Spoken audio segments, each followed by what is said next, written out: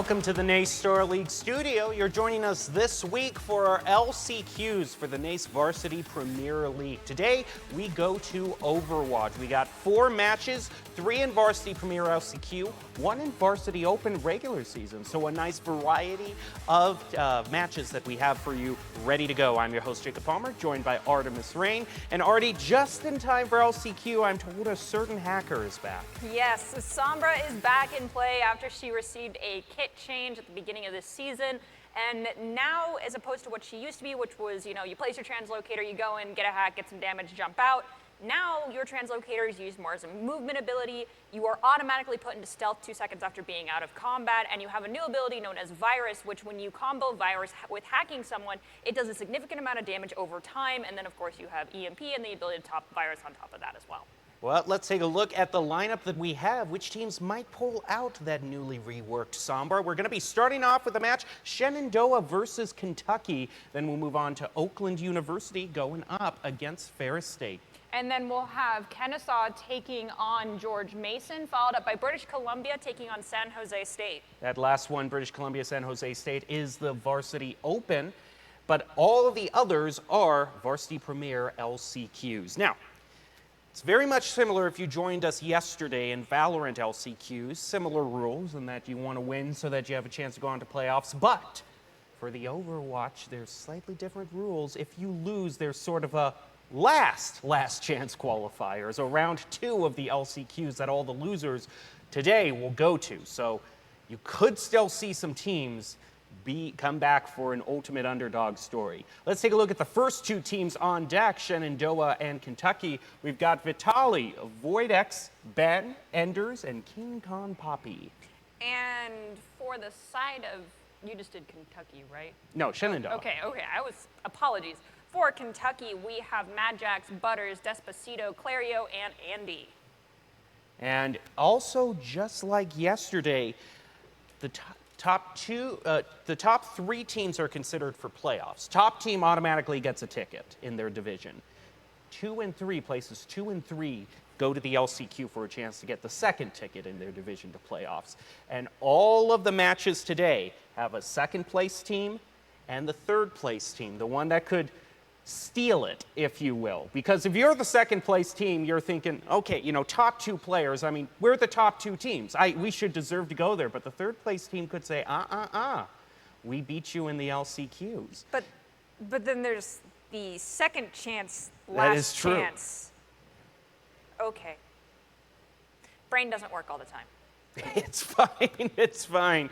I've been there before. But Shenandoah is the second place team. Kentucky is the third place team. So they could be the spoilers overall. Well, we'll have to wait and see. It is still going to be a first of 3 / best of 5 when it comes to our last chance qualifiers here this week. And we can actually have the opportunity to take a quick peek at what could theoretically be our first map. Of course, it is going to be starting out on Control. If you had any guesses just based off what we've seen in the past, and before you look at the screen behind me, what do you think the Control map is going to be? I'm sorry, it already caught my mind. I just had to move over there. Honestly, what I was thinking is if this is true, you're going to be very happy. Yes, I love Busan. I have voiced before that I feel like Busan allows for a little bit more dynamic gameplay, just a little more opportunities to play counterplay, considering if you start out with mecha base, it can be a brawl-heavy composition. You can also play for spam. And then when you transition into downtown, it's opportunities for dive, spam. Snipers can have a little bit more freedom on that map, as well as Sanctuary, same thing. But there's just so much variability between the 3 different submaps that allows for more creativity from teams. Well, we're ready to get going. Shenandoah versus Kentucky. It is the Hornets versus the Wildcats in our first last chance qualifier game of the day. Let's head on down to the play field. You can see an overview of the general kind of mega map where all the 3 individual ones stand. Here we go. Shenandoah versus Kentucky. NACE Star League. Down to Busan.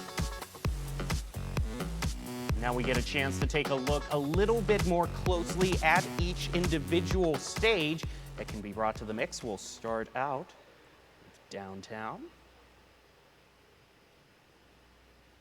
And this more has a lot of high ground, can enable some sort of sniping play, sometimes more likely to see something like a Widow be brought out here.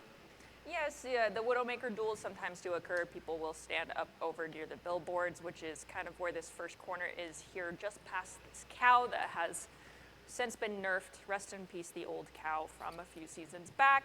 And we also will, shortly, we will take a look at the actual objective itself with the train terminal, train schedule in the middle that I can't read for the life of me. I can look at the time. That is about it. And I actually do believe we may be starting on downtown. The music is swelling up, so I am to believe that that is indeed the case. Shenandoah versus Kentucky. We'll get off to a good start. Remember, Kentucky, in terms of win-loss record, could be considered the underdogs in this match. I love seeing the Bastion Reinhardt combo. They have May on both sides as well, as opposed to the Symmetra that we see from some teams. Again, the main walls don't find much value. Bastion still has the opportunity to go into turret formation. And Clario, the Bastion for Kentucky, is going to be the first one eliminated. Immortality is going to get forced for Shenandoah, but they are still up one.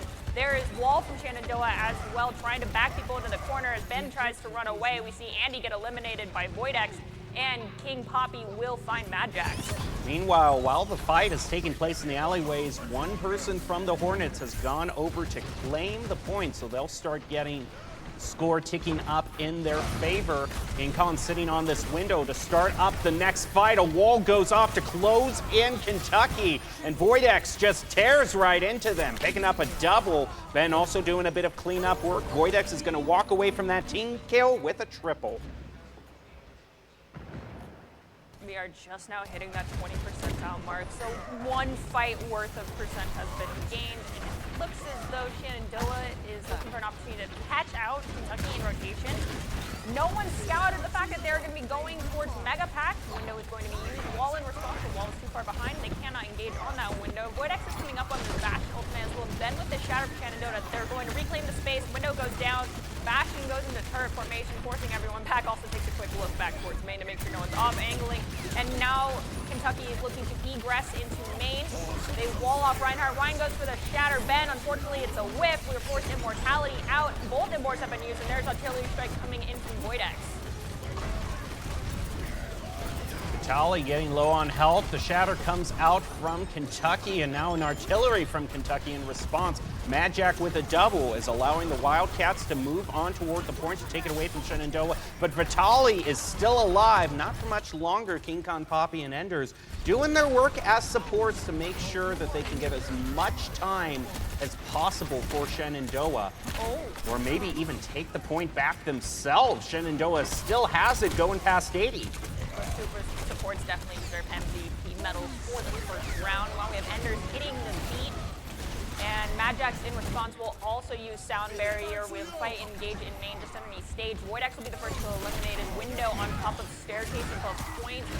No one goes down after window. It's more of a zoning ultimate at this point. Shenandoah, having lost Voidex, he got a coin in response. Andy charges in, attempts to go into the backline, turns back around and looking at Ben. Ben gets walled off by their own May and unfortunately gets eliminated by Clario.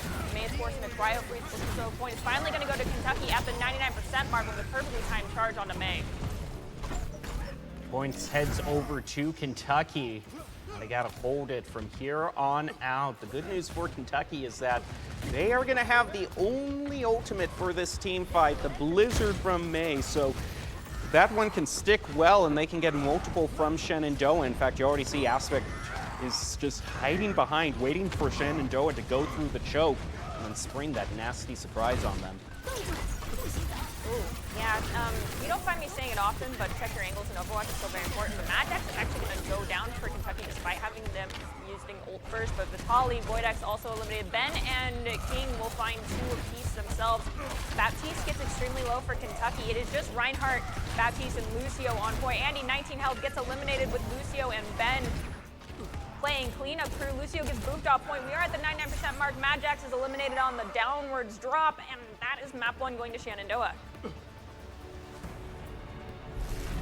Oftentimes, even if there were only 2 or 3 people left, it was enough for Shenandoah to maintain control of the point, and this started out so well for Kentucky. But ironically, I suppose the May wall that went up, it kind of protected the rest of the team, and the Brine just kind of walked out of the Blizzard, so was still alive and able to start wreaking havoc on the backline by taking out Clario. Transitioning into mecha base, both teams can still run the exact same compositions that make I was thinking if they're happy with that comp in downtown, they're going to be super happy here. You do see the JQ shout and swap for one team's Reinhardt. Actually, Shenandoah, who decided to use that strategy, gives you a little bit of extra speed. First wall is going to be used by Vitaly. Reinhardt gets low. Bastion comes forward in artillery form. Clario goes down to Voidex after getting past their own team's Reinhardt. That's the dangerousness of getting too overzealous when you're a Bastion. A charge in! He's only going to be stopped by the team's own Mei wall. In a way, it does keep him with his team instead of going too far in. So I'm going to say that that was like a next level life grip sort of play, except it was Mei. Yeah, Vitaly was like, hey, yo, don't get too overly, don't go in the back line too far or sports can't see you. And Ryan didn't want to listen, so Ryan got walled off. Voidex, unfortunately, will be eliminated for Shenandoah. We have window in response to get dangerously low. The Mei and Lucio. Reinhardt does not make contact on charge. Mei in cryo freeze. Ryan gets eliminated, and finally, Vitaly trying to find some value through window. Does find supports do find aspect. Another wall goes up, but it walled Bastion up. That is a scary situation for any DPS to be in. They thankfully immediately broke the wall. Point is still for Shenandoah right now. No one has capped it because this fight does not have a clear winner just yet. They don't want to risk losing a support. Finally, we have someone drop down to try and save their own skin. As their Reinhardt gets eliminated, they do flip the point. Now the Bastion just rains bullets down from above. Picks up everyone from Kentucky. They're all in respawn. Aspect and Andy waiting for the rest of the team. Now they're going to get another chance to head in, but Shenandoah has a slight ult advantage. The good news for Kentucky is that their beat is just coming online, so that is their get-out-of-jail-free ticket if they time it right. We need to buy a little bit of time here.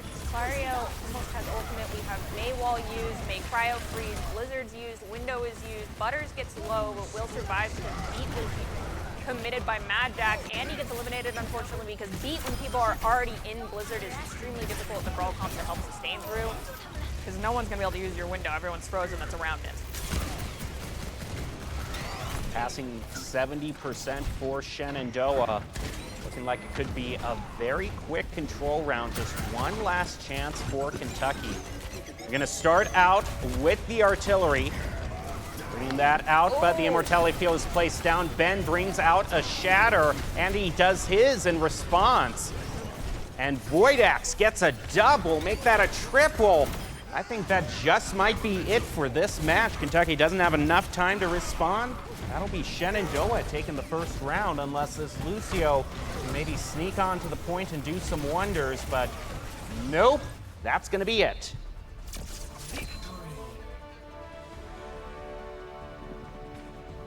And we'll see who gets the first nod of play of the game.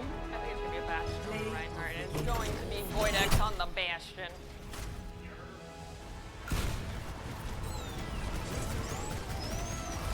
I mean, when you're in narrow hallways like this, an artillery strike can just be your ticket to wiping everyone off the face of the earth. And now, the one thing I want to point out for Shenandoah is kind of more than any other team, they really took space. We hardly saw any fights on the actual points. Fighting on the point is not really the win condition anymore. It's claim the point, get off of it, force the enemy closer and closer to their spawn, play for a kill zone or a kill box, and make sure that if someone is going to come through that zone, that you are making them pay for it. No space is given up for free is definitely a mentality many players need to have. If you are backing off just because the enemy is using cooldowns and you have not used cooldowns in response, that is fine. But if you're just backing off because the enemy is doing damage on you and your team is either A, using cooldowns, or B, doesn't use anything, then that is where a problem starts to happen. You don't want to start backing away just because you're worried about getting hit Exactly. in an FPS game. You're always going to take damage. You need to accept that. So we move on into hybrid, and we can normally just kind of assume what this stage is going to be. Normally, not too much deliberation, although it is what you could say is the underdog team choosing it. Kentucky will have their choice, so maybe they have tried something. Maybe they can pull something out that might be a little unexpected, but it's most likely, based on this season, either going to be Kings Row or Eichenwald. Based off what they want to run, I think, especially with like having Mei, or you can run the Symmetra. Mei especially, though, probably going to see Kings because May allows you to rotate to high grounds, can block off high ground rotations. I anticipate a King throw pick. I'm totally fine with being completely wrong, though. Surprise me. Well, If you want to. Just have to wait a little longer. But Shenandoah is definitely playing like a team that is in the second place position. You know, they're like, no, we're the true second in our division. We earned this. We're not going to let some LCQ upset take away what is rightfully ours, a ticket to the playoffs. Yeah, you have to have that mentality, but if you're the third place team, you have to be like, well, show us that you deserve this spot, otherwise we're going to take it from you, and that ticket is going to be ours. I will steal your Willy Wonka candy bar in that essence, and it does. Well then, we are going to be heading. All of a sudden, Artie's hands are on their hips because I'm sure there are many questions now to be asked. I'm just having flashbacks. I trust these teams, but I mean, my own family I don't trust on this map, so surprise me. Make me pleasantly surprised, because I want to see this payload pushed in an effective manner, not because there is a tank sitting on it doing nothing. We do see Lucio for that job or just some sort of other support. Certainly been a lot of unconventional plays and strategies that have waited for us here. So ultimately, it also seems like we can see a lot of teams just run into a brick wall at the initial choke. Well, let's hope that that brick wall is demolished or non-existent for these teams, because I would like to make it into into Lucio's club. A lot better of an atmosphere there. Of course, since we are on this stage, I have to think that maybe a Torb is in the cards too. Sometimes you just stick a turret on the back route, and that's good enough for the time being. On defense, for this map, you can run Sigma with a Torbjorn, a Soldier 76 or an Ashe or a Hanzo with a Mercy and a Baptiste, or a Zen and a Baptiste. Quite the deadly combo. We can see rolling off the Shenandoah. We're going to have the Sigma, Hanzo, Sojourn, Bap, Lightweaver, and then for Kentucky, Kentucky who's attacking, we have the Sigma, Ashe, Genji, Iati, Baptiste, and their Iati unfortunately gets eliminated quite fast by Vitali with a headshot. Shenandoah off to a good start with their defense. Long-range DPSs that they can just push so much damage onto Kentucky. Almost a minute has passed off Kentucky's time bank, and with Butters now gone, that's another wait until he respawns so they can move through. King is furthest along with ultimate. Typically it is the Baptiste, so it should be no surprise to anybody. Clario's doing some damage without getting attention from Ben. Finally, Ben tries to do something to get rid of Clario, uses the rock, misses it. Immortality, of course, and Life Grip and Lightweaver also used. This is an opportunity for the Starcade to lane, gaining space. Be careful though, Clario, you're dropping below 50 health and only at 40 health. Thankfully, we do see some heals start to come on. And you dash into the backline, we see Deep like almost an elimination onto the Sojourn. Ben does get eliminated by Angie and Shenandoah, and they're forced to use Amplification Matrix in the corner to try and zone off the attackers while their tanks are back. The tank gone for Shenandoah. This could be the chance, but Kentucky is going to wait this out. That's going to give enough time for Shenandoah to regroup as a team. Just sitting on this tree of life for Shenandoah, but now they're going to have Overclock, soon Gravitics, and Dragons as well. There's a lot for Kentucky also. Their Blade and Bob just online, and Shenandoah already starts things off with a double, taking Kentucky down to 3. Life Grip in for Void X, going to push Kentucky back toward their spawn. What's interesting for Shenandoah is we have Enders locking in on this Lightweaver. It has Tree of Life, so this is basically beat 2.0 because it's going to be the mega ult counter to Gravitic Flux if we don't have Immortality. We do see Immortality going to get used in response. There's Blade, and there goes in the ult counter. Tree of Life in the doorway. Clario gets deleted by Ben. Creates a nice little indoor greenhouse for Shenandoah, allowing them to stay strong as a team and pick off Kentucky yet again. Aspect also burns the Bob at the very end of the fight. Unfortunate timing. That's going to send all the way back to 0 for that ult charge. Everyone hits a panic ult from time to time. It occurs. We do see Andy is forced to use hands to try and stay alive. Genji almost eliminates Voidex. Clario getting very close, but unfortunately can't find it. MayJump comes in to use Captive Stun. Dragons in response to try and zone out the attackers. Window also is going to be used. Butters gets eliminated by Voidex. Voidex also did, I think, take down Immortality. There's the response application by King, and now Hanzo's going to backtrack, try to use it. Everyone else has to zone and back off, try to LOS this window, and prevent anyone from getting past this bridgeway for the time being as it goes down. Finally, Vanders again, coming up on Tree of Life. He's going to be able to respond to Annie's Graphitic block. Last chance for Kentucky to take this point. Half a minute left, but Gravitic almost there for Andy. He is so far back, and Doe is just making so much space for themselves. Rocket onto Ben, knocks him off the high ground, goes for the Gravitic, is able to catch two. The Immortality Field is going to drop down in response, and Tree of Life once again to just counter everything Kentucky is throwing at the Hornets. They are getting a few picks. Vitali is down, so Kentucky is up 5-4, and they'll start capturing the point. Attempted rock onto Andy to stop the hand. Unfortunately, doesn't work out. Lift will be used. Andy dangerously low, 80 health, heals up, back to 200. Rock onto Andy again is missed, and Andy will find the elimination onto Ben with help from Aspect. Vitali has swapped over to Sombra. Oh, I think Vitali actually decided it's not worth it to touch and decided to jump off the map instead. Stop the payload. Wall goes down, payload ready to be pushed, but only the bare minimum 2.5 minutes for the Wildcats. One person on point, pushing the payload, and I am very heartened to know that it isn't the tank, so Kentucky at least has that going for them. Yeah, their front line is actually Unlike some other teams. Yeah, I hope their ears are burning. Void X starts things off with a pick onto Andy, and with the tank gone, Shenandoah puts even more pressure onto Kentucky. Their Ashe almost not able to get away, has to be bailed out by the Immortality Field.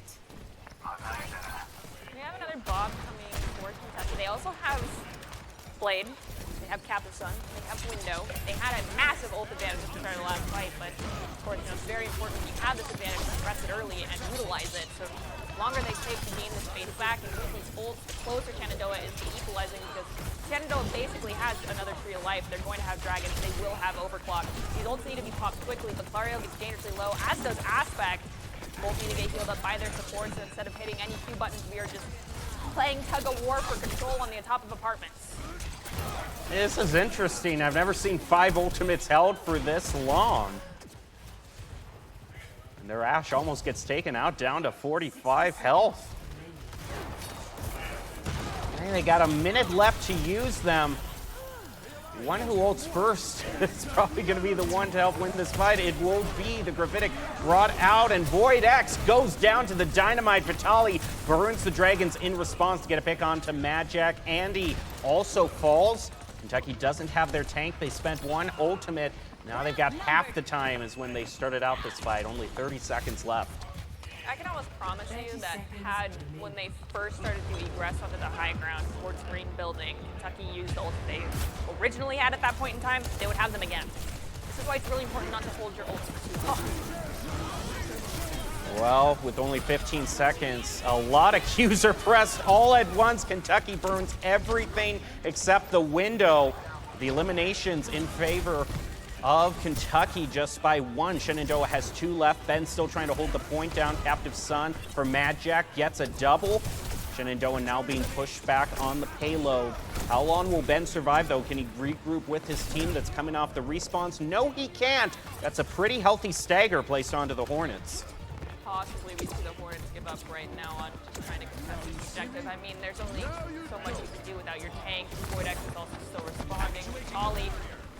Very close to the front door. Possibly there was a debate of whether or not to throw themselves on the objective, but with that we have 90 seconds on the clock for Kentucky to push this the rest of the way. They will be coming up on Gravitic Flux as well as another window from Butters. Void X has overclocked, and that's going to be it for Shenandoah. See how quickly it's going to be pushed. The grass has already been used by Andy. That can be an opportunity to start going, and Genji's forced to use deep. Like, they put window in the middle of Shenandoah. So it's going to prevent some people from pushing forward, but the Sigma's still undeterred, staying in front of it.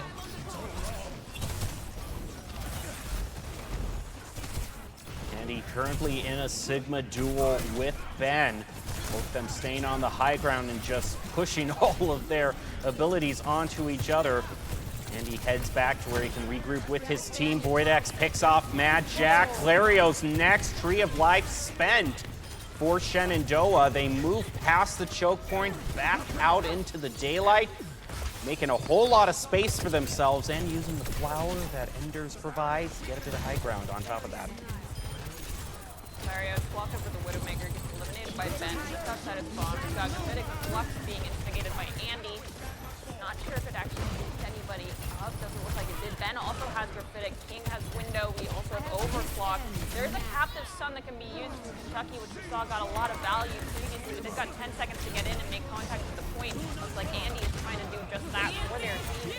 Enders gets eliminated. Here comes in Captive Sun. Vitali is gone. Ben is gone. Finally, looks like Kentucky's going to be able to start making progress inside of Lucio's Dance Club. I swear if Kentucky just doesn't wait until every single last second for each of the objectives, they have a chance at picking that. Also interesting is that we got a swap onto the Widow from Clario a team fight ago. It's halfway toward the infrared side, going to try to take some high ground to get an early pick against the Hornets. Misses the first shot, but we'll see can't be a little bit more value in the future. Still have one pushing the payload, and that currently Mad Jack. Oh no, there's no one! Andy gets deleted. Unfortunately, no one else can touch. Aspect unfortunately got bobbed just a few seconds too late. Kentucky almost made it all the way to the final parking spot, but was stopped just a little short by the toll booth. Well, we still get to go into Lucio's club at the end of the day, just not all the way to the end. Now Shenandoah is going to have their chance to push forward, and it won't be too complicated. You don't have to have too good of a memory to know if they're ahead of the pace of Kentucky or not. If they have time left on the clock at any point when they capture an objective, they're ahead of Kentucky.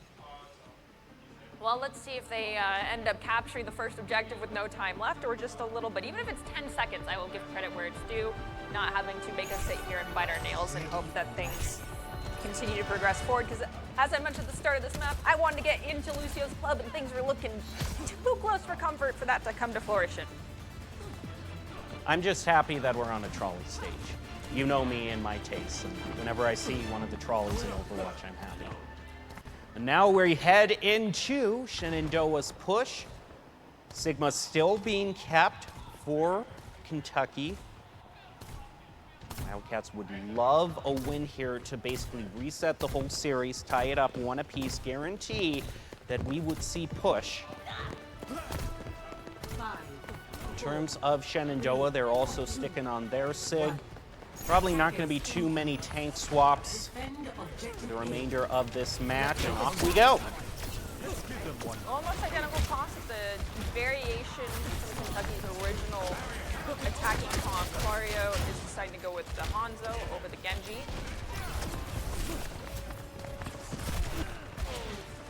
Vitali made some eye contact with Esposito, trying to pick him off.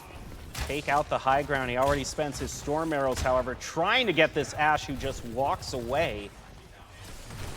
But this is more space that Shenandoah has pushed for themselves. I mean, they're already past the first choke, and now they have two options on where they want to go to get to the point.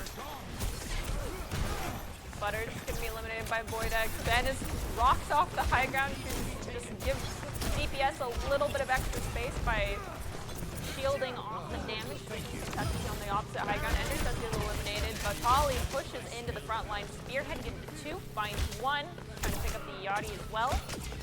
It's dangerously low. Also, Yachty has most likely will be able to put a pylon up and it's going to be safe. So Vitali spent so much time hunting the Ashe, finally just had to corner her into a hallway and say, "You're not getting away this time." Finally found who he was looking for.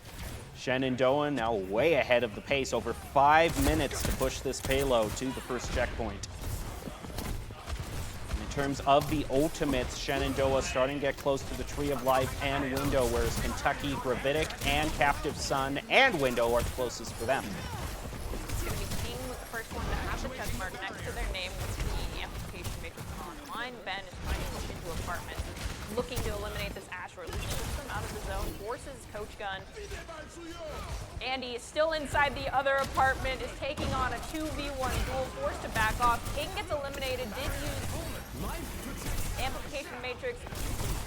We hear Tree Life get tossed. It is inside of the apartment complex, so Ben is going to have to back off in order to get healing from that tree. Dragons also spent lift used for Ben. Gonna take about half of Andy's health away. MadJack eliminates Voidex, putting a dent in Shenandoah's attack plans. But they're still just gonna soft reset. Oh, but Fatali gets staggered out. That's a great pick for the Wildcats. Keep in mind, there's still almost 4 whole minutes on the clock for Shenandoah to push to the second objective. They're coming up on the lift. Well, Kentucky has lift, we'll have Bob, Captain Sun, and another window. Only things for Shenandoah is going to be these 2 DPS ults. And I do wonder, possibly during that life grip, did it maybe mess up Ben on their Yeah, it did. It pulled him into the Dragons, actually. Ooh, that is tragic. Window placed down in the actual window, so it's quite literally a window this time. And a Gravitic also going to take out Vitali. Kentucky uses their ultimates to great effect, tearing through everyone but Voidex, who's trying to stick around while his team respawns. Maybe pick up a elimination here or there, but no, it's going to be a full team reset. Captain Sun and Bob for Kentucky in this next fight, whereas once again, just DPS ults online for Shenandoah. Captain Sun plus a Bob charging through an entire team. Oh no! Voidex are the one that lived, unfortunately, is the first to get eliminated. Clario. Oh my god! I swear, the Hanzo-Ash rivalry is strong right now. That was personal. Shenandoah now fully respawned. You gotta hand it to Kentucky. They've burned off 2.5 minutes from Shenandoah's time bank. You're doing a fabulous job controlling these high grounds. And maybe this is why they chose this stage. If they realize, hey, once we get to this part, we're so good at fighting from the high ground, from these rooftops, we can keep Shenandoah at bay. And the Dragons is gonna get rid of King Kong. Voidex out to the choke again. Payload not being pushed forward. Dragons spent. The casting zone was just passed where the DPS were standing, unfortunately, for Holly. Needs to back up a little bit more. Instead, it's going to try and help their Sigma, battle Sigma. MadJack for Kentucky is eliminated. Also, keep in mind, Anderson swapped Lucio and is now almost 90% to Sound Barrier.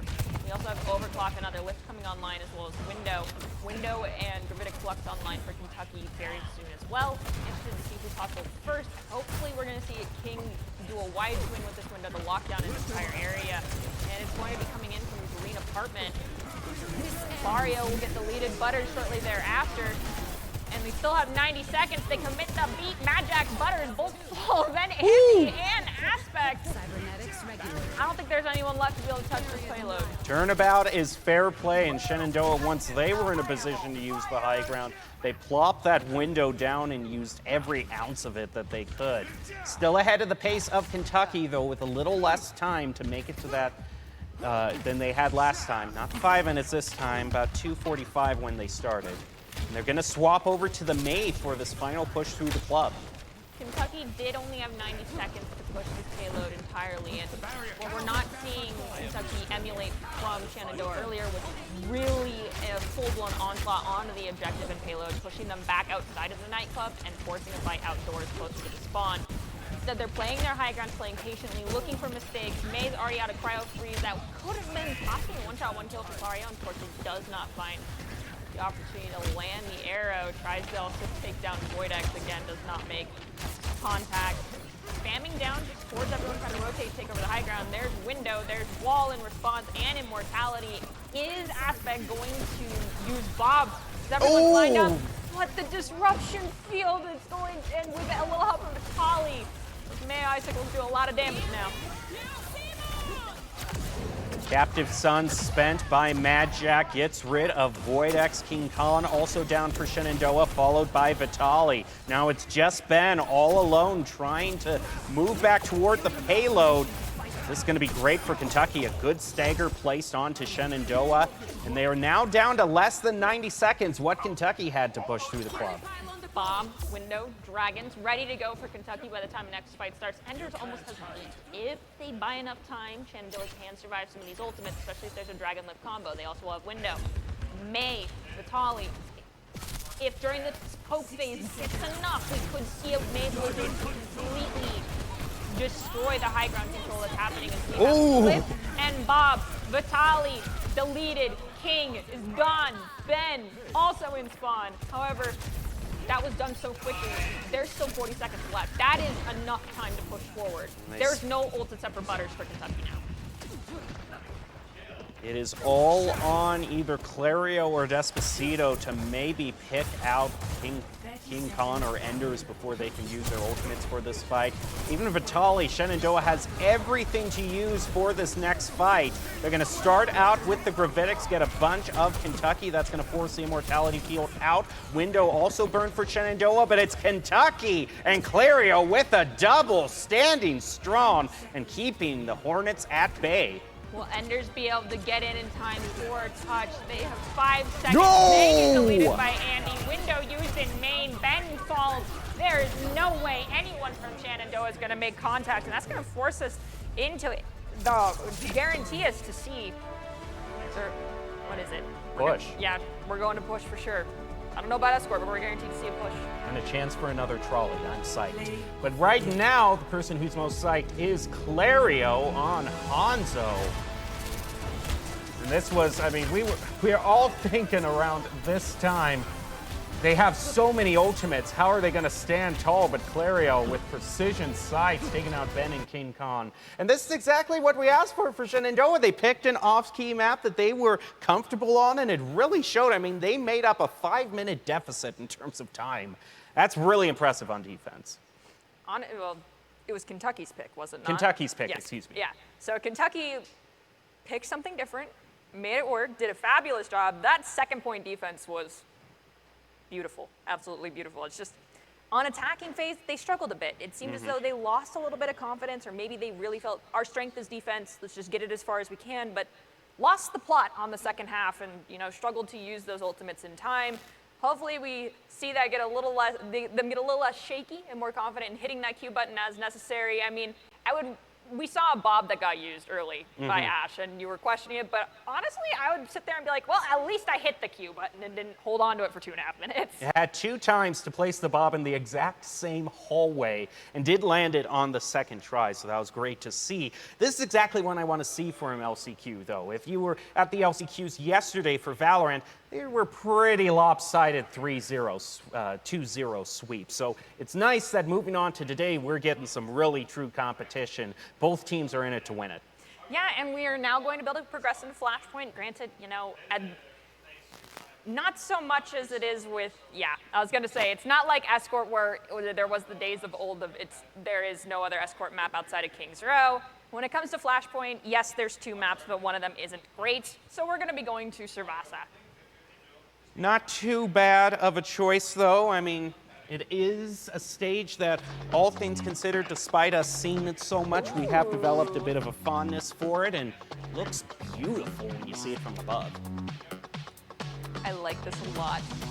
Thank you, production. This is gorgeous. And it's not as sepia toned.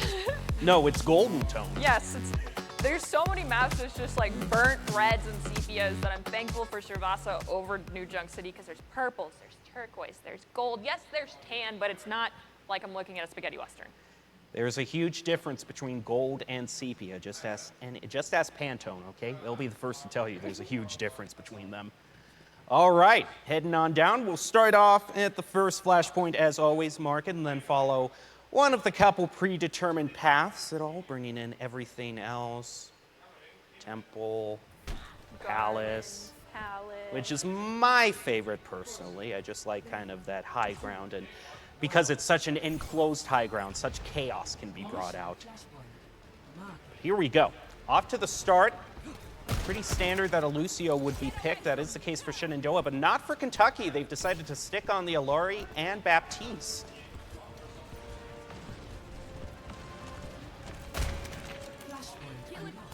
Shenandoah with a May Sim composition. I'm intrigued to see what their plan of attack is here. It's going to be playing the objective to fight for the point, whereas Kentucky is playing the opposite, which is that the team that plays on point loses. And that is why they have such a heavy spam comp, the ability to play for the long fight, play out of sight, out of point. We do see Immortality get forced too slow.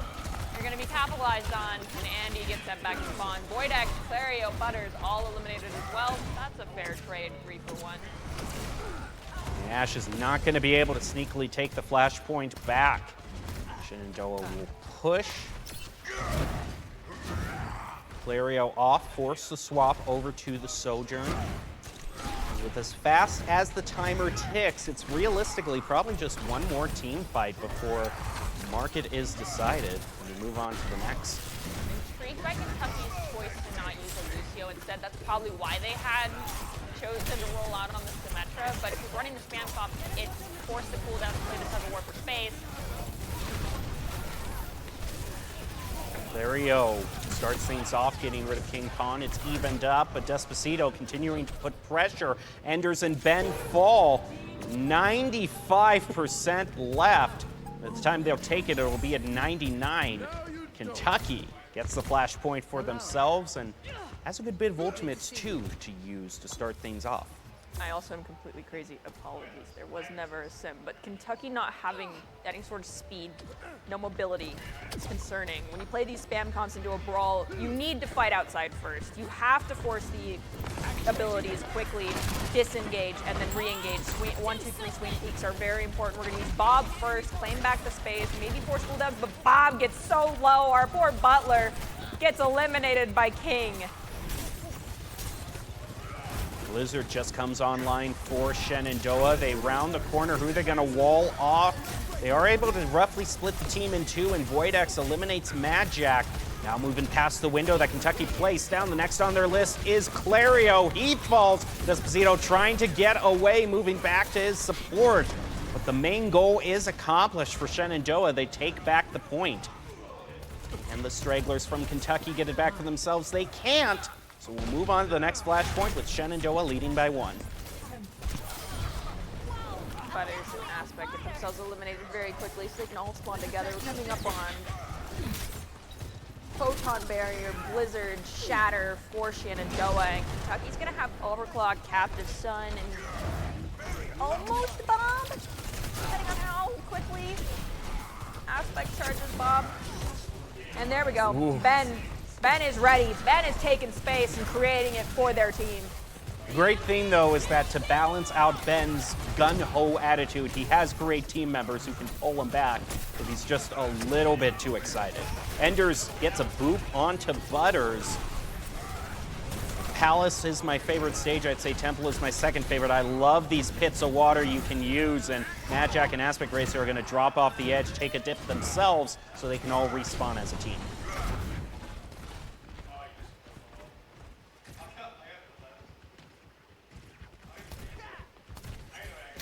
Shatter, wall, window, almost each again for Enders. Ooh, and Andy has decided. Oh, check your corner. Oh, huge shatter. The Immortality Field did go down to buy them a little time. Wall goes up. Voidex eliminates Clario.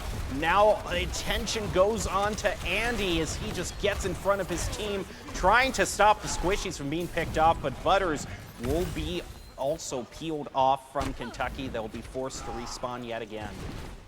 No shade at Ben. However, to anyone that's ever placed off against a Reinhardt, if you don't see Rein and you are a tank and you know that Rein is alive, you have a problem.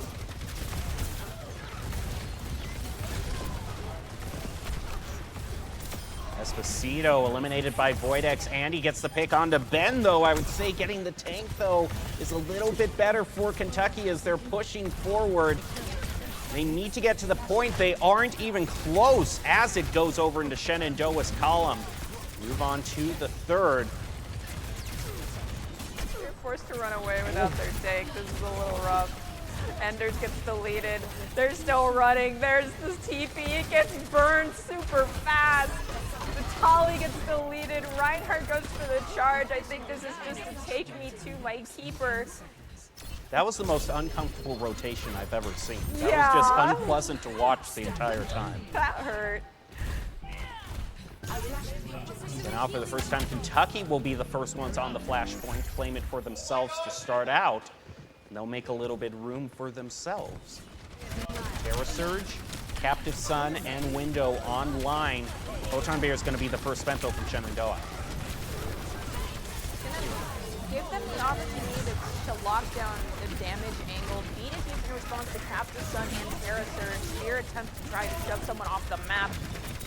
Voidex gets deleted. Vitaly almost has Blizzard. We may see it used. Amplification Matrix is going to be used by Butters. Vitaly's still chilling on his Blizzard. Is in Cryo Freeze. Ben goes to the charge, gets Clario. Andy is still alive, full health, has support with them.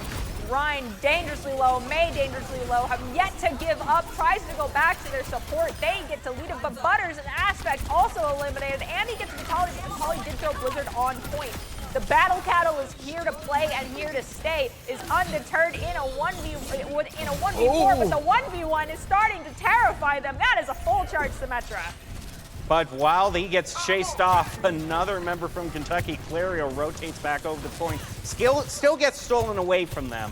That was a great hold by Andy as tank. Given enough time for Clario and Esposito to get back toward the point with their ultimates in tow. Both Overclock and Bob online for Kentucky. Terra Surge following close behind. Shatter to start things off from Shenandoah, but it's them who's going low on health, not Kentucky. Mad Jack holding on by a thread as all the ultimates are popped at once for Kentucky. Terra Surge will pick up Enders. They move on to Vitaly. And I think this will be the first flashpoint taken over for the Wildcats. We're moving on to number 4.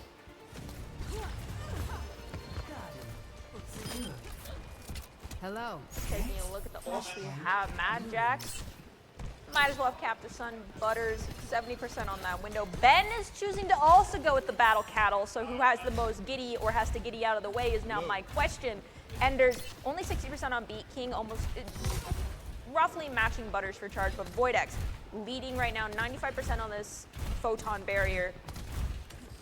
Can make this fight easier for Shenandoah, but they're choosing to set up the car wash on the objective, bait the side of Kentucky into the fight. So now with Captain Sun online, this wall will likely have to be committed early. Photon Barrier spent as well as Captive Sun. Andy now facing off against Ben, gets the Javelin block. Both of them are in golden form, just trying to tank it out. Clario picks off Voidex. It's Andy who falls first in the battle of the Battle Cattle. Dynamite also thrown out by Esposito, trying to bring this fight back. They did hit the Maid, but they're at an awkward angle, and it's a bit too many teammates to be saying they're going to try to get out of there with the coach gun, but get chased down by Shenandoah. They are spearing into what remains of Kentucky's backline. Now Shenandoah coming in with originally just Photon Barrier, has almost every ult online. Kentucky did only spend one as well. However, their DPS are trailing on ult charge. Andy is trailing by almost 30% for Terra Surge. Their win condition here is using Butter's window to claim space and lock it down. There is the window, but May ult in response from Vitaly forces Beat to try and take care of everybody for Shenandoah. Ben is in desperate need of being sent to the ICU, but the supports are alive after the Terra Surge eviscerates Kentucky. You're asking which one has a little bit more giddy. I'd say Ben is the one who has a little bit more giddy up in their get along. And also recognize that this town wasn't big enough for the two of them. It's not a two-horse town, that's for sure. It definitely is. Only one can stand tall, and it's going to be Ben, who also gets play of the game. I like it. Very thematic. It's probably that last Terra. It has, yeah, it has to be. Holy cow, that was massive. You can see how low Ben gets. He's like, heal me, please. And then continues to go charging after other people. Or maybe just went heal. Oh, wait, the team's gone. Okay. It's more like a raging bull, not a battle cattle at that point. Yeah, that's true. Well, we'll move on to push, and I'm very curious now what Kentucky has up their sleeve, because they surprised us on hybrid, and knowing what's in the map pool for push, there were a lot of interesting choices that they could use. besides, you know, what you usually push for every single time. Yes, I normally push for East Esperanza, but know that Jacob will be satisfied with East Esperanza or even New Queen Street because there's trains and trolleys on both of them. Considering what we've seen, the Brawl comp especially, they can still technically, and with Clario being comfortable on both Widow and Hanzo, we could see Coliseo.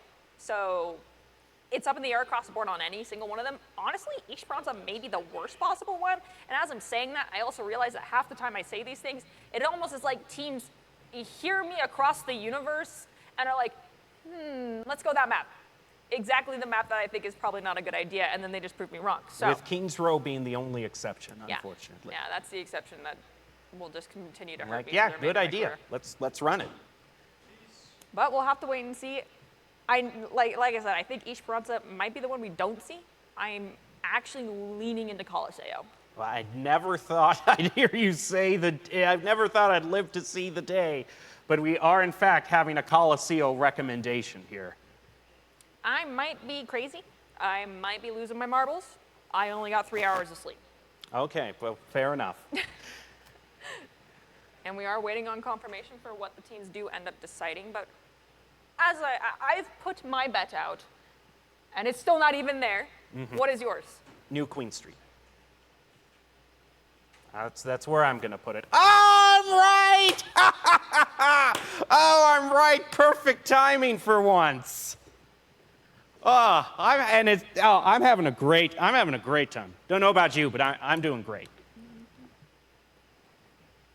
Just the fact that you love trains so much makes me aware that this makes you very happy. On both fronts, I was just right in my prediction, and the trolley's a nice bonus. And you get the map of the metro, too. Fine. I'm gonna let you just have your moment. That's all I can say about this. Also, I'm interested, are we going to see compositions change? Oh, I was not prepared for this. Hello. Are we going to see a swap up of things a little bit more now? Is there going to be a transition over to like more of a Jotes composition? Are we going to stick with some variation of the May Brawls? I don't really know. They're viable on these maps. I just really hope for some reason, and I don't know who to blame for this. I do, but I'm not going to drop any professional names. People think that because it's New Queen Street, they can play Pharmacy. And I highly advise against any team playing Pharmacy on push maps, really, unless you're absolutely crazy. I really just hope that that's one comp we don't see is something built around a Pharmacy. Because when there's a Bastion and a horse, don't.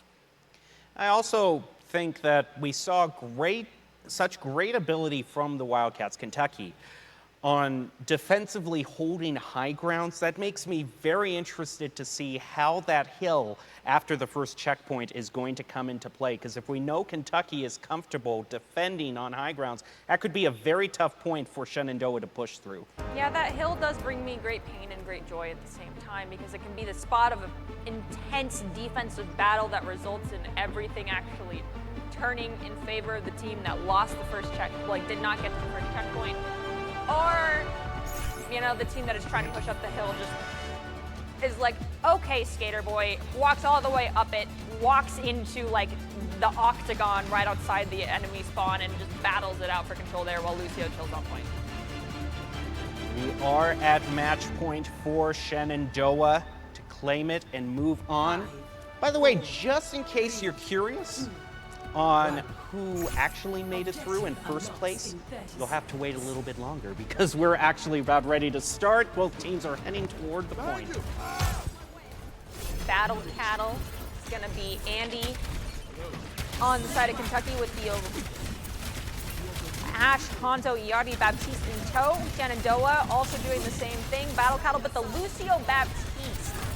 We do see Vitali, Voidex coming in with Sojourn May, and as I mentioned, Voidex, they get eliminated. I'm sorry, I may have cast or cursed you. However, King will find Clario, returning the favor, but King gets eliminated by Aspect, who also then picks up Ben. Moving over through Statue, Mad Jack taking even more ground for Kentucky. It's possible great flank angle, actually, that moved all the way up to the hill. Kentucky is going to slowly rotate over to try to get a team fight before the forward spawns are claimed by the Wildcats.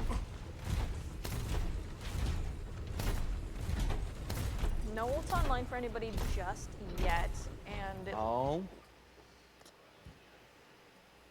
Well, you know, Canadian Wi-Fi isn't what it used to be. That's the risk in us going to Toronto, you know.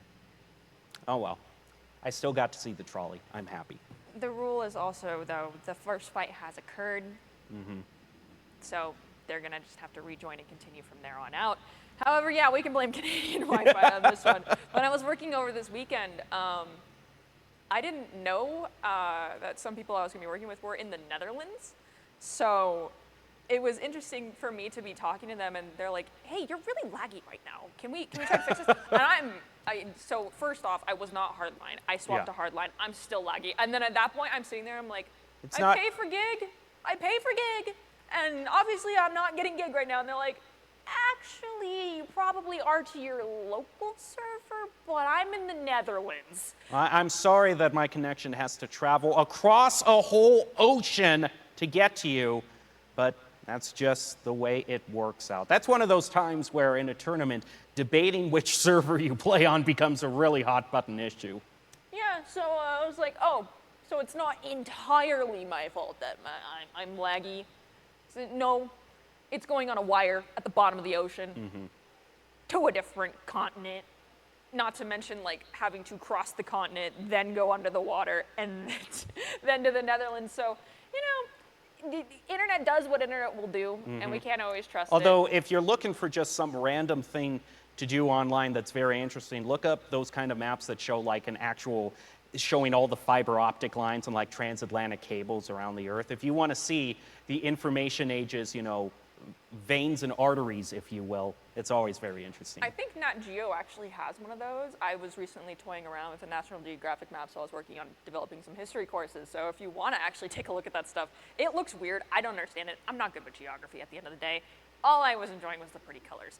But yes, you can take a look at that stuff. You also can look at the local ones in your area. It's always nice to see that, because I live out in the middle of farmland, that there's a fiber optic that comes like up the road, and then the turn down to my house, it's just not there. So it's so close. Yeah, they were putting in a subdivision, and they're basically like, yeah, you can pay $4,000 and we'll put it in your house first, but until the subdivision's built, we're not putting it in. And I'm just, what? So you literally see the fiber optic line is on the street, and then the farmhouse is right here.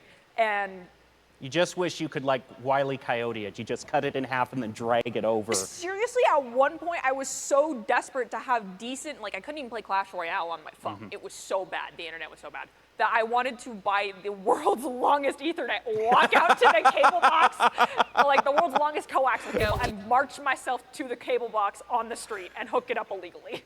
I didn't do it, but I was tempted.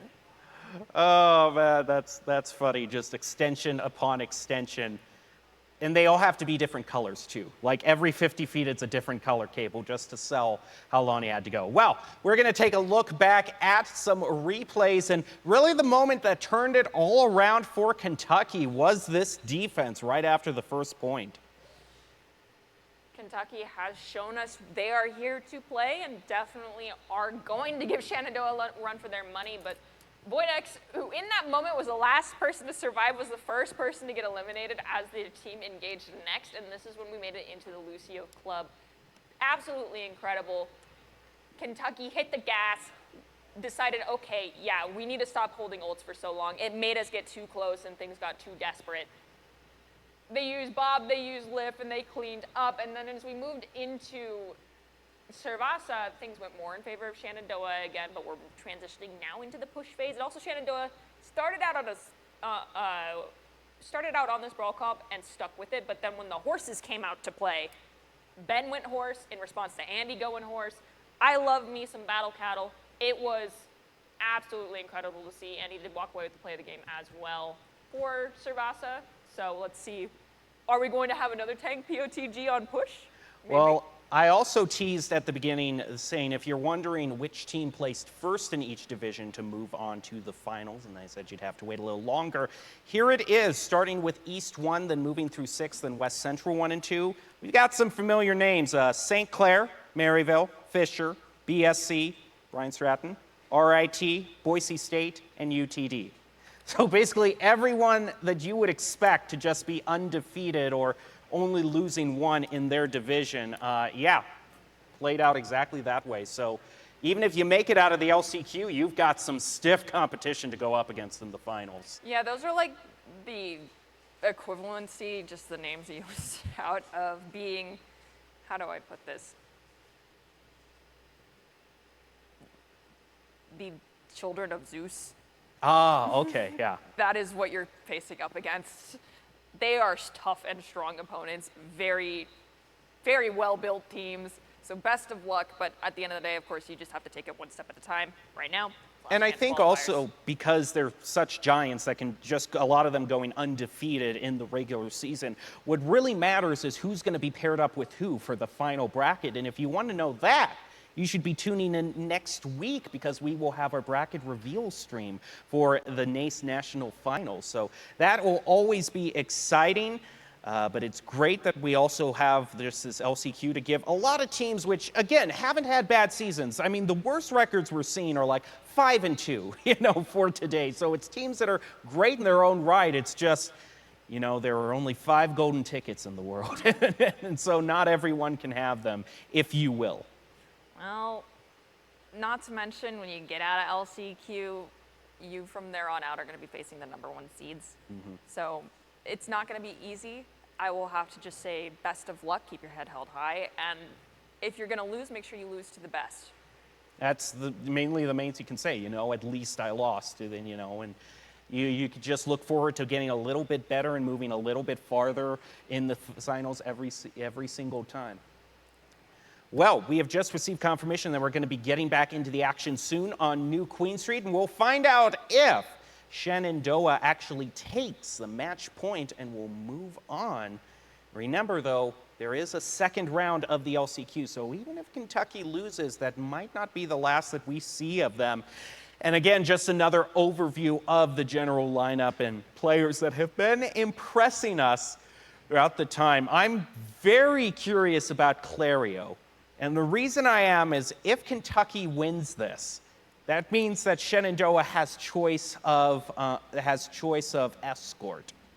And if you've got a player that's really good on a long-range hero, almost a sniper like Hanzo or Widowmaker, many times this season we have seen what stage you don't pick. Yeah, you don't go Circuit Royale. You just don't. We've had a lot of teams tempt fate by going that direction. But Kentucky has shown they're so good at this long-range defense that Shenandoah, I don't know if they're feeling risky, if they think they can break the trend we've seen happen all season, but Circuit Royale has been where a lot of teams' hopes go to die. Just trust me on this. Just don't go Circuit Royale. Don't do it. It's not worth it. Don't try to ego. Take a safe bet. Circuit is not it. You remember, to anyone that's been playing since the start of the school year, during middle of summer to right to the start of school, it felt like there was nothing but Widowmaker maps in the pool because that's all it was. And Circuit was one of the banes of everybody's existence. Don't do it. Just don't do it. Don't let the voices win today. Do not go Circuit Royale. Please, I'm begging. That's a great motivational that could go on a motivational poster. Don't let the voices win today. I don't know. There's just something that gets into Overwatch players' heads where they just go absolutely bonkers, and they're like, let's take this bad idea and make it sound good. We can list all the reasons why, and then ignoring the one big reason that's why in front of them. And they're looking off to the peripheral saying, well, maybe on this particular part of the stage, if we have this particular loadout and these 3 ultimates are used in this exact order, then that would be such a cool play. And they ignore the fact that that to get to that point, you've just got a huge roadway of death that a Widow and another, long range, probably a Hanzo, is just watching over. And not to mention, if you try to force a comp that isn't optimized on Circuit, i.e. the Brawl comp, and you have minimal room for error when you are playing a comp that's not optimal for that map. And I say that because the team that is playing the comp that is meant for it they get forgiven a bit more for the mistakes that they make because of the comp being more viable in those situations. So there is a plan A, plan B, plan C. Whereas when you play the wrong comp, or you're just trying to, force the square shape into the round hole on your little kitty building block toy, that is where there isn't as much wiggle room for mistakes. We can see behind us the gorgeous overview of New Queen Street, the map that could put us in the position where we might see I was about to say Kings Royale. Now I'm mixing up the streets. Kings Royale. Yeah, we're just smashing stages together here, but yeah. No, I mean, this is it, and I think that there are parts of this stage that play into Kentucky's strengths, and they got off to a great start, almost claiming the first checkpoint for themselves. And we are getting close to loading in, I am assuming, so hopefully everyone for Shenandoah has returned. I don't know who kicked your guys' cable box. Oh, yikers, that was interesting. Who had the parent that came in and just said, I can't pause this game, I don't care, and just plug. Thankfully, I don't know about you, but I grew up, like, every night on the dot at 9 o'clock, I always played Call of Duty with one of my internet friends. We played Call of Duty every night, 9 o'clock, or we played Naruto Shippuden. Mm-hmm. And my dad would be like, are you online right now? And I'd be like, yeah. He'd be like, okay, can you just not join another lobby after that and, like, come talk to me for, like, 5 minutes? And then he'd walk away. It was so lovely when my dad realized, he was like, oh, you can't pause? And I'm like, no. I can't pause online games, and most games are online games now, so no pausing. I didn't have that problem too much as a kid. The problem I did have is when I was playing a game like SimCity, and my parents would come in and ask me if I was winning, and I could not answer that question for the life of me. So you dealt with, the classic, I can't pause an online game. I dealt with the classic, are you winning question. Oh, that is so tragic. Are you winning? I'm playing Sims. It's not how it works. All right, we're going to take another look at how we got here. And Shenandoah was off to, an amazing lightning start on Busan. So they claimed the point so soon that most of the fights didn't take part on the actual points. They took part way off in Kentucky's territory. Yes. When their parents walked into the room for Shenandoah and asked, are you winning? They got to say yes. They did very fairly. And even in a case where it looked like Kentucky might have encouraging words for their parents, as in this great start on the Blizzard, they were able to take out the Bastion, but the Rhine just walked off out of range for the Blizzard, still was alive, and went into the back row of Kentucky. And then it was around this time also that we saw a very risky situation where the Maywall went up and they accidentally lifted the enemy team's Bastion. Okay, so it's a double-edged sword. If the intent is to lift the Bastion, call it, go for it. Eliminate the poor Bastion. The Omnic will go back to the manufacturer. However, if it's not planned and you do that, then there is typically a slight squeak of terror that comes from somebody in the comms when that happens. And then we're moving back to the place where we saw the great defense from Kentucky, mainly just because it was one of the reasons that it was so amazing was that on attack, Kentucky was really struggling. They had zero time left. They had zero time left when they claimed each point, and it just seems they were limping along. And I was not expecting it to just be such a night and day performance that once they got on defense, they had it locked in. They were very comfortable on defense. It's just they needed to have that same confidence going into being on offense. You could see there was a plan. They had the opportunity. They saw opportunities. They executed their plan, and it was well done. It just felt like possibly on attack that they were a little hesitant, a little scared. You got to hit those Q buttons. If you have 2.5 minutes on the clock and you have a Q at the start of that 2.5 minute mark, I promise you're going to have it again, if not 2 more times by the time that time expires. So you might as well hit the Q button. You might as well. We saw a lot of times. I just seen five of those red check marks next to each other for more than half a minute, and it just kept going. Was pretty surreal to see. Yeah, you just hit Q. If you see an opportunity, tell your team, I'm hitting Q. If you have a plan and you're struggling to execute that plan because every time in rotation you're getting caught out, various things are occurring, ults are being used on you first, stop doing it. Do something else. I mean, remember, one of the number one rules is you never want to take a fair fight. You use your ultimates at the beginning to immediately maybe get one pick, or if you're lucky, two, and then just immediately start the fight with a pure advantage on your side of the team. And if you're in Dreamland, you can get 3 or more. But just like I've never seen a $100 bill, that just, isn't in the cards for me personally. That's why I leave it to the pros. I'm in the same boat as you. It's okay. And it does look like we are still, yes, we will be loading back into the game eventually. However, I want to talk about the fact that Kentucky, they're at the bottom of the hill. Do you remember what I mentioned about how that hill can be a double-edged sword? Mm-hmm. I'm really interested in what their plan of attack is, because their tank does not play the same way that Shenandoah's tank does, which is Shenandoah's tank does not have an S key. I swear to goodness, that human being has a keyboard and then was like W-A-D, no S, and has pulled it out and is relying on May to put up a wall to prevent their tank from going in further and further and further, and their poor Lifeweaver to grip them to send them back to where they need to be. So with that mentality, are we going to see our attacking horse pick that up? Is Andy going to start going up the hill? Is Andy going to claim this space like Ben would and be like, you shall not pass unless you pay the toll?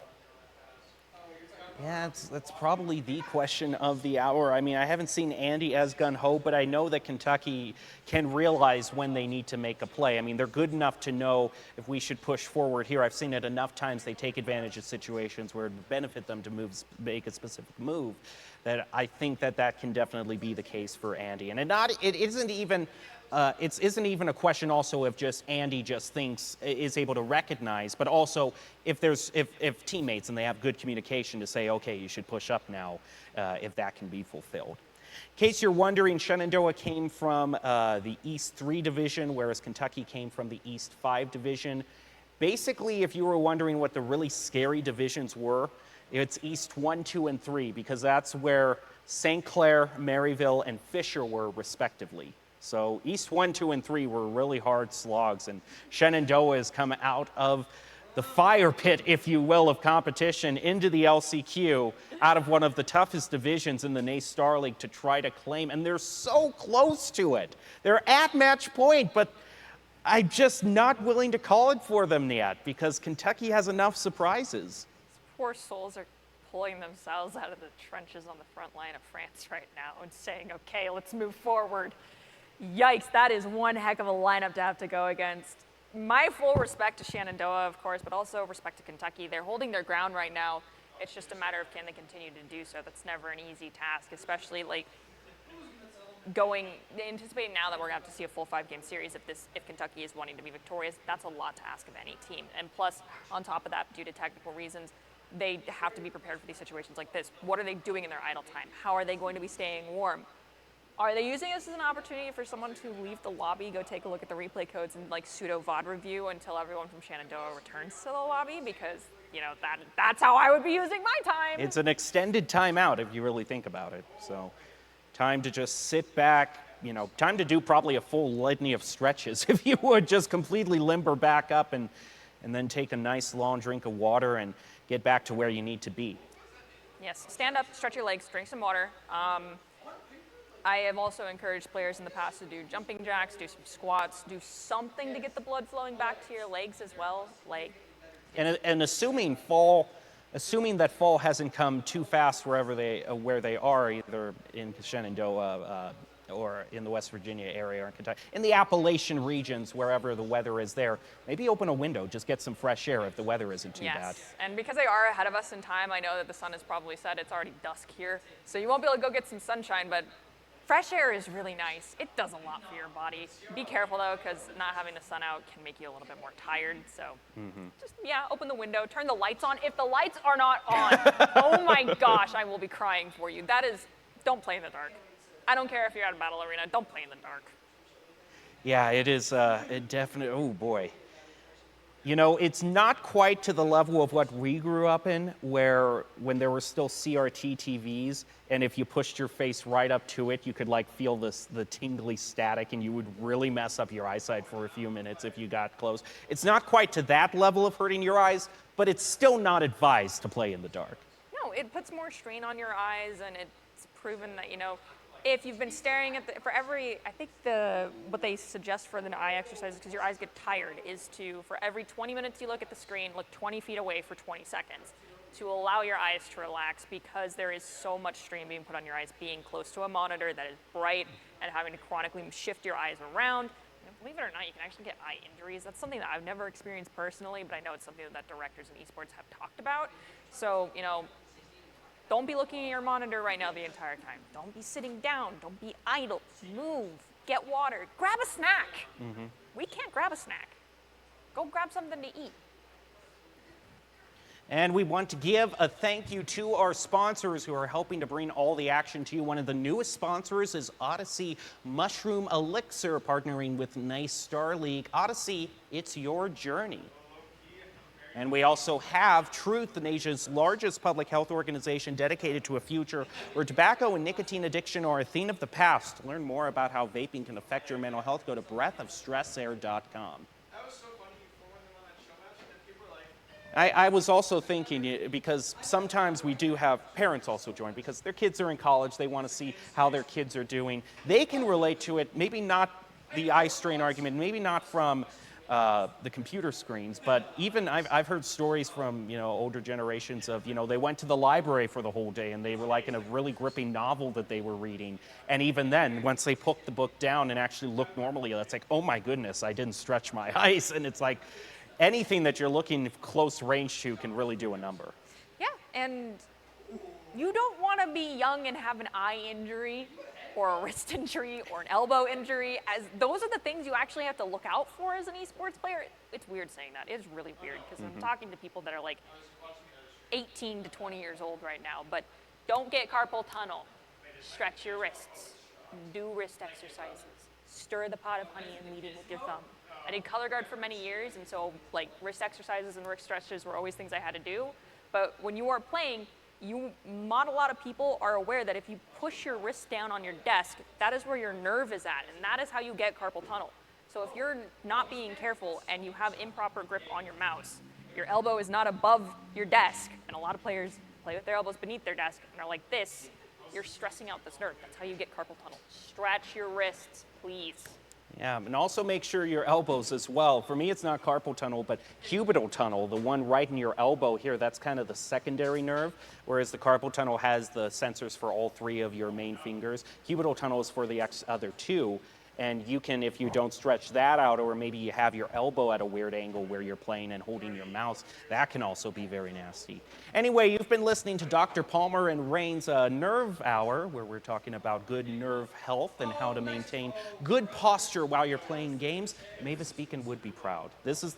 She's going to come back and remind you that if you don't have good posture, it's going to pay. I'm trying to have good posture right now, but for the life of me, I just want to sink into the back of this chair. Outside of where our little studio is, which, by the way, we are not in a full box. We are in an open box, so the front side of us is completely open. We have windows. It is slowly getting darker and darker outside, and it's making me want to go to sleep. So I keep like looking at these lights like, please wake me up, and then I look back at you, and I'm like, I see spots. Well, talking about sleep and taking a break, we're going to take a short break and then be back with more Nace Star League. So please stay tuned. You're not going to want to miss the last chance qualifiers that we've got coming up.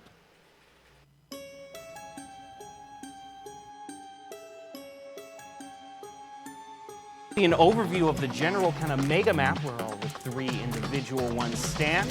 Here we go. Shenandoah versus Kentucky. Nace Star League down behind, waiting for Shenandoah to go through the choke and then spring that nasty surprise on them. Ooh, yeah, you don't find me saying it often, but check your angles in Overwatch is still very important. You don't really spend one as well. However, their DPS are trailing on Old Charge. Andy is trailing by almost 30% for Terrace. Their win condition here is using Butter's window to claim space and lock it down. There is the window, but Mayult in response from Vitali forces beat. Chance for Kentucky. We're going to start out with the artillery. Bringing that out, but the Immortality Field is placed down. Ben brings out a Shatter, and he does his in response. And Voidax gets a double, make that a triple. I think that just might be it for this match. Ben also has Graphitic, King has Window, we also have Overclock. There's a Captive Sun that can be used from Kentucky, which we saw got a lot of value previously. They've got 10 seconds to get in and make contact with the point. Looks like Andy is trying to do just that for their team. Ender gets eliminated. Here comes in Captive Sun. Bakali is gone. Ben is gone. Finally, it's Clario. Andy is still alive, full health, has support with them. Ryan dangerously low, May dangerously low, have yet to give up, tries to go back to their support. They get to lead it, but Butters and Aspect also eliminated. Andy gets Vitaly because Vitaly did throw Blizzard on point. The Battle Cattle is here to play and here to stay.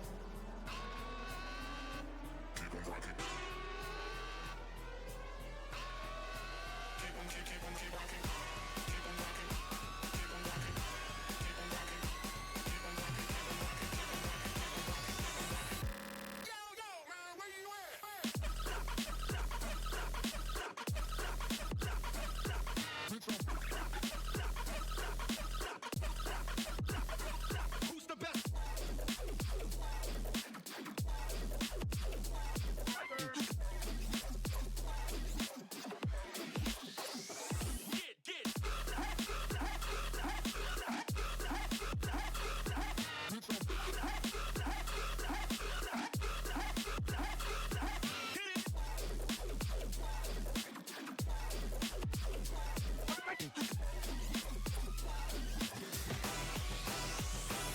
on rocking.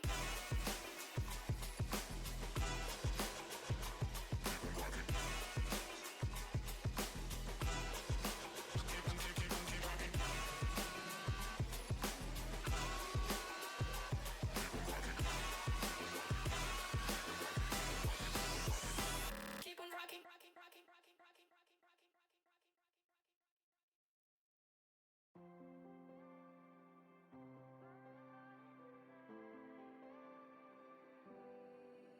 We are lost in faded lovers when we're under feelings that never bloom. We count our cards as they fall. Oh, they almost really made me wonder, will my heart escape the rain and thunder? Then you found me in a deep blue hour. I'm never looking back. Falling for you suddenly shakes what I knew. You're breaking through, brings me to life. This is what it feels like.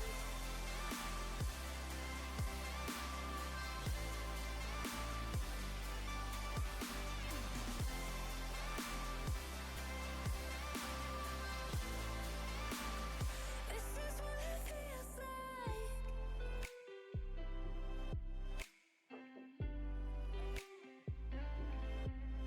I found you under dark skies where the starlight brought us to paradise.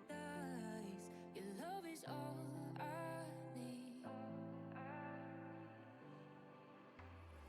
Oh, they almost really made me wonder, will my heart escape the rain and thunder? Then you found me in a deep blue hour. I'm never looking back. Falling for you suddenly shakes what I knew. You're breaking through, brings me to life. This is what it feels like. This is what love. This is what love. This is what love. This is what it feels like.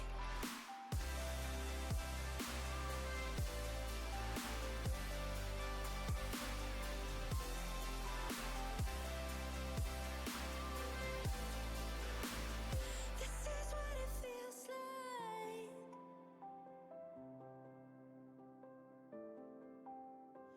This is what it feels like. Mm.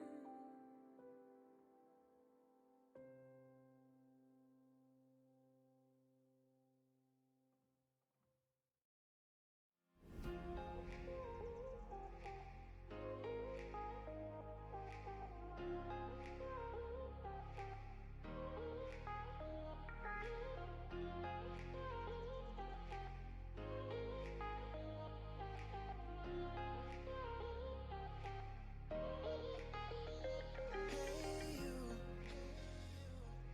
I wrote these words, got something to say to lovers turn to strangers, but they stay fools. I'll break the chains, take the pain to save you. Save you, baby, I've been high and low. All the feelings I won't show. It's better if I let you go. You'll be better off alone.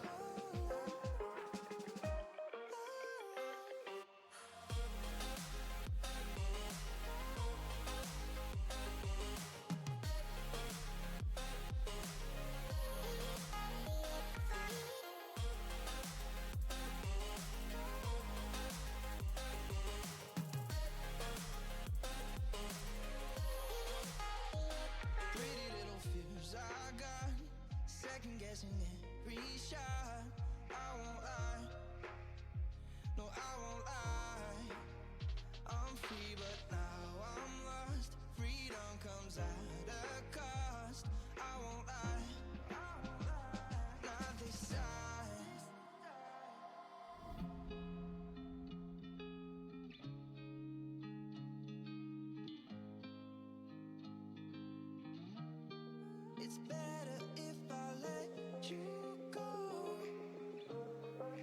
You'll be better off.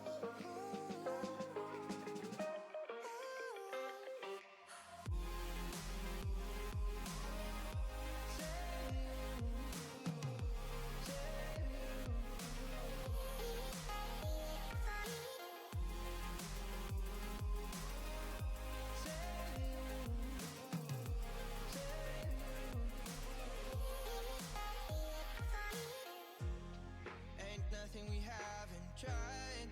I'll sing you one last goodbye,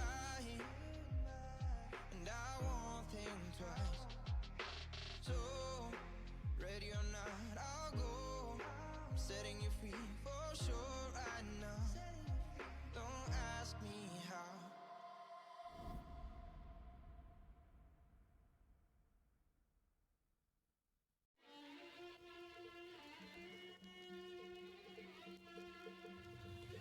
Thought I had her in a loose-leaf grip, thought I'd take my time. But she keeps calling and she just won't quit, and we all know why. Screws tried to lure me right into an affidavit. They remind me as I'm falling in, I'm out of time. I'm caught up in your tongue, they say. You claim that you love me, but it's just another play. I'm stuck inside your room all day. You say it's for my safety, but I'm just one of your prey. She's got a gun and a bag, and she's waiting for you. She has the time to decide how she's gonna kill you. You can keep running, keep your eyes wide open, but you never see it coming, no use. She's got a gun and a bag, and she's waiting for you.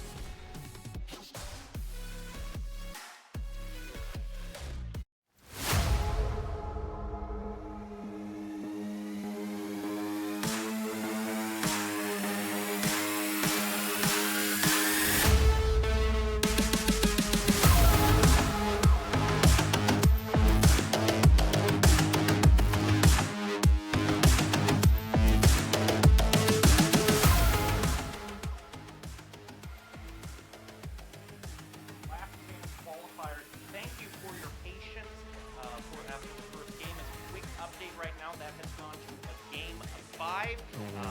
Shen, go ahead and get the game for you. Connection issue. So that one will take place off screen, and we will get you the results of that as soon as we can. In the interest of time, though, we've got a lot of other teams waiting in their matches. So Colin, who's now joining me, your host, James Palmer, Colin Majunkin. Colin, who's playing in our second match, and what are the stakes for them? Refresh the stage and tell us what the general stakes are in LCQ. So after a bit of a break, might be working on a little bit of the sort of what is there to offer. And we've already been through with the casters that were here previously before you and Artie that was in this spot that there is an LCQ. So honestly, to me, these stakes don't really matter a whole lot. While yes, you want to progress and you want to move forward, no matter what, it's always one of those things. You kind of have a safety net, so in my terms, you want to move forward, but it's not the end of the world if anything happens. But we do have a bit of a matchup here. I believe it's going to be Oakland versus Ferris State. Oakland versus Ferris State, the Golden Grizzlies versus the Ferris State Bulldogs. And I was teasing a little bit earlier about kind of the three very scary the three very scary divisions, which would be East 1, 2, and 3 right now.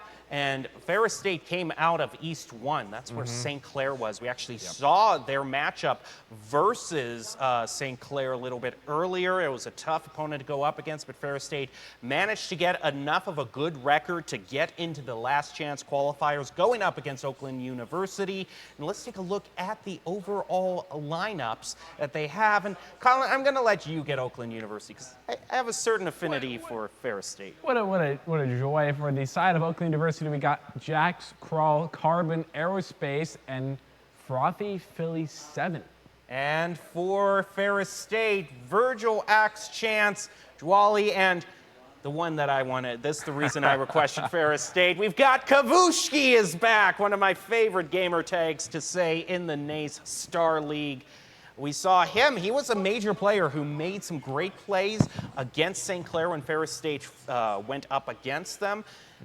He mainly likes to go on the Reaper. We saw some great plays on Esperanza, and since Flashpoint is one of the guaranteed modes that we have, I think we have a good chance of seeing him go on that again. We'll see what he can bring to the table. Oh yeah, and automatically when you have a player like that, that's just something you know where they're really, really solid on a certain role, on a certain character, you may tend to build your comps and your map picks around that. So to give you the best sort of chance to go into it, and we're getting a bit of a treat. We are going to just go right into it, and we're starting out on Antarctica. Golden Grizzlies versus Bulldogs, Oakland versus Ferris State in the second last chance qualifier match. First to 3, best of 5. We can already see some players getting ready down on the field, and we get a beautiful overview of all that Antarctica has to offer. 3 stages, and it seems like we've normally started out in the caves, but plenty of options to go around. Of course, Antarctica, one of the more recent additions in terms of the controls. Not a classic stage by any stretch of the imagination. Oh yeah, 100%. Just not. I mean, you sort of iterated perfectly there. It's new. It's not exactly so new that players aren't familiar with it or what to do and how to play it. And I think there's still some experimentation, but for the most part, you've got your compositions that teams are gonna go around with. And if Artie was in this chair instead of me, I'd be a lot more confident asking, what compositions are we going to see? Which you're not going to get that kind of analysis from me, but I'm more than confident in what these teams know what they're going to play. I can tell you, and they know how to play. We're going to see some Bastion. We've seen Bastion on Antarctica plenty of times. I mean, all that raw damage that you can push out with the Bastion. I mean, we're going to see him in almost all the times. On this submap. Yeah. We could also see Zarya being brought out, which would be interesting because she isn't quite as powerful as she used to be, but can still provide some great options, especially since some of these routes are so flank heavy. You can really push that onto one of your squishies and let them survive a little bit longer to make sure that they get their pick and get out. But it is going to be a Sigma to start out with. It's one of the teams, the Sigma and the Symmetra, actually, to teleport right to the team. And there you go. I called it out. Kavushki on the Reaper. Let's see what he can do. That is by the looks of it, what is going to be a very, very brawl. You got the Lucio, you got the JQ, you've got Kavushki. They are looking to get in your face here, but this May is also going to look to punish you with that wall. Also, a rock there for the side of Sig. It's going to be pretty big. Kabushi's going to TP out, regroup with the team here. Side of Oakland has the high ground, going to drop down, keep a few up there, and Froth is going to immediately take out Kabushki. There goes down the tank chance. Quickly, Oakland University is looking to clean up. Now, if Ferris State doesn't have too much more luck on the Reaper and the Soldier, one of the questions that is really going to come to the front of my mind will be, how soon can they swap off? Will Ferris State be a flexible team? And the answer is pretty flexible. They swap over to the Sojourn and the May, so both teams will have that walling ability going into the second fight. May's Punisher is just going to be so big, as well as that JQ that's going to be able to get a lot of just that burst damage out, especially once that ultimate comes online. Gonna drop down to high ground, catch Froth out of position. Ice block is used there. Axe as well. Currently no picks, just as to that chance you're gonna get one. But it's equalized. We're down to 4 apiece. Gravitic spent by Oakland. He gets eliminated while he's using it.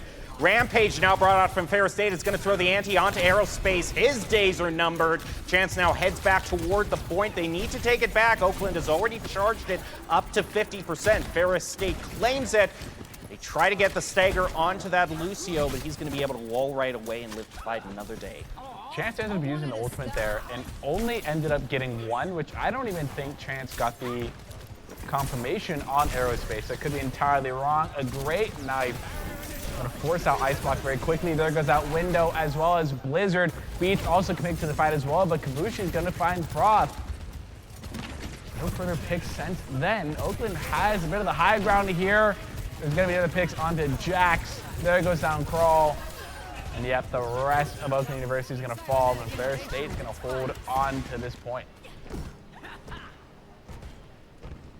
Oakland University is going to come back into this fight with the overclock and window online. Ferris State has overclock and a blizzard, but neither team is close, anywhere near close to that crucial beat that could be your ticket out of a lot of damage and ultimates being pushed onto your team. So I'm going to say, you know, since Artie isn't here, I'll be the one to say it. He who ults first is probably going to win this fight. But already, Carbon and Aerospace picking up 2. There's Froth getting the 3rd. I don't believe they even had to use any ultimates in that fight. No, they just straight up got picks. Aerospace used his window. Oh, there it was. And I'll use that to claim that I'm right. I will support that as well. That tracks. Any sort of evidence, no matter how shaky, to claim I'm right, I'm going to stand on. And I'm not going to take you to court to prove you wrong. All right, I'm glad to hear that. Well, Ferris State now going in for a chance to retake wall. It's going to be thrown up on them. Carbon brings out the overclock. Pickle Piglet uses the blizzard in response, but no one from Oakland looked like got frozen. They bring out the Gravitic. How many did they get? They got Chance. The tank is down for Ferris State, but even without the tank, Kavushki is going to come through in a hero's play with a triple on the overclock. That's what I like about Kavushki, is he is the one to turn fights around all by himself. Got a great name and some great plays to back it all up. Getting a 3-piece there, as well as the ulting Sigma. That is twice this Sigma on the side of the Golden Bears has been knocked out of their ultimate by dying, which is a pretty big factor we take into account, because that's an ultimate that takes away 50% of the health bar automatically, which could be dangerous. There goes out Blizzard. It's gonna find 1. Sitting at a current advantage right now. There goes 2, getting some trades right back at it though. Froth is extremely low, gonna go down. Kavushi gets to confirm. Carbon's gonna get 1, but get traded out. And that is Ferris State taking point 1. That was a good bit of creativity by Ferris State. They didn't have the beat. They were so close. He was like 89% on the charge. So they didn't have the beat to be able to survive through that blizzard, but Chance just charged up on the Rampage and uses that instead. And that still gave enough sustain for Ferris State for them to just slowly pick back against Oakland, get the victory in that fight. Now Ferris State leads by 1. You know that I always like a little bit of drama added to the storyline, and the drama for all these matches is that there's the team in second place in their division. You would think, you know, if LCQs didn't exist, they would just qualify. And then there's the team in third place, the trailing team, the underdog, looking to steal that ticket away. And Ferris State could be well on their way to doing that. I guess the battle cat will come out from the side of Oakland University. Other than that, they're keeping the stand composition. Same for the side of Ferris, sticking to what was working last map. There goes out Javelin. Now they're going to turn and try and get Chance, get walled off here. But being that Golden State isn't going to allow any of that CC that Maze got to really slow down. There's a good shot by Kavushi looking for the finish. Isn't going to find it. Immortality was used, taken out. There goes down the tank to the side of Oakland. A DPS down, and that's going to be a full reset for the side of Oakland University. Oakland University, the question for them is, are there any swaps to be brought out? Ferris State, Chance in one fight has already charged 73% on this Rampage. So it's not out of the question that in this next team fight, that Rampage could come out for extra sustain for Ferris State. We'll just have to see. Pickle Piglet just hanging in there, almost got taken out. Was able to heal back up. Oh! So important. Gonna find Jax way out of position there. He's gonna pay the price for it. Kavushi is that first charge shot, but doesn't go down to it. Chance is also looking rather low. Gonna slowly, but the mischarge shot is gonna make up. Gonna find Froth. And that's just Oakland University having to step out again after losing a support, then a DPS so late after each other. Ferris State sitting on a good bit of ultimates. They're also close to that crucial beat. Wally just coming on top of it. I mean, Kavushki is already up to 70% himself. They're close on all their ultimates. They have so much to use. Wall's going to go up. Crawl goes diving in despite being antied by the Rampage. And Oakland University just stares right in the face of that Junker Queen and says, nah, you're not going to Rampage through us. We're going to team wipe onto you. Great job by Oakland University. They take back the point for themselves. When 4 of the members just turn and face your direction, and none of your teammates are able to follow up because there's a golden battle cow charging into your face and then ults, you're gonna have a hard time following up. And then Oakland University does the excellent job of following up after that as well. First, they only get a 76 here. Oh, I love it. Great behind the back sabotage here, but B gets committed, so is Immortality, and Frog is taken out even though after using a really good Blizzard. Fair State is trying to stick into this, and they're sticking into it well, trying to find one more from the side of Kavushki. Not going to be able to find it as the rest of everybody retreats behind the corner, gets some good damage in though, but it's still Oakland that holds onto this point. Overclock is used for Carbon as well. I actually think that Blizzard couldn't have worked out better for Oakland. I mean, they're still able to keep track of the point. That team fight, kind of a draw, but I would say slightly in favor of Oakland, and they get Fair State to burn all their ultimates. You trade 1 for 2 in terms of ultimates. Didn't work out too badly there for Oakland. But Fair State will be able to take the point back again because Kavushki manages to stick around and continue to be a pain for Oakland. Airspace holding the high ground here. Nobody really contesting. Is going to drop down. Going to have to use the burst. There goes that window as well, but Wall gets used perfectly timed. Carbon's going to find one. Point still on the side of Fair State, but as long as there remains Oakland University players, it will go to OT. Trying to find something. Crawl's going to get chance. This could be the fight going to Oakland University. It is going to pick up a second. Frost Philly's going to pick up another. Carbon pick up their own. That's 4 down for the side of Fair State. Kavushki is just going to back out. Everyone is just sitting on the precipice of their ults. Say Fair State might just have more to use for this last fight. It depends. Can they get a pick before Throthy is able to get his Blizzard? Raleigh coming up on that beat. That is so important, especially if a Terra Surge starts off this engagement. Probably won't. They might want to combo that with something. We'll just have to see. Fair State getting up in the face of Oakland. They need to get a touch on that point. They do. Kavushki picks off Jax. And Frothy Philly also eliminated as they use the Blizzard. Beat and Window expelled for Ferris State. Terra Surge, Oakland to try to take it back. They do eliminate Chance. And Carbon now fighting back, but Kavushki is on point to keep it in the possession of Ferris State. They win control and go up 1 in the match. Really wide hand out there. And honestly, even as it started getting towards the end of it, Fair State was sort of in control. They still had 40% on the clock to really work with. And there's Kavushki. We knew this was going to be the player of the game. This 3K, yeah, right here. Just going to work out really great. Actually, I don't even think, yeah, it's not even the overclock. It's just straight up being able to shoot so effectively. Well, if Kavushki kind of, his favorite is the Reaper, you're wondering, is he just more suited for close range combat? The answer is no. He can do just as well on a Sojourn.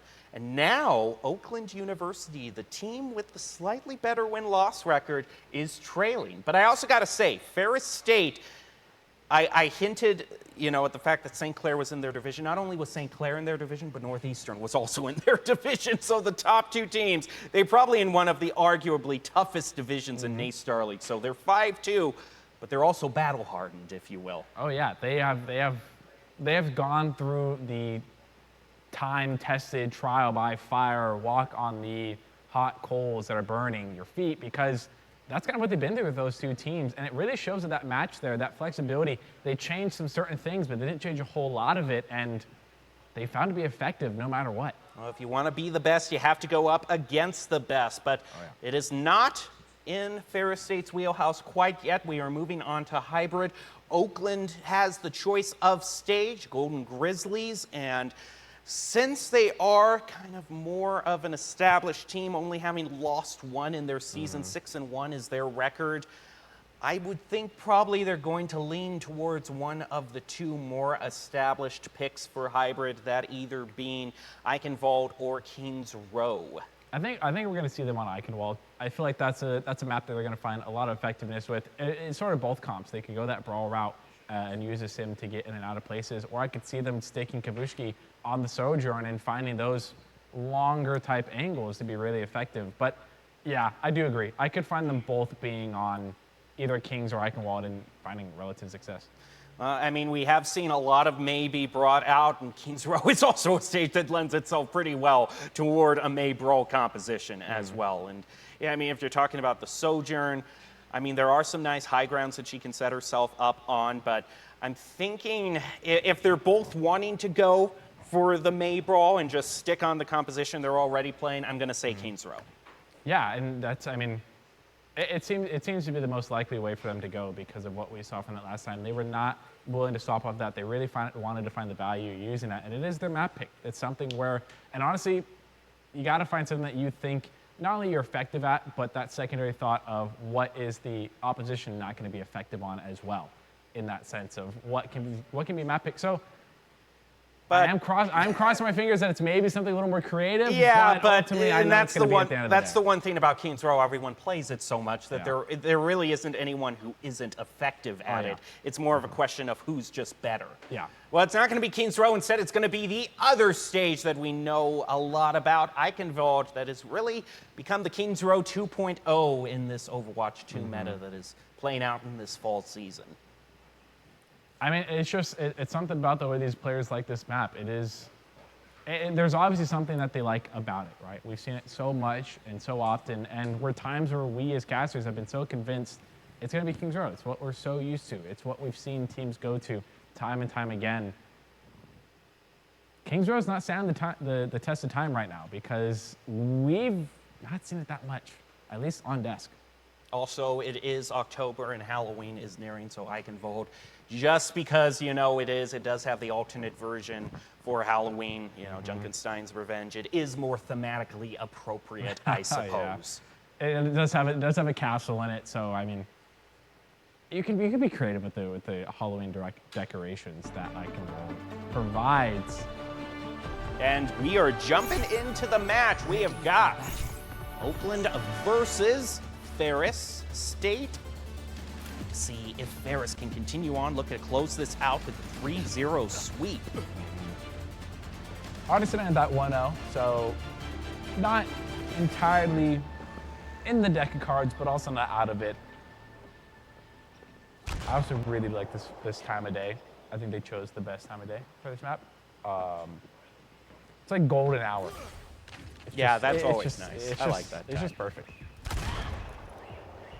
Yeah, it's a shame the prettiest times of days usually only last, 10 to 20 minutes. But during those times, there's nothing really can beat it here. And as we're about to see what is what here.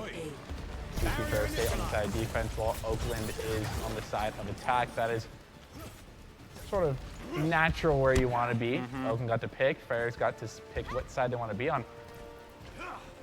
Oakland is deciding to sort of stall this out right now. Around the corner, and they actually take a flank route. Oakland University just hopping over past the computer store. Hockey Philly is able to get the first picks. Sigma is next crawl to be able to get the pick onto Pickle Piglet. Meanwhile, you've got Kavushki, who's gone on to the Ash, can rain down a bunch of damage with the dynamite from above, but has to get on out of there. Uses the coach gun to escape, but they're still chasing after. They want this full stagger, and they get it onto Kavushki. They were unrelenting in that, which is why not go for that? There's no reason to sit on payload. And honestly, this is also the secondary objective they're going for here. Even though points being pushed, they want to secure this high ground because pushing this choke point while the defense has this high ground is so difficult. So it's very important. We've seen it be a strat for a pretty long time. They're going to give it up and go ahead and go for the low ground here and regroup back on point. They could be going for a devilish little play here. But they're making good progress at the point here. Nobody's really dropped to contest yet.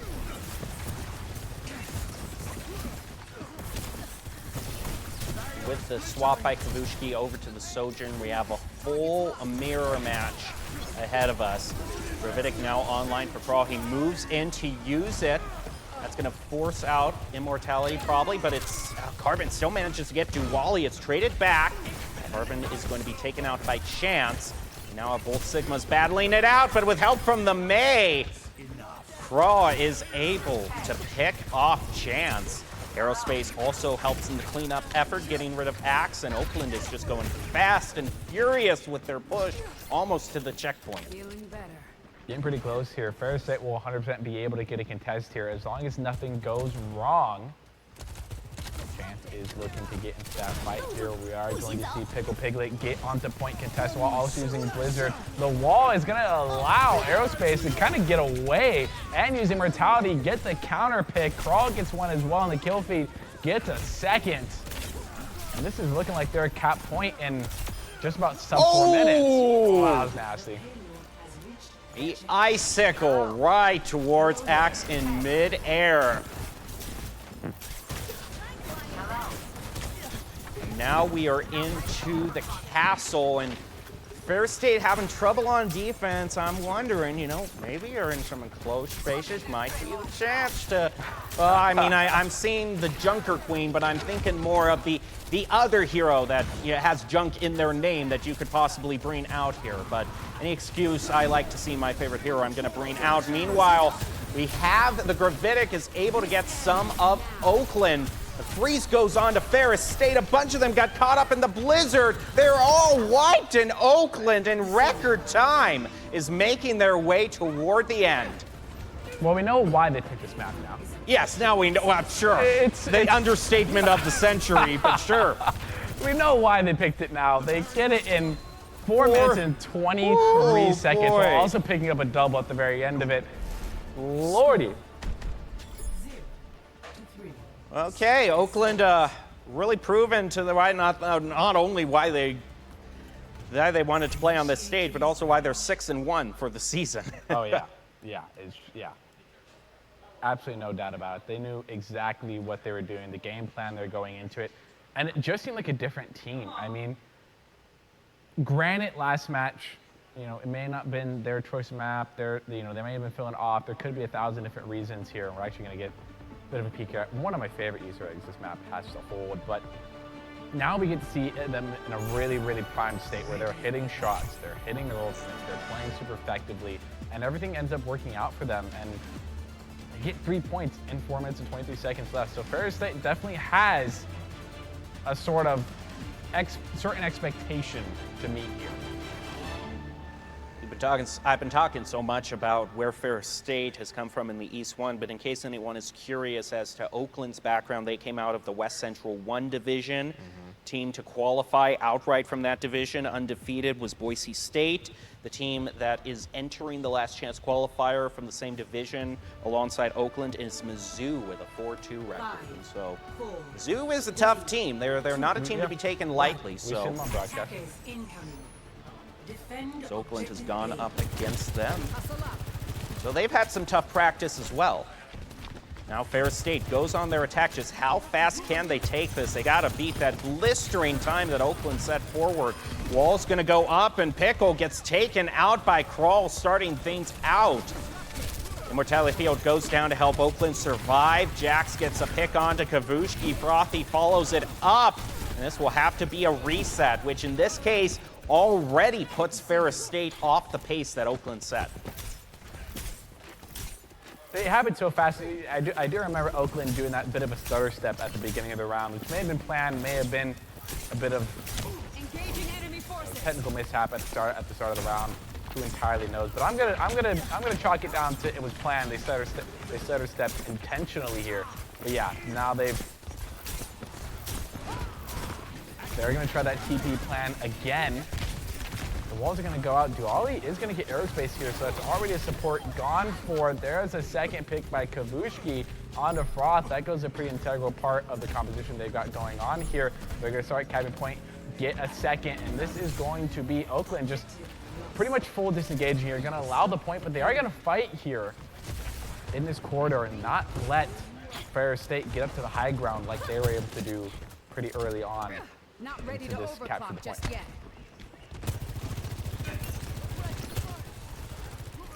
Castle gate gonna slowly open, and Oakland making space for themselves, already pushing in toward Ferris. Oh, no. Gonna get away with a sliver of health. I do like that plan there. The TP went out. They looked to get behind Oakland, but Oakland just said, no, we're gonna reverse the roles a little bit here, go back to attack. Crawl takes out Axe, beat expended by Jax. Duali's gonna use his in response. Now Chance uses Rampage, he gets an anti onto Crawl. He's very low on health, able to survive with his abilities. Still hurting a bit. Now he's all healed up, and the window is slammed down by Oakland. Goes right through Ferris State, keeps him at bay. Piglet's got to be a little upset there that entire time. Crawl was not looking at them. And they just kept left clicking their way to almost victory, but Crawl was able to get out the very last second here. Overclock, Blizzard are going to be available for that of Oakland. The Particle Barrier, Blizzard, and Window are going to be available for the side of Ferris State, so if they play the cards right, they're going to be able to use this effectively here. Blizzard goes out, not going to find an elimination though. Kazushi's going to find one. Frothilla's going to find the trade back on the same. And just the kill feed gets lit up with red and blue.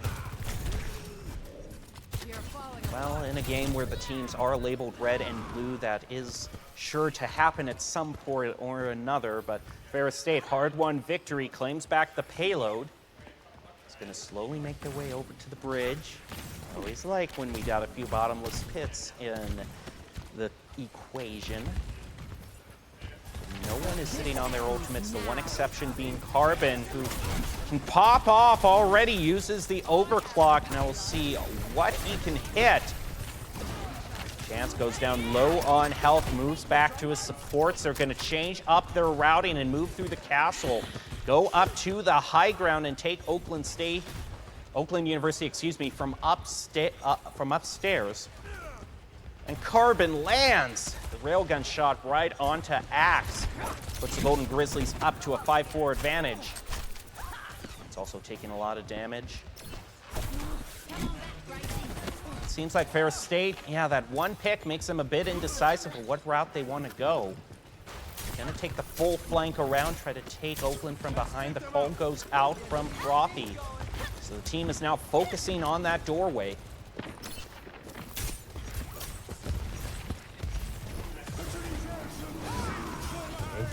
Flux might be able to find Chance, is going to be able to indeed do it. Immortality taken out as well. Going to force out Icebox on both opposing Maze. There goes down Pickle Piglet. Axe is going to voluntarily jump down the hole, get a bit of a reset here. In Ferris State, something that didn't happen to Oakland right here, getting stalled out. Minute 40 on the clock. By the time they re-engage, there goes out Wall. Going to put a bit of a stop of Chance's advance there. Go back and reposition. They are going to have basically five ultimates available for them into this next fight. Given a little bit of them will take some time. They see the TP, they're going to reposition it back to where they're expecting it. They predict it correctly. There goes out Blizzard. Beat gets used as well. Both Blizzards get used. Both Beats get used as well. Immortalities get traded out. There goes out Charge, and that's a lot of Oakland University health bars that are purple, but they're going to recover and not find too much advantage from it. In fact, they're going to find very little but one pick. Meanwhile, all this time, Pickle Piglet has managed to get the payload away. There goes the headphones off! Oh boy, how tragic. Ferris State now sub 1 minute, and Oakland managing to hold them. They're gonna bring out a wrecking ball and spin to win. You better be careful with that hook on this bridge here. Don't fall off the edge. Gravitic brought out by Crawl. Frothy has gone over to the Sombra. We were talking at the very beginning that Sombra is legal again. Gets the hack, and I would say the wrecking ball goes off the edge. I warned you, Chance. I warned you. And Oakland still manages to hold at the checkpoint unless this Lucio can buy enough time. Oh boy. Be able to get a touch here, getting some bit of damage in, gonna have to bail out, get some healing. Now gonna go around here. See a bit of a split take. There goes out the Som. trying to get a pick here. It goes very low. Trace is going to have to recall out. That's recall used. Does have pulse bomb, throws it out. Is going to find anything. Chance also seemingly goes off the map as well. Froth is going to pick up 2 here. Carbon to follow up. That's going to be Oakland University in a pretty shocking fashion. Not only take Map 2 very quickly on their attacking side, but defend it extraordinarily well against a 5-minute timer. We're be going to a game 4 at least, and it is going to be Frothy who actually takes play of the game. Brings Sombra back to the mix in style. That's a triple.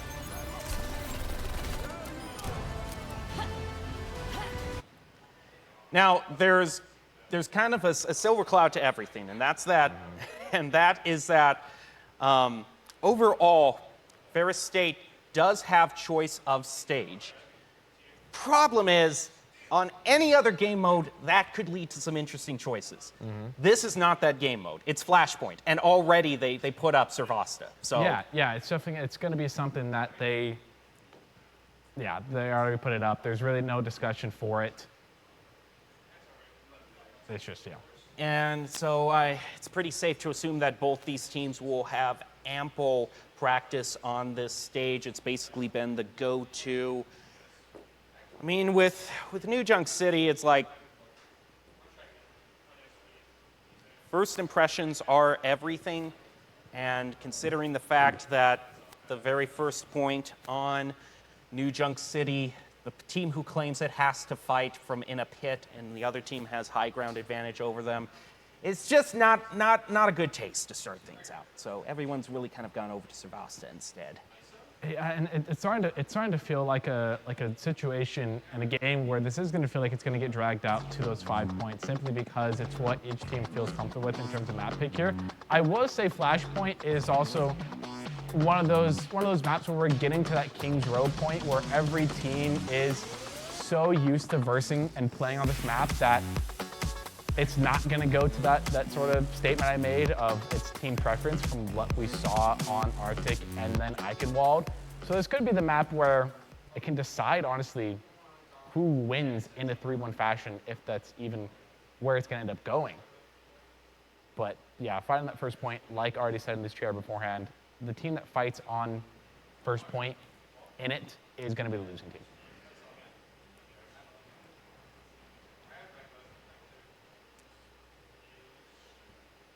I'm just caught in a little bit of a trance. I mean, the background on this stage is so beautiful. It really is enough to just kind of reset everything. But these teams aren't going to be appreciating that too much. They have got more pertinent matters to focus on. We head down to the stage, and it was a little bit interesting on the last Flashpoint because we saw Shenandoah, I think it was Shenandoah. No, it wasn't. One of the teams forgone the Lucio.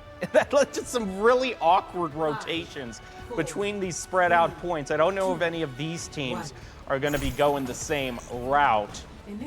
I'll get confirmation in a nanosecond. Nope, they've gone with the Lucio. Both teams, they're not going to make the same mistake as last time. Yeah, they're sticking to their pretty much tried and trues that we've seen from the side of both these teams this entire time. Oakland is going to opt to take the high ground. It's going to pay off in dividends for them as they're going to find Axe, and that's the support down there. That flex support, that wall isn't going to stop them from much longer here. They're going to use the speed that they have to their advantage to force Ferris State out of point. They're going to capture very quickly and find a pick on Pickle Piglet. Get point pretty early here, which in my opinion is very important when it comes to these fights. Oakland looking to make a little bit of space for themselves. Carbon pushed up along with Jax, being his wingman. Around the corner, Ferris State moves as a group. Far away from a lot of their ultimates. Oakland a bit closer. Thrall getting pretty close to his Gravitic. Gonna hear the shout be brought out by Ferris State. Vushki picks off Carbon.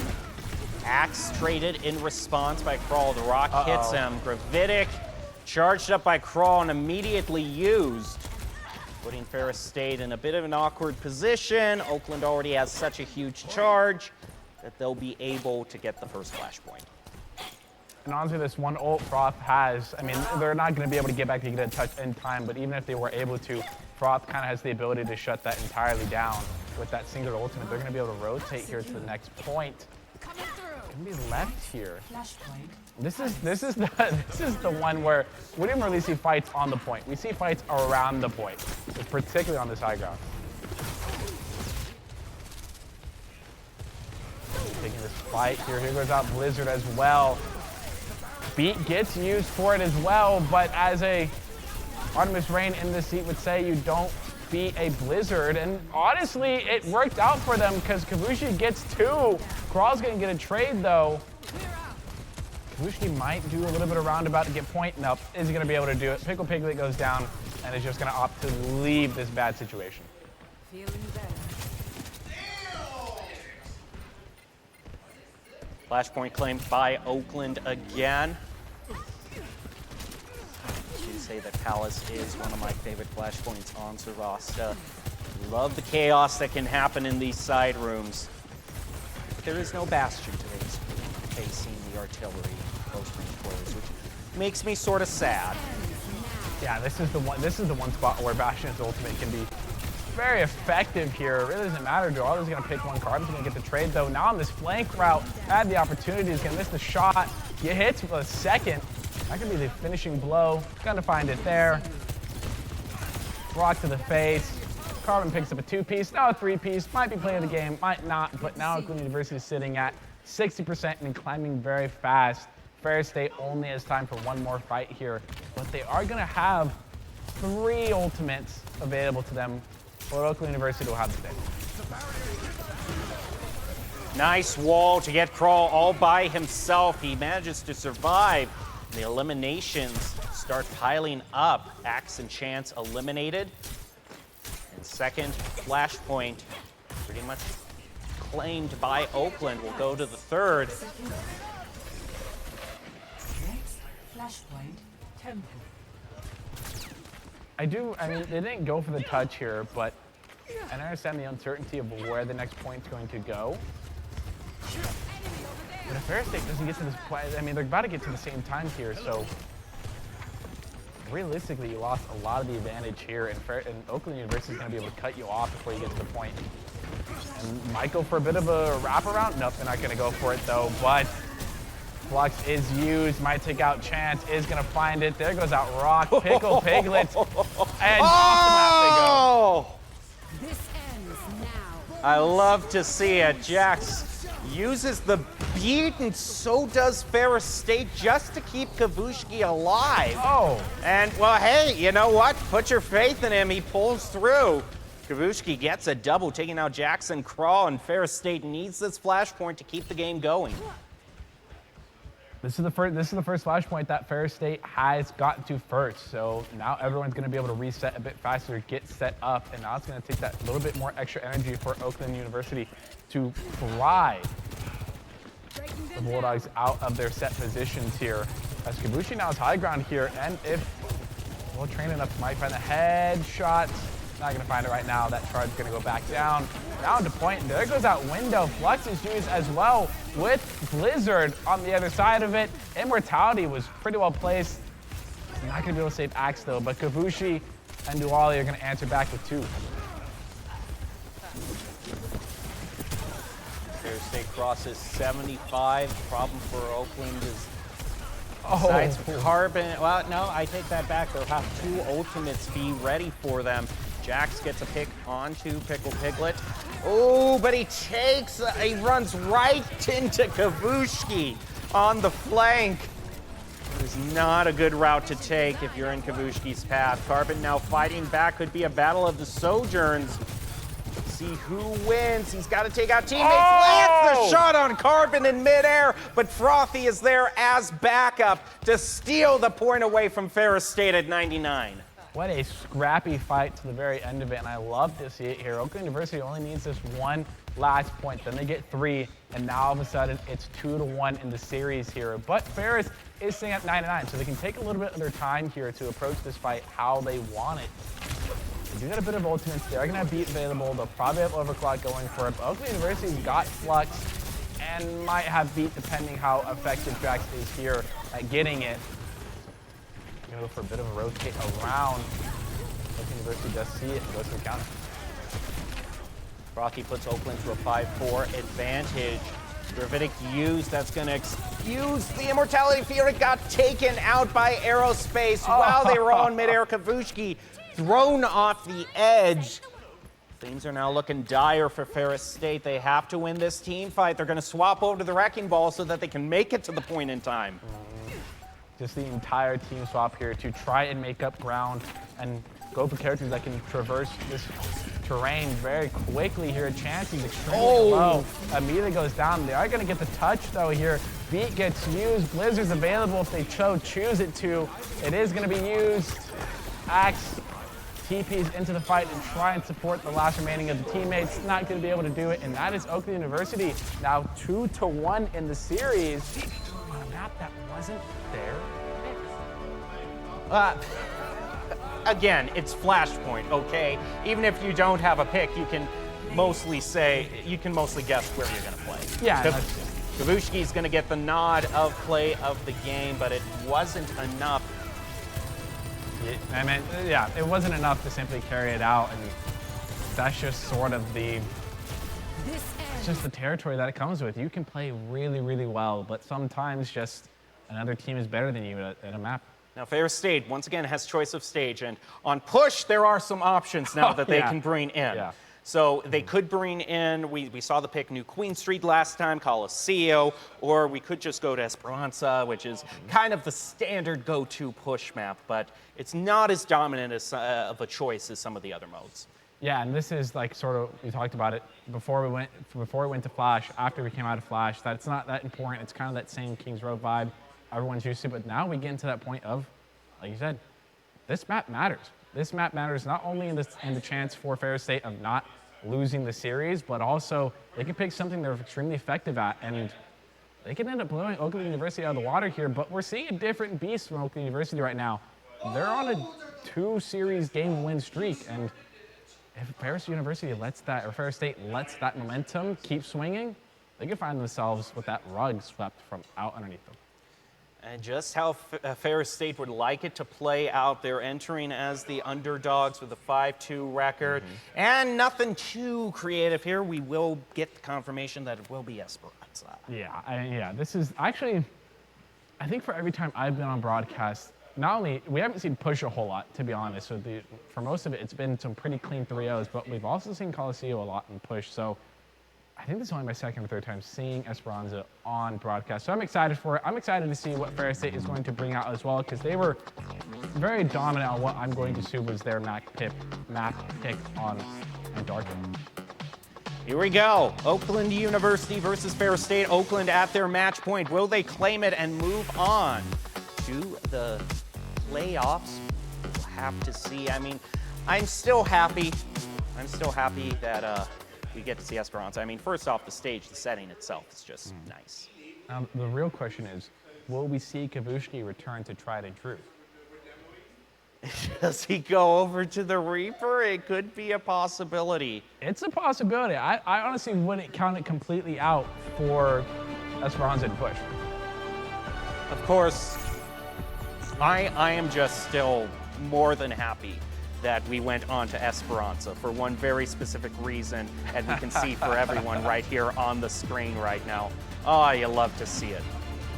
That's food for the soul right there. It would be interesting if they made it, if you're able to go inside.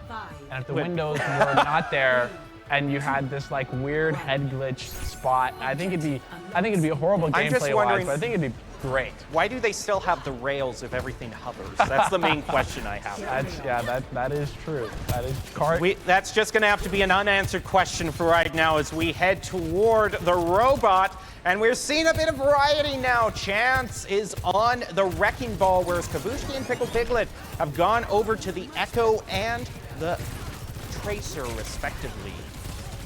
Ooh, but they're getting Carbon getting pushed right off the edge. Has the Immortality Field expended to keep him alive, but Kavushki focuses him down. And Ferris State is playing with a frenzy. They want this to go all the way to game 5.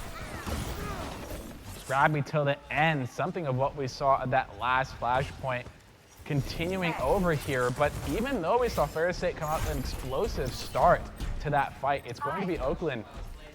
The Golden Bears are going to pull out a bit ahead here. Get the barricade first and get the lead effectively. Still sticking with this bit of dive here. Wrecking Ball heads in. Trying to get away, not doing really too much damage. Now he's back in form, but the rock hits him and he's deleted. Carbon waiting on the railgun shot used in combination with the accretion. Going under the bridge. Green University 20 meters in. Very close on a good amount of their ultimates. Pickle Piglet is also sitting on the precipice of this pulse bomb. Slam down by Chance. Pulse bomb expended by Pickle Piglet. Does it pick anyone up? It doesn't. There it moves is. up to the high ground, focuses down Jax. While he was doing that, Crawl got the pick onto Pickle Piglet. And Chance is hurting a bit for health as well.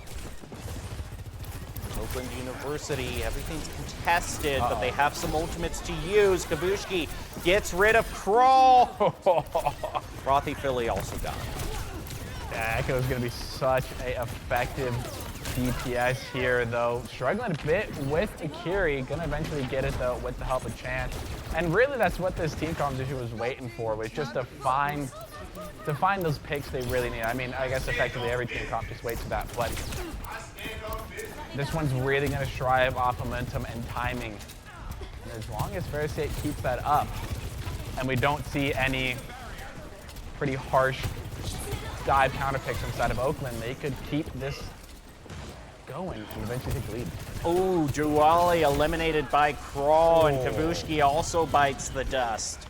Pickle Piglet eliminated. They're now looking to clean up by taking out Rico. They will get that as well and force Chance to just run back to spawn. All right, this is pretty scrappy. No team has claimed the forward spawn yet. This is very competitive in midsection. Oakland also has 4 ultimates to their name right now, whereas Ferris State will only have 2 available to them. But copy and beat can be very destructive ults. It's just all about how they use them. And if they honestly use them first and catch Oakland University off guard here, going to see the Bulldogs use the Blizzard here. It's not going to find anybody, though. Beat was using response. Here is Overclock, looking to find a pick. There's forward spawn, claimed. Kabushki uses the copy on Frothy, but gets taken out before they can charge up the Blizzard. Craw gets a double. And I think it's the tank diff that's really coming into play for Oakland. They claim the forward spawn and now move on. Yeah, Crawl and Carbon are being such playmakers right now, and we see them so repeatedly in the kill feed. And just, it makes sense, because when you go to their POV, they're hitting the shots, which is so important here. And this team is not being broken up very easily by this dive that we're seeing from Ferris State, as they have a massive lead over the Bulldogs right now. Flux is going to be used. There goes out Chance's ultimate. Carla's going to find one onto Axe. There's the second pick up by Pickle Piglet. Carla's going to find a Kabushki. There's a very low Wrecking Ball trying to get away, but those shots bounce. No cover is going to save you from there, and a rock just barely missing. Duval is going to be able to escape. What is now separated from the team. And just as I was about to say, I think there needs to be a change in the tanks. We do see the swap over to Sig because, yeah, that Wrecking Ball just hasn't really been able to do anything. Axe has also gone over to the Ana. And that support. Pickle Piglet looking for the flank, throws out the pulse bomb, finds one onto Aerospace. Now going into the back row again, but Beat will be used in counter to that, as well as Kitsune Rush.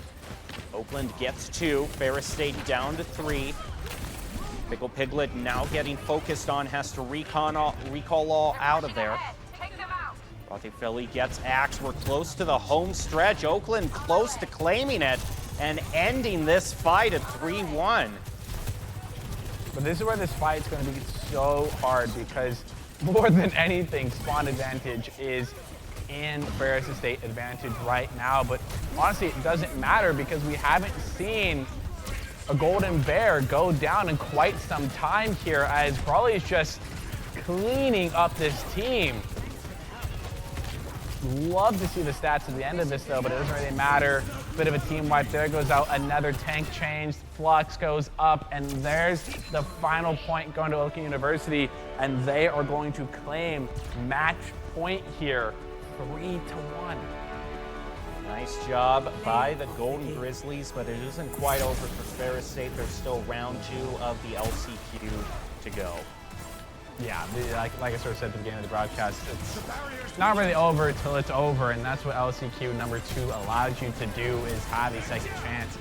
But you could end up seeing some tough teams down there as well, so you've got to come prepared, because then now it's really the last chance. Congratulations to Oakland University, wins that one 3-1. But you can only believe it, we're only halfway through the lineup tonight.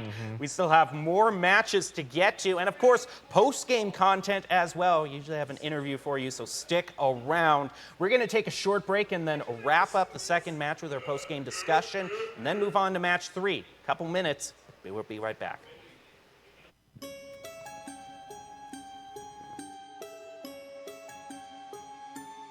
Flashpoint is also one of those maps where we're getting to that King's Row point where every team is so used to versing and playing on this map that Artemis Rain in this seat would say you don't be a Blizzard, and honestly it worked out for them because Kavushi gets 2.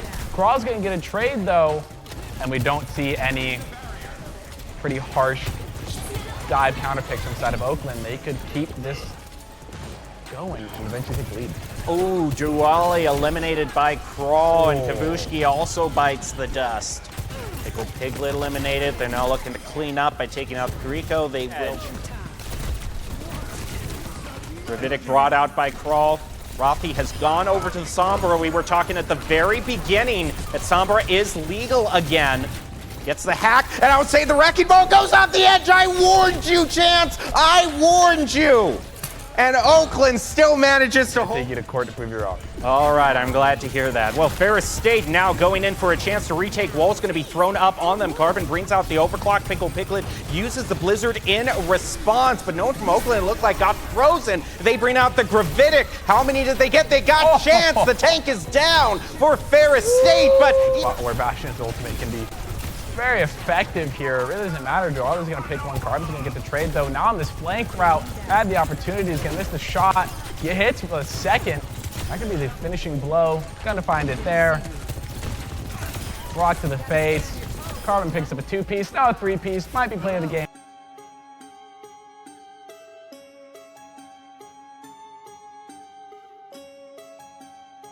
Breathe in and know that vaping nicotine can actually increase feelings of stress. Yet some vape companies get rich telling you it's a stress reliever. So let's call it what it is. It's a breath of stress air. Breathe.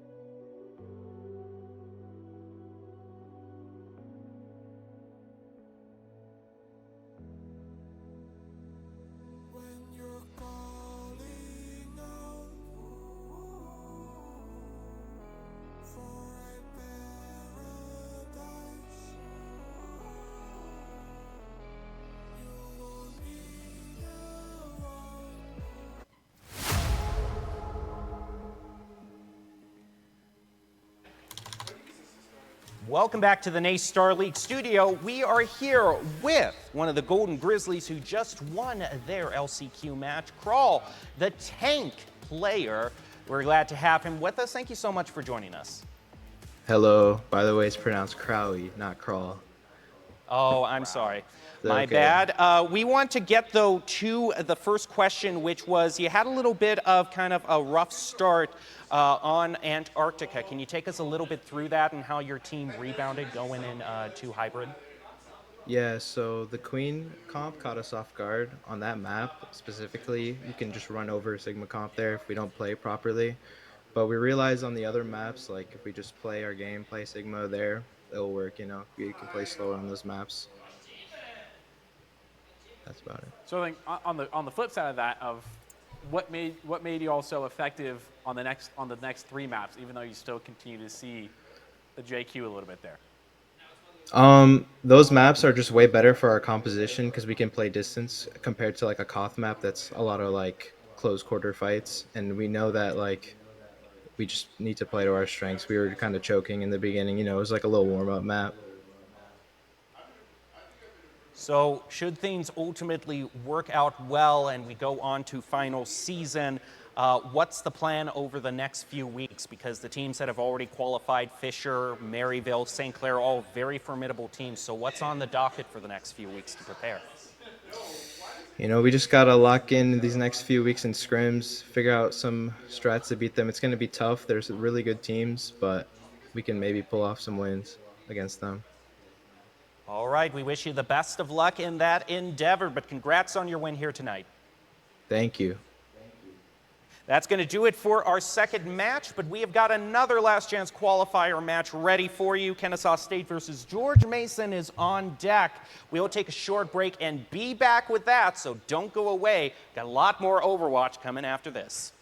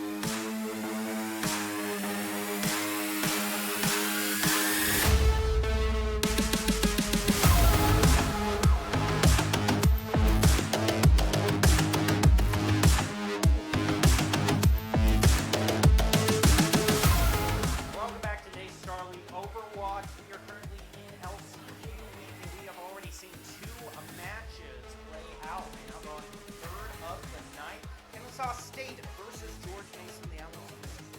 I'm Siri, host Jason Palmer. I'm joined by Colin Majunkin, and apparently this overall the overall theme of tonight, where one team is second place, the other is third place in their division. We kind of have the favorite and then the underdog. Yep. Yeah, which is sort of the same story happening here, where statistically, in my mind, Kennesaw State's the one that's a little more stacked up to go the further distance. They have the better record, rank-wise. You can go dive into those players' ranks, etc. They are in the higher division as well, E4 to E5. So statistically, numbers-wise, on paper, Kennesaw State is a little more stacked up to catch this W. But George Mason is a team that has a solid record. George Mason is very close in terms of ranking to Kennesaw State, but they also just have a little bit of a differential in terms of players. But let's take a look at how we got here and the overall schedule that we had. Starting out with Shenandoah versus Kentucky. That one ended in a tech pause 2-1. We'll get you updates on who won that as soon as we get them. Oakland University then fell out against Ferris State. Oakland won that one 3-1. So now we go on to Kennesaw versus George Mason. And then after that, we'll swap over to the Varsity Open division, where they are actually finishing up their regular season. It's the last week competition for them. So we'll see British Columbia go up against San Jose State. Definitely match. Looking forward to this one and the next one, especially the last one. A little bit of change of pace, a little bit of change of who's playing where and what, which may not seem like too big of a thing. But right now, in the moment, we have Kennesaw State versus George Mason. More than likely going to get a look at these rosters to see exactly who is playing in today's matchup. Kennesaw State, the Owls, were in the same division that Brian Stratton and Drexel were in. Brian Stratton was the one who naturally qualified for the playoffs, whereas Drexel is currently in, George Mason was in the same division as Drexel and BSC, my mistake. Kennesaw State, though, was the team entering with a 6-1 record. It's just the teams that have qualified have 7-0 records and are undefeated. So still a pretty stacked roster, and we're going to see that roster right now. We have Kezin, Clash, Prototyper, Kamsky, and Kablooey. Outside of George Mason, we got Matthew, Beanstealer. That third one, I'm gonna take a crack at it. Mirrors? Honestly, I don't know. I'm gonna attempt that. I'm not even attempt that. Yuck and Ivy Inks. I think Misar. Misar is probably a good. Misar, yeah. That's the one. That's the one we'll stick with for the series. Kennesaw State is the only unfortunate thing I got to say is we don't have Kennesaw State going up against Ferris State, because then we'd have Kablooey versus Kavushki. But maybe it's great that we can't have, because if we had that matchup, the universe probably wouldn't be able to withstand it. Yeah, so. it would implode on itself, and quite honestly, we probably, or the studio might be the first fallout section where that'll happen. So I'm a little cross fingers that doesn't ever happen. But also, could be a matchup for the ages. But once again, we're going to be watching these two teams and looking at the first map on Control. It is Antarctic again. We saw this in our last series. We're going to see it again. Antarctica was the one stage where Ferris State caught Oakland a little bit off guard. Is able to make it to at least a 4-game series. We'll see if that trend continues. We're ready to head right in. Kennesaw versus George Mason. Getting on down to the field. You can see all the various stages for the Antarctica. Last time we started out in the caverns. We haven't seen any team pay their due respects to the Penguins yet, of which I'm very disappointed in that. That's just bad juju if you don't do that. I would like to see the statistic of that, of how, the statistical analysis that of the teams that pay their tributes to the Penguin overlords. What, how far are their chances? See, there you go. There. W. Maybe this is the game we see a 3-0 on either side. Whoever's on this right side, I'm favoring you automatically. It's good to know production has paid their respects at least. All right, we're off to the races. The Owls versus the Patriots. Look alive out there. Kennesaw State in blue, George Mason in red. And We're seeing the Bastion be brought out for the first time tonight, George Mason, but that has been a go-to pick in the last few weeks, so see how well that can do. Well, Kennesaw State, they're going to be bringing out the Genji, and I'm very curious about that as well. Ooh, we're trying to catch support off guard here. We do have a Genji and a Lucio diving into the back. Not gonna find too much yet. There's the immediate value. Matthews, however, they're gonna get a trade on the opposing tank. Ken's is gonna pick up Yuck though. That's a pretty big piece of the DPS gone. Matthew now trying to stick in the fight. Gonna find one, looking for a second. Has more help than this Lucio, but this Lucio could be evasive and has the help of a Genji here. Gonna have to use hands. Get a bit of refuel here, just waiting for somebody to come and help. But unfortunately, there's nobody to answer the call, and Matthew goes down, and that is Kennesaw State taking first point. That's a bit rough for the Patriots as well, because just as the team was getting back to the point to back up their tank, he went down, so that's a pretty hefty stagger they have to deal with. Right now, they just have to settle for taking some long-range shots. Their tank is back. They go pushing inwards. Wall off to try to get their Sigma. They are able to peel Prototyper away from his team and mow him down with the window and the Bastion. That's so much damage going through. Even though Yuck goes down through the deflect, which was very quickly, because that's damn play twice back to you, so it's a little bit dangerous there. Bit of just outside the normal warfare here. We do see Clash going around the outside here. Maybe trying to find somebody off guard. Goes to the overclock. Gets one shot. There's Immortality committed. Gets the BAP. Now looking to finish up on Yuck. Gonna go through. Oh my goodness! Put it on the clinic for us. And just like that, George Mason is wiped out completely. Kennesaw State gets the point back for themselves. Great use of the ultimate. Good news here is that even if George Mason starts this out with the Gravitic, Kennesaw State has just what they need to be able to negate that. Should be Gravitic, then beat. Very clear pattern. Window's going to be dropped first by the Owls. May so low, manages to hang on. George Mason, there it goes. Gravitic and then beat.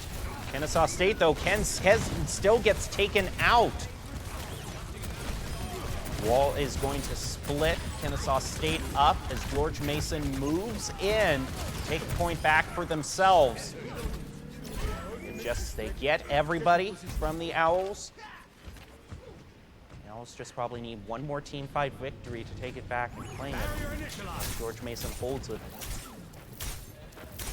Patriots right now at that 40% here compared to Kennesaw State's 76. Once again, still quite a bit of fights here. Artillery is going to be used as well, but Clash is going to find May. Able to dash out of there from Ken's.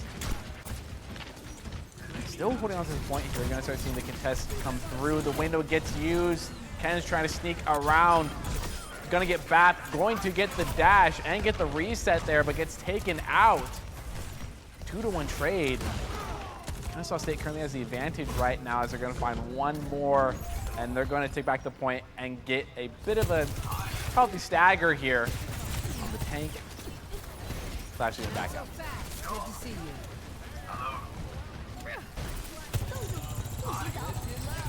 Ball goes up. Lizard placed down. Bean gets the first pick onto Prototype. Without their tank, this is going to be a tricky hold. Swap over to the Winston for Matthew. Kennesaw State does have a good number of ultimates, however. They got to play around George Mason's beat, but they have just enough time to regroup, and then they'll have so much that they can use to take the point back. Yeah, I like that choice so much more. Instead of opting for a fight that was pretty much a losing one, your position wasn't great, you lost your tank. I really like this op. If we have the time and we have the ultimates to do this, you can bait out the beat with one, followed by a second here. Here goes out Blade, most likely going to be countered. There goes the beat in response here. Still targeting Yuck. Is going to get a lot of damage off. Beat out Wheels. There goes Flux. Going to find a second here. The alternate fire from Genji is going to find the Lucio. And there goes down the last of the Patriots defender.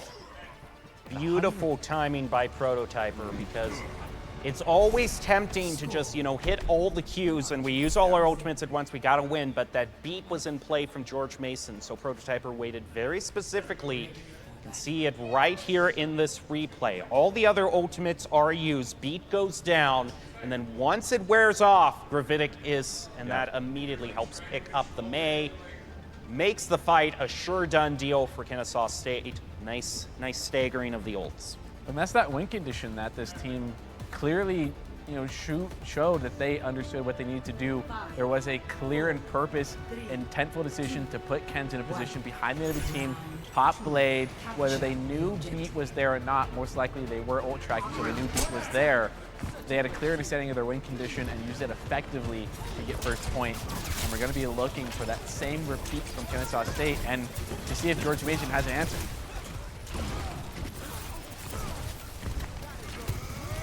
Mortality field eliminated by the Patriots. Moving in, we got a Genji trying to flank him from behind. Kens doesn't pick up anybody, however. Kennesaw State through positioning. Tries to get the point first. They got a good number of charge on it. Clash eliminates Lucio. Duck here under a bit of pressure. He's able to dodge a bit of the damage applied, and the pressure gets reversed. Kablooey is going to go down, but get traded out pretty quickly here. He is back on the fight, but quickly taken out, and Prototyper is going to be taking down 2. Now the Owls control the point and be slowly climbing, but it's only the start of the fight here. Kennesaw State will have access to 2 ults, which will be pretty deadly to them, but so will George Mason.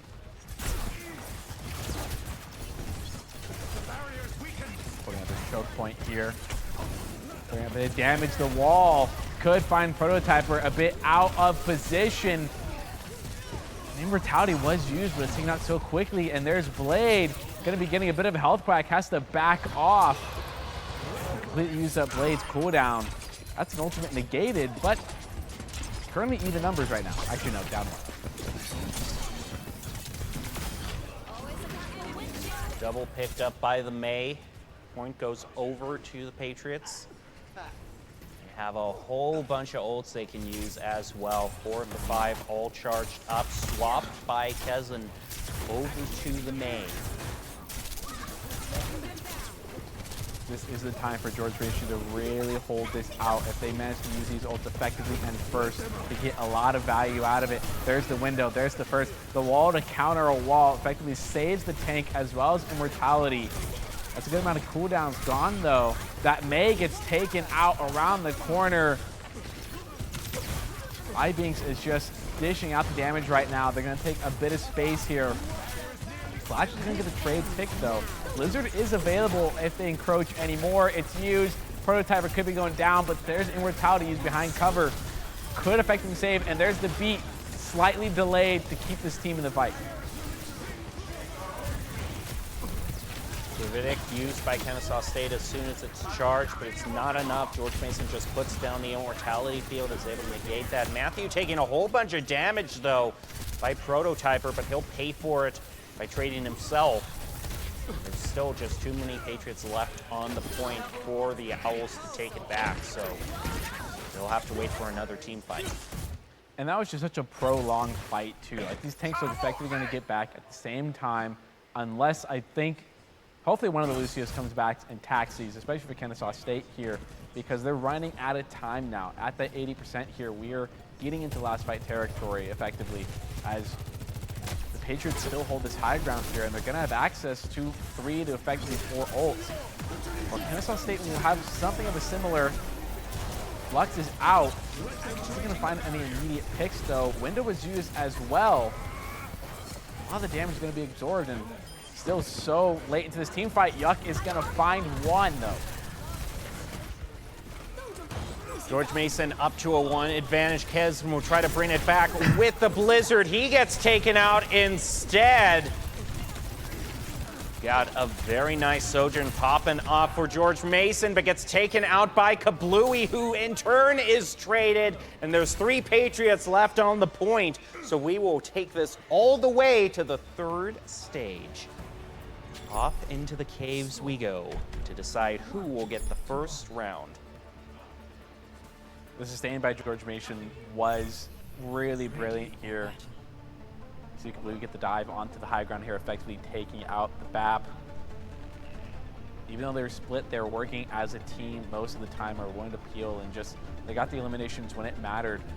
But I am expecting George Mason. I saw them use Bastion into that first point, and I'm expecting to see Bastion again onto this third and final point in control. 4, 3, 2, 1. Round 3. Capture the objective. Off we go. This was the one that we started it out on a little bit earlier tonight. It'll wrap up Antarctica in game 3. Moving on in, both rocks are going to hit each other. Both these Sigmas are looking to go after each other. A whole bunch of damage being placed onto Prototyper. He'll be able to survive through it. As Kennesaw State is knocked off of the high ground. Kezin is the first one picked up by the Patriots. Trying to bring it back. This Sojourn is going to continue to make the advantage for George Mason even larger, taking it to a 4v3 advantage. He gets taken out by Clash, but George Mason still takes the point. Yeah, even though you lose effectively the same amount of people, it was done a lot later for the side of the Owls there. And trying to get some poke damage in here. Gets headshot immediately. Has to bring up the deflect to stay alive. Might be looking to get a dive onto this high ground and contest it a bit. Yuck. Gonna get a pick here. Might be finding Kablooey out of position here. Is gonna be able to do that. Prototyper gets walled off. Gonna peel, get Kens. Now switch the target to get a Prototyper. Might be going for the BAP. Finds a bit of damage though, but Immortality is gonna be used. Kens guy is gonna be able to get out of there. And just keep their team in the fight. Prototyper's gonna find Yuck.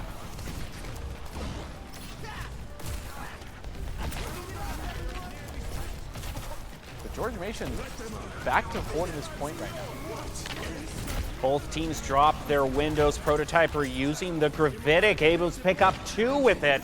Kennesaw State now focuses on the Lucio. He's gonna be taken out. Mace trying to hold on, but that's not going to last for long. Kennesaw State takes the fight, takes the point back for themselves. Both teams very slowly trickling up in score.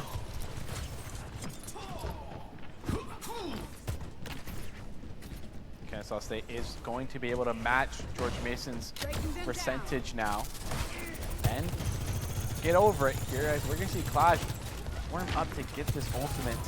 Overclock is now available.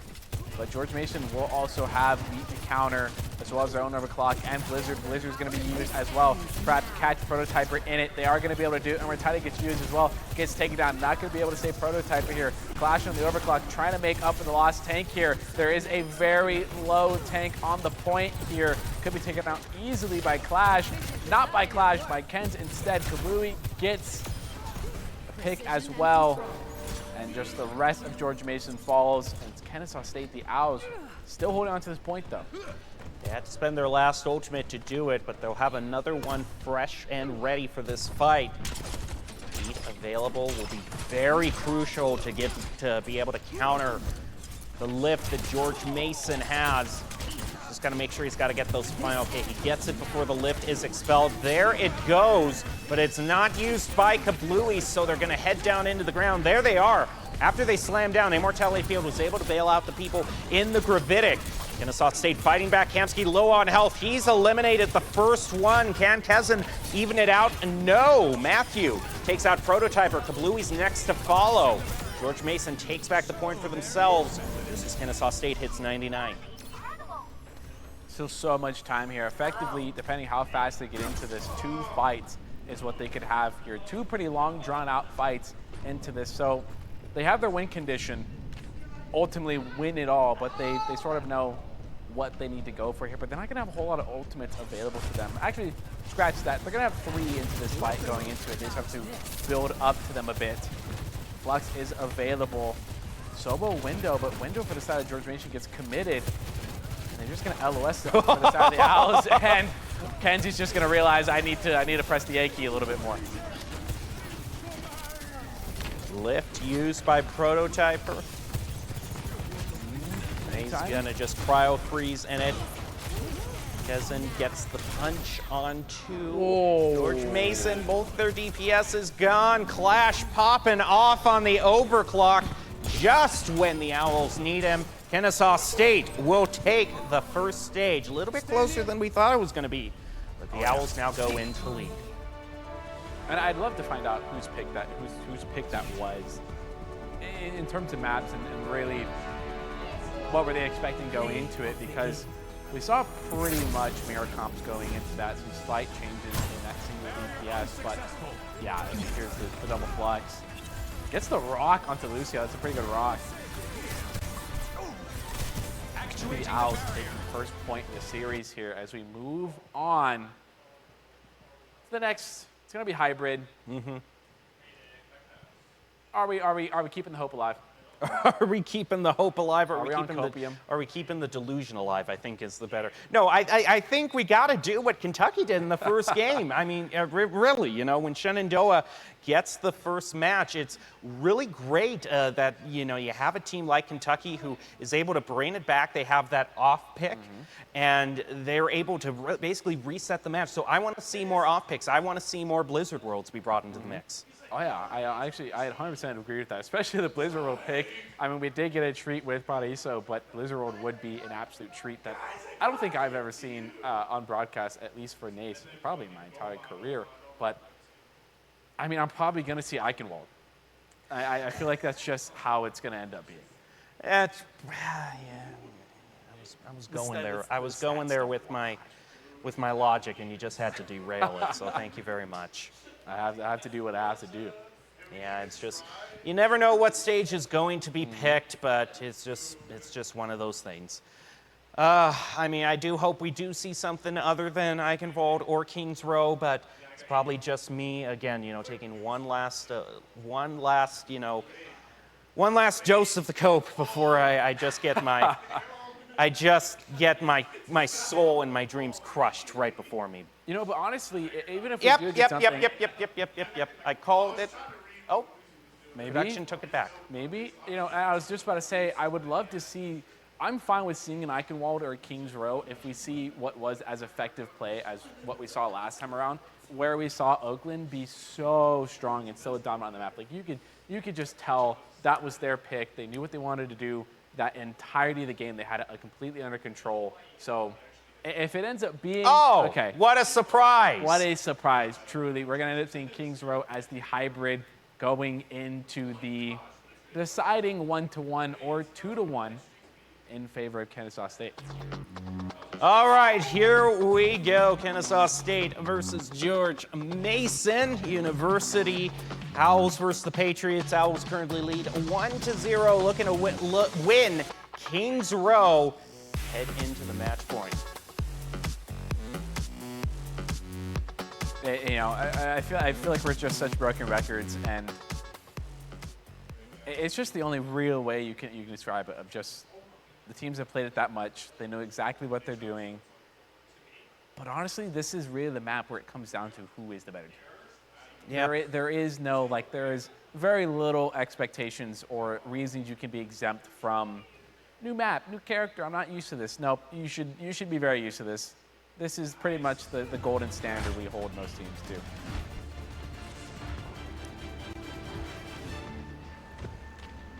You're gonna see the Sigma is kept on. Oh, look, the May's still here. That's another great surprise that has completely blown my mind because, yeah, Kings Row, May, never seen that before.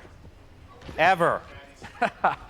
You can't get too creative. The meta is the meta, and an LCQ, if it was me, I'm not taking any chances. I'm going meta. If this was last patch, you're seeing these... Shenandoah versus Kentucky. The trailing team took a chance, and it worked out beautifully for them. I don't want to hear that. It's team to team. That's all I can tell you. You see the Widow, though, for more than just the first couple seconds of a pick. Yeah, that is something. We'll see if it works out for the Patriots, but right now this May is doing what she's intended to do, and also this... Man, what is going on with Kennesaw State? Also, the Pharah being brought out without a mercy pocket. This is interesting. That is, you know, it's a pretty common thing to note. You know, Far is just funny without a Mercy to pocket. You're gonna struggle unless they know how to effectively use this cover and use this sort of central pillar to be really annoying. They could be rather effective, but have a DPS that's going to be able to rather easily target you. Just as we're talking and throwing shade at the far, they're going to find an opening pick, and this could be the reason why Kennesaw State finds the opening and gets one more. Okay, Kennesaw State a bit unorthodox, but they do manage to take the first point and will unlock the payload. You at least got a little. I don't know what's happening. I really don't. You got a little what you're asking for. At least a little unorthodox pick. It's not entirely uncommon, but come on. Escort the payload. Little win. Gonna take some long-range shots here in streets. Few Widow shots also ring out. Genji trying to take a flank route off to the side. He's already low on health. Barrage online for Kennesaw State. Moves in, trying to line it up. Window expelled by George Mason. Barrage right into the immortality field, and yeah. That definitely was choice, especially in that corner there too. Everyone's gonna look at you. It's gonna be pretty hard to get that off. Oh, that would have been amazing. Yep, here comes the dive. Widow's gonna back off, get the space back. You're gonna be targeted though and go down. Your team just get the trade back. Kazin trying to take out this Lucio, getting into a bit of a duel with him, but Kablooey will be able... Sorry, Nessa actually is going to be able to get away. He uses his feet as George Mason uses their lift. Prototyper eliminated by that Gravitic, so George Mason at a slight advantage to be able to keep the Owls at bay. Still near 4 minutes left for Kennesaw State, so they have plenty of time to get to the checkpoint. Yeah, which the far ult was purely just to get out of that character.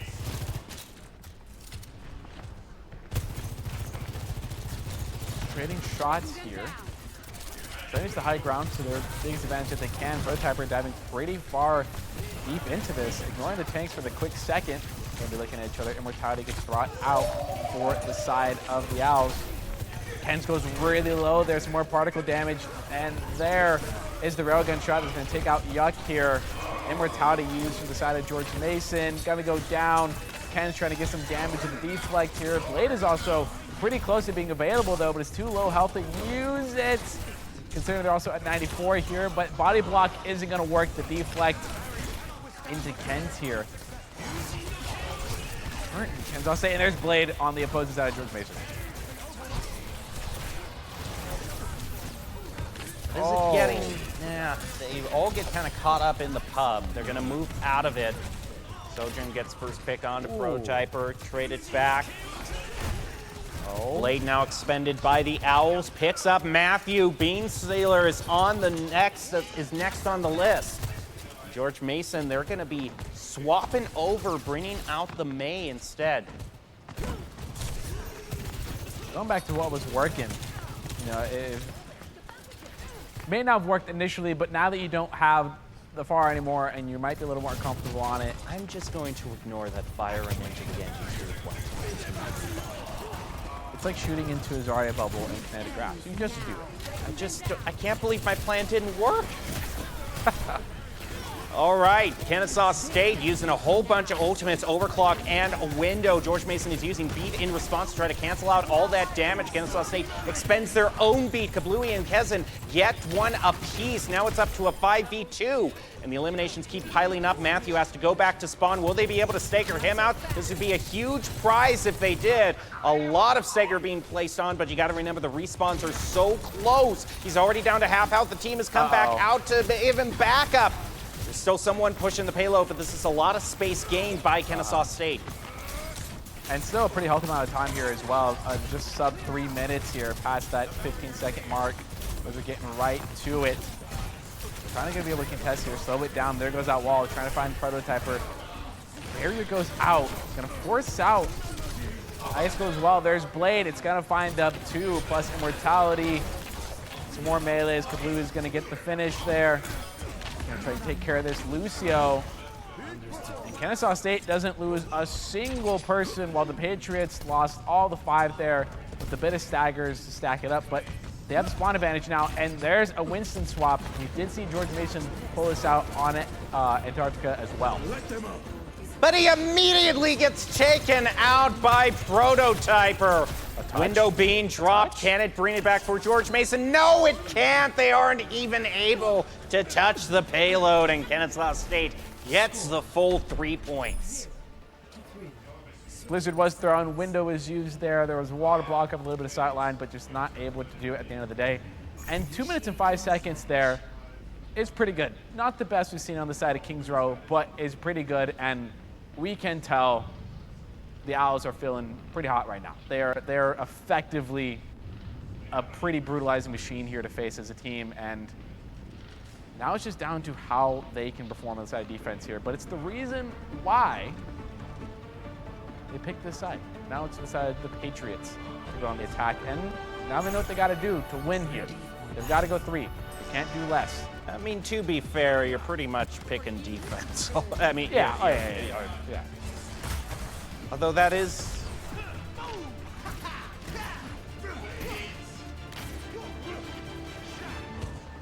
That is the weird thing, though, actually, now that I think about it. Kennesaw State didn't have map choice. Yeah, actually, they are. And so they actually chose attack instead of defending first, which is not usually the way it goes. You want a defense because if you're feeling confident, you can either full hold them, and then you know what you have to beat. Yeah. So, 5, I don't know, maybe they just want to, 3, maybe they just want this match to last. attackers inbound. I have no idea, but it puts the fire under George Mason. Yeah, now, you definitely know what you got to go into this map with here. They're still sticking on this Winston pick. They swapped over to last minute. Kennesaw State going for the long flank around, using the high ground, but they're caught up in theater. The other team isn't able to make it through, and the Genji gets a double. Kennesaw State's going to be stopped right in their tracks, and now awkwardly this team is split up. This Sigma doesn't have a whole lot of support. He's focused down. He has 2 left. The Genji goes in, trying to finish him off. A long way around, split up the team, and now the 2 that have respawned for the Owls, they'd have to go through the choke to be able to use Hotel to get back with their team. We've seen a lot of trades back and forth between Kennesaw State and George Mason. Very odd way for this fight to start. They've sneakily gotten 1 tick on the point, but it's going to be all. We're just not, even though they got 2 opening picks very quickly, they were not able to capitalize on it fully. They only get the 1 tick though, and when Matthew dove into there to try and take care of the Sojourn, got counter dove and went down. There's the dive onto the high ground here, now taking some space control. And not a whole lot of people are going to follow them up there. Prototype is going to find Yuck. There's the dive onto the point here. Prototype is going to find 1 more. Matthew's going to be forced to dive away. Now trying to get some cleanup here, back at that full HP. They still have this support combo that they brought out, which is fairly new, that we had not seen George Mason pull out, this Ana and the Brig. They do have Nano, and they will have Rally available here, so we're not going to see a swap. We're going to see those used. We're going to try to make this work 1 more time, but they only got sub 2 minutes. There's Flux with the combo of the Nano. Gonna find 2. This could be the opening that the Patriots are looking for. Problem is they haven't been able to take out the tank. Now Matthew pops. Primal Rage moves on to the point. Oh, but that Brig is taken out by Prototyper, so this Winston doesn't have too much backup and can't do too much on point. Where Genji's also really hurting for health. He's going to be able to survive, but there's a lot of time being burned off for the Patriots, and they only have 1 tick to show for it. This is twice now that Binks has found 2 opening picks that George Mason has not been able to follow up on, and it's just fell short. And the picks that they get are on the characters that are able to get back into the fight relatively quickly. faster than most. Ooh, and there's my Yuck getting goodness. clashed. Now this really could be the difference here if they're able to follow up any more. There's Window and Immortality use as well. Kansas is going to respond with the blade, find one. Purple it as well.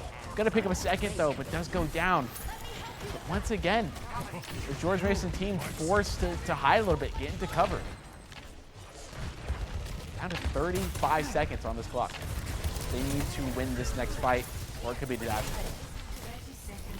Ante goes on to 3 of Kennesaw State, but it wears off, and George Mason, their tank, is low on health.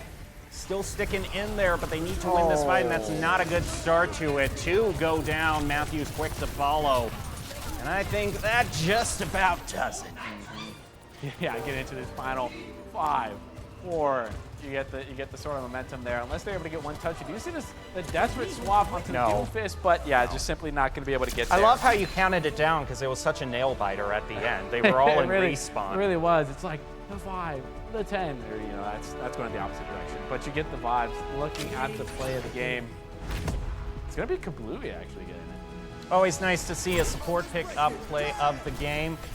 Good timing. Well, of course, it's just good play all around. Final touch on a lot of, and just winning the Lucio duel too, also paying dividends. So now we move on to the 3rd stage, the decider. Probably going to go to Esperanza, excuse me, I'm getting too ahead of myself. Servasta.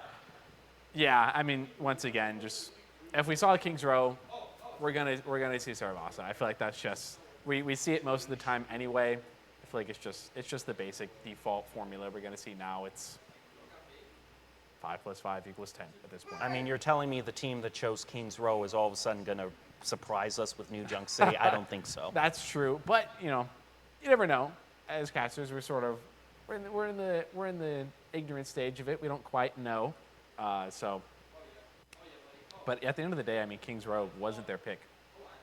They still win. So I'm expecting the same outcome for the side of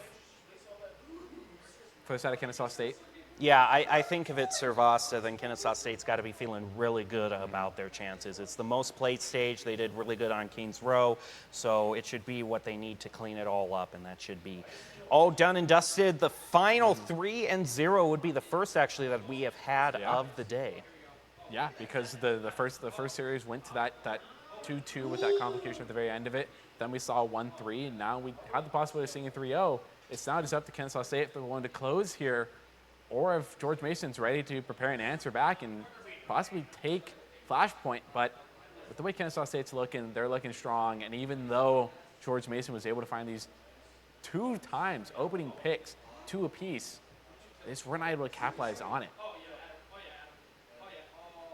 And they really stuck to that on a break combo as well. Just waiting for that final confirmation that we get, unless there is something completely different about this match, that New Junk City is going to be the MO that allows the Patriots to get back in the fight, or it could be the end of the line in round 1 for them. But remember, with this round of LCQs, it's round 2 that is still waiting for all the losing teams. But right now, Kennesaw State, it's been no major upsets. The team that's in 2nd place is going to win it. Hey, look, I was right. Woo! Going to Servasta. There's no hate to it, really. I mean, it is a solid. It is a solid map, and it is still relatively newer than Kings Row, so we can't put too much hate on its name or throw too much salt. I do genuinely like it. So it's it doesn't have the same kind of notoriety of Kings Row. It's not quite as infamous, I should say. Yeah, which is a valid change up and switch. Getting into the fly through. We've already talked about how pretty this is. We've seen it 3 times. I've seen it much more than 3 times. You've seen it much more than 3 times. That is true. But for the sake of the broadcast, and continuity-wise, canon dictates that we've only seen it 3 times. So the canon of broadcasts is that we suffer from very severe short-term memory loss, and every time a broadcast ends, we cannot reference that previous broadcast. It's a new day. It's a new life. All right. I really don't know where to go with that one, but we'll just... We'll put a pin in that. Come back to it later. Let's find a different topic here. Like, what? I'm sorry, I don't think we could come back to it later because we supposedly forget everything. That's only if the day. That's only when the day ends. I can find a way to wiggle back in fourth series. I feel like this is one of those arguments we got into in 4th grade where the rules would be changed every single time and you could never really win those. So I'm not even going to take the bait on that one and just leave it. All right, we get down to Sarasta. Both teams, we assume are probably going to pick the Lucio for that added maneuverability, the utility, and just ability to negate so many of those ultimates with the sudden burst of healing that the beat gives you. I think I'd like to see a sim on the side of George Mason. That the sort of mobility it gives you, as well as kind of negating a bit of Sigma's ability. If you're able to time rock really well, kinetic grasp can absorb a beam, and you can sort of burn very quickly through if you get the support of your team behind you, because a lone sim just sort of charging into the front lines is going to be absolutely eviscerated very easily. But I could also see these teams sticking to their basic tried and true, seeing the Mei, seeing the Sojourn, seeing the Sig, because it's just been what we've seen every team bring out on Sarasa so far. Yeah, it's definitely been a Mei heavy night. Jumping into this match. Well, we're conveniently placed very far away from the silhouette, so I'm going to have to just wait until the actual overlay shows up to see what we're dealing with. But like I said earlier, there are usually just some standard lock-ins for Sarasta, so we can kind of assume what half the team is going to be made up of, and maybe there's some odd picks that we haven't accounted for. Yeah, we do see Lucio, seeing the Genji again. I believe it's a Sojourn, a BAP, and a Sigma. Yep, that is the side I kind of saw in the red. But pretty much, I actually see a switch up here. Seeing a JQ and a Kiri, as Clash is going to get the opening pick onto Yuck. Banks goes pretty low. Gonna get the help with Shout to get a bit of extra health, get away from that. Kenz is gonna get the follow-up onto Kiri. And that is point going to the side of the Owls. Said it before, I'll say it again. Getting point first is so important. Right now they're going to back up, see if George Mason attempts any off angles or any flanks. George Mason Patriots are bunched up pretty close together. So that's not in the cards for the time being. Take this bit of a choke point here. They're going to solo out Banks there. To help him, 3 of the Owls players going to go down. That barrier from Sigma just holding up, even though it's onto last legs. There's a pick onto the tank, now onto a support, and that is the George Mason team collapsing here with a little bit more staggers that are pretty healthy.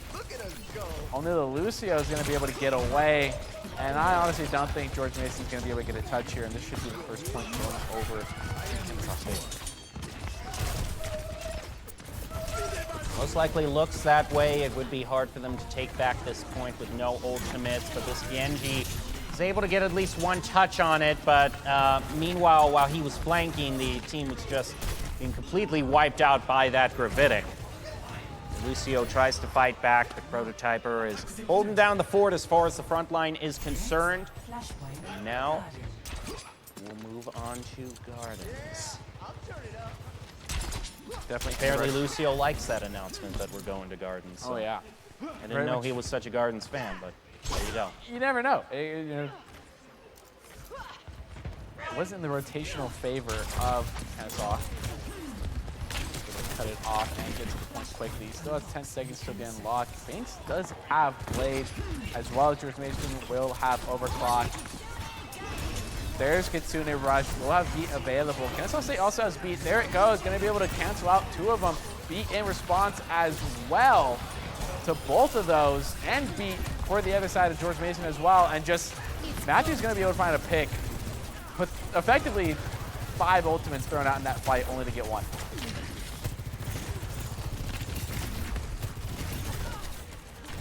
Yeah, there's been a whole lot of ults spent and a whole lot of shooting back and forth, but no one is getting picked off is the main thing. But through positioning, the Patriots do manage to get at least 30% charge.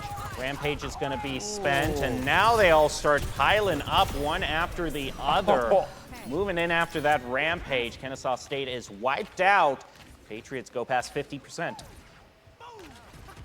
Different George Mason than what we saw just from even last match, from even last point. As they're not climbing to 60%, Kennesaw State should be able to get a touch into here if everything goes successfully. They don't lose anybody along the way. Overclock is available, as well as Flux available for Kennesaw State. So the fight's not completely over. There's a touch from the side of the Owls.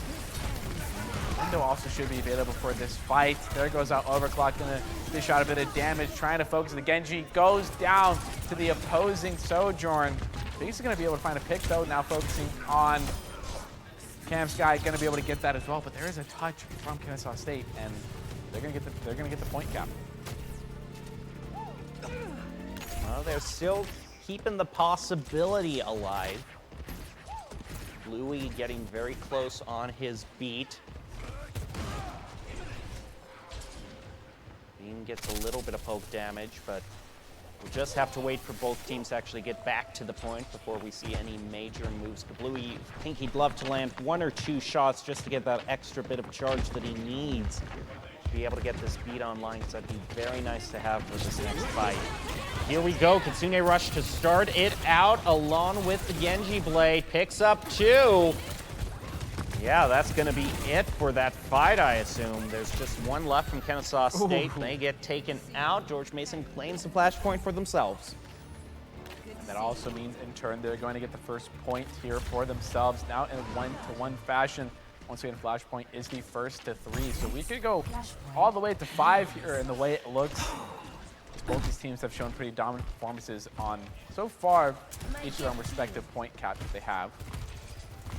Kennesaw State will have 2 ultimates available for them, the side of Beat and Overclock. George Mason will only have Beat available for them right now in the moment, but Matthew will be able to work their way. Ooh, just a shout gets activated. They're going to get Ross out of it. There's some melee damage. Connect Grass was used, some damage immortality used as well. Could find an opening pick through this corridor. Point's about to unlock here, and we could see Kennesaw State grab it first. No back cap secretly, but you find the first 2 open picks. Oh, actually, George Mason's gonna cap it. Problem is, by having that one person cap at the Lucio, they didn't have that backup for the rest of the team, so all the eliminations went in favor of Kennesaw State. They'll claim that first flashpoint. Have a good amount of ultimates to use for the next fight as well. Overclock and Grav available. They're also going to have the Genji Blade and Window coming up pretty soon. Oh, great first pick by Kamsky. There goes out Fluck. That could be big. There is going to get the tank, do some solid damage. Dunk on top of the head. Just going to stop the movement keys. Find one more.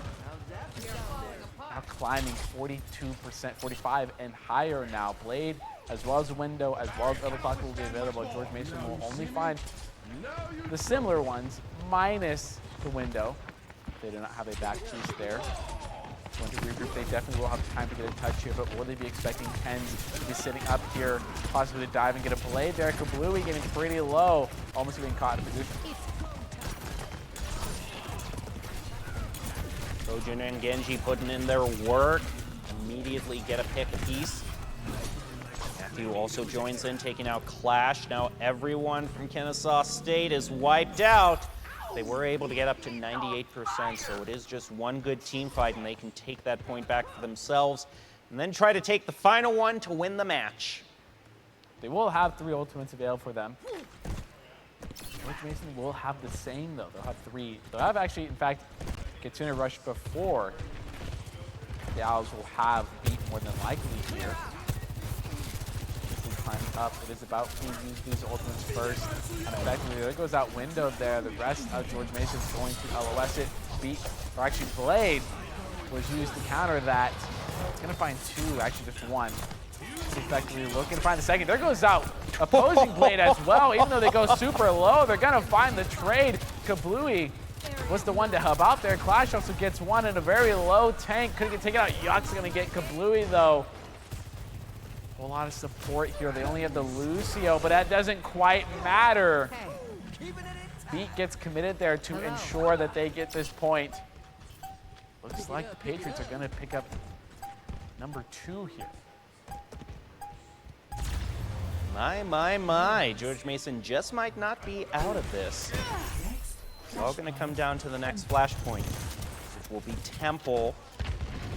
Good news is that I've ate all my broccoli, and now I get to move on to the dessert, which is Temple and Palace, the remaining 2 flashpoints. So these next few fights will be very entertaining, especially since George Mason is going to start them off with the Kitsune Rush and the Rampage. Kennesaw State uses the beat in response because there's just too much damage being pushed through by the Patriots. They want to claim this first flashpoint, but they're going to have to wait a few more seconds before it unlocks. This first team fight does indeed look to be in George Mason's favor. Gonna dip out here. There's no way they're getting first point. Oh, they got to claim it. They've got to claim it, though. They're barely starting to get that. They will cap it. They do find a pick onto Binks, but I don't think that's enough to really move into here with only the 3 that they have. They are continuing to poke damage in here. They will have Overclock available shortly, but the same is to be said for the side of George Mason, as well as Beat will be available into this next fight going into the middle part of it. Clash looking to find an opening here. This looks to be Kennesaw State trying to capture point. It's going to be contested. Going to find a out of position Lucio, and now a lot of damage being converted over with this overclock. But the opposition of Yuck is going to use that as well. Binks is going to get the trade just as that ultimate is ending. And while that fight was taking place, George Mason was also climbing in terms of percentage here. They're not going to get over probably 80% before the Owls even begin to get into this point.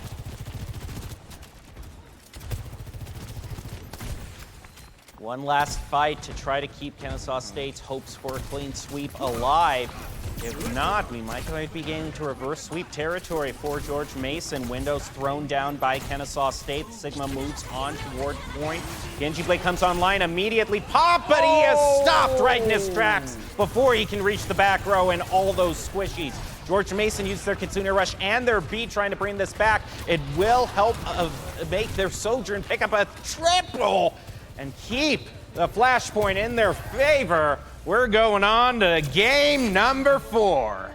Well, we underestimated George Mason a little bit. The Patriots managed to pull it out and absolutely decimate there. Even though they lose first point, they go, that doesn't really matter. We're going to capture the next 3 here in a pretty clean fashion.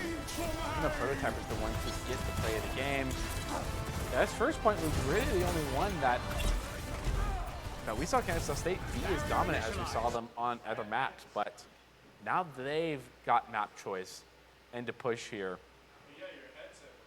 I'm expecting a solid performance, but honestly, the way that it's going, I'm not quite too sure yet.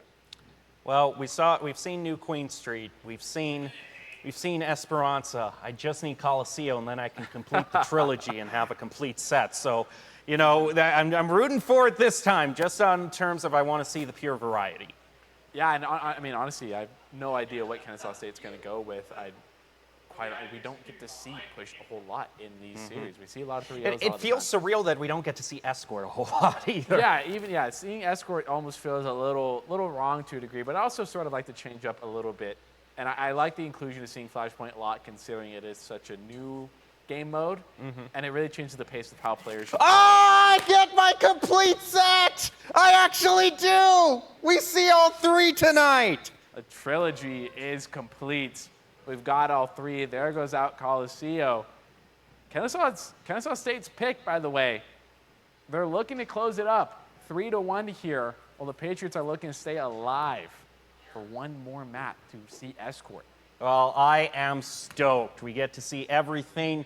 Stoked enough to forget the fact that because this is Coliseo, we're going to be fighting in a hallway for the first 3 minutes. But once we get out of there, there'll be a little bit of variety brought into the mix. And that bend is nasty. I mean, that first point to get the spawn change is nasty because inherently that defending team has high ground. They have a little bit more cover to work around, but it can also just end up being scrappy fight unless one side is able to clean it up very quickly. But that has to be the team that's willing to click Q first, or just straight up win the fight either way, but yeah, I do 100% agree with you. For the first 3 minutes, we're gonna see the fight in the hallway.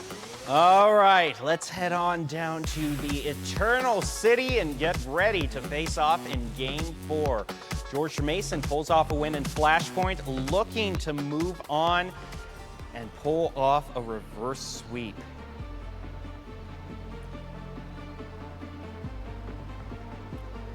Now we go with the dramatic music. I was saying,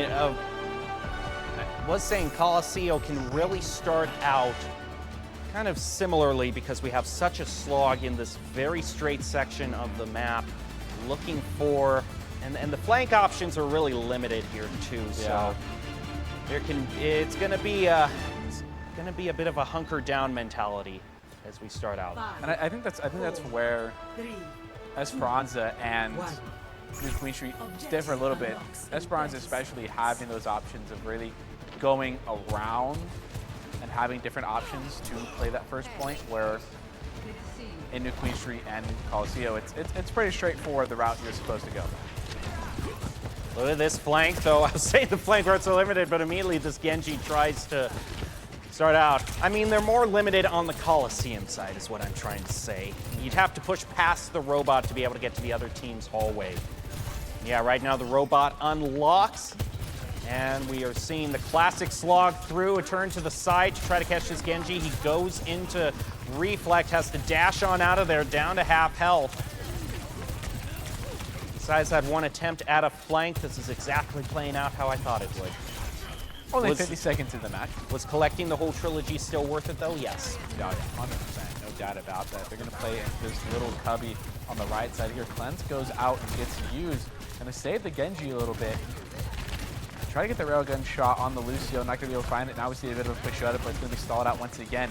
Now fighting George Mason into this little cubby piece here. There's got going down. Immortality got used as well on the side of Kennesaw State, so that's gone for them. Now we see Clash behind the enemy team, going to opt to go back to the favor. Prototype is pretty low here, going to use Rock, and wow, in the animation of falling to the ground off of being Rock, going to be taken out. But there's also your tank down. And without that front line, Junker Queen can have quite the open space to use, especially when comboed with Kitsune Rush. Beat expunged by Kennesaw State. George Mason is also going to use theirs. Lucio tries to get away, will be able to from the May. Blade Broad out, and George Mason picks up one with it. They're trying to get the Lucio next, but he is getting away. They're just going to have to settle for one pick. But they gain the robot off of it. Oh no, okay. They gain the robot off of it, period. It did last almost about as long as you said. I mean, they're not officially out of this hallway yet, but about 2 minutes, 30 seconds is how long that fight lasted to get out of this first point here. But these 10 minutes of consistent fighting. These newer themes have really these newer game modes have really put an emphasis on the consistency fighting. There's no breaks, there's no pauses in between. It is fighting continuously for the duration of the match. And Clash is going to use Overclock and find 3 really quickly. Count 4, looking for a 5th. Blue is going to steal it, and now they have Robot, and they should be able to get pretty close to taking the lead here by the time the Patriots are able to contest. It is crazy, but yeah, to think, but with the 2 new modes you were talking about, Flash and Push, Flashpoint and Push, with these 2 new modes in our lineups regularly, it actually is starting to feel like Overwatch 2, I must say. There's a lot that is now changed in the lineup because Escort has just been pushed all the way back to the end of the lineup. A bunch of these classic stages, Dorado, we're just not seeing them anymore. We're seeing a lot of the new stuff. Matthew picks up Kamsky. Oh, ooh. That shout was used perfectly to help the 3 remaining team members get out of that blizzard. And there goes down Prototype, and now it's back to George Mason's control as the Sojourn and Lucio are going to quickly get out of that fight and reposition. Kennesaw State was pretty close. They were 3 meters away from taking the lead there. So much fighting, but so little ground to show for it. George Mason, though, pushes past 30. and they might just get toward, they want to get toward that checkpoint to unlock the forward spawns. Kablooey gets his beat online. Prototyper also very close to the rampage. And this Tracer is getting chased down to 14 health. Still managing to hang on. And while that wild goose chase happens over to the side, George Mason will bring out their overclock. Kamsky finally finishes off that Tracer. That had to be a nasty head flick. That had to be a nasty flick. I know that was something where like you heard the slightest sound cue behind you and turned around. There goes out beat. Corresponding beats as well. Trading out rush gets also completely nullified, basically pushed off of it by the presence of that Junker Queen here. There goes out rush, gonna get quite a bit of value. Actually only find one person outside of George Mason. I'm not even gonna find the pick there. There goes down Prototyper as well to Matthew for a second time. Flash gets an overclock shot onto Bean. Yuck is next to follow. Oh. And Matthew taken out by Clash. Eliminations piling up against George Mason, and the ability for Kennesaw State to even the score up just a little bit. Trisha once again find themselves to get out of trouble here. Now Kennesaw State rated. They're now under 2 minutes. They do get the last second contest there. There goes out Pulse Bomb as well. The Tracer goes down. Will there be a contest in time? There is. Now just 2 meters away from taking the lead here, but they're going to find one more. There goes out JQ ult as well, but it doesn't quite matter. Ken's going to pick up 2. Kiri's going to pick up one of their own, and now it is the Owls that hold the lead here. And they have 2 in the series. So this is the one they're looking to close it out on. They're not looking to go to the 5th. They have a 1 ult advantage going into this fight. Although this Sojin very close on the overclock as well. Kezin has to dip on out of there, looking for a flank to bring out his blade, but Bean just a knife right to the head. He's gonna push it back in favor of George Mason right before. See, is that at the forward toss? I think it's right before. It's right before. It's right before. That's huge. They're 2 meters away from it. Binks was able to contest just in time. God's going to give a bit of overhealth there. Allow them to get the Kiri on the side of George Mason. The axe is enough after bleed damage to get it done.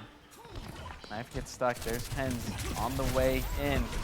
Immediately gets greeted with the host of damage, and it's going to go immediately out. Walking simulator for Ken's right now, but Prototyper's able to get one. Trade of characters there. They're trying to track down this Lucio. They're finally able to get Kablooey there. And they are stopped. Just meters short. Good news is they have a pretty healthy ult advantage, but that will be not the case in just a few seconds because Overclock comes online, Rampage also available. In fact, a lot of teams, George Mason is also not too far away from their ults as well, so a lot of queues could be pressed for this next fight. Third Kitsune rush to the game right here. Trying to take full advantage of it. Bot gets stopped for half a second. They're going to pick up on it. Kennesaw State goes to the wise choice and just backs up out of the range of Kitsune rush. Matthew's going to get a pick onto Clash here. Yuck trying to find one with the leftover Urclock shot. Gets the damage. Banks is going to be the one to clean it up, though. Now trying to find this Lucio behind. Not able to.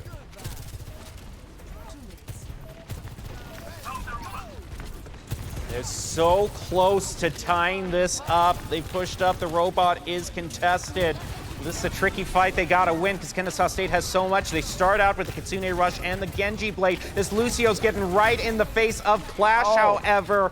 George Mason gets 2 antis thrown onto them due to 1 Rampage. They're going to bring it out in their own out in response. Bean and Yuck taken out of the mix. And, oh, George Mason falls, and maybe they have enough time to recover, but, oh, man, that was a tragic loss. They have to win this next fight and then hold on to that robot for dear life. Yeah, now it's all Kennesaw State here, which they've got to be the one to set the tone here because they have the lead. Yeah, right now you're trying to push it as quite possibly as far as you can. The blade gets used. There's a bit of shot over health. Now goes out beat here as Blade just about goes down. Now we're gonna see Kennesaw State push up, but they're gonna pay for it. You get some trades of the characters. Pretty similar. Binks gets the dash elimination. Matthew gets one clash. He's gonna get a second. Binks gets one more as well. Matthew gets a knife kill, and that's gonna be George Mason taking control of the bot. 40 seconds left. They have Kitsune Rush available. They're going to have Overclock available. Kennesaw State will not have any available. Will have any available to them for quite some time. They're going to have to play very well in order to find an ult. George Mason's one chance to go to game 5. Got to stay on this robot and contest it. 15 seconds left. Okay, I would expect Kitsune Rush to be used here, but they're holding on to it for some reason, maybe for a rainy day, but there might not even be a tomorrow, George Mason, so you gotta win this fight right now. We'll have Overclock available here as well. Matthew going very low. He's going down to half health. There goes the Kitsune Rush. There it is. Okay, I was really worrying. Yuxo not even able to use the Overclock. That's huge. Huge pick by Kazan. He's going into the back line looking for more squishies to take out.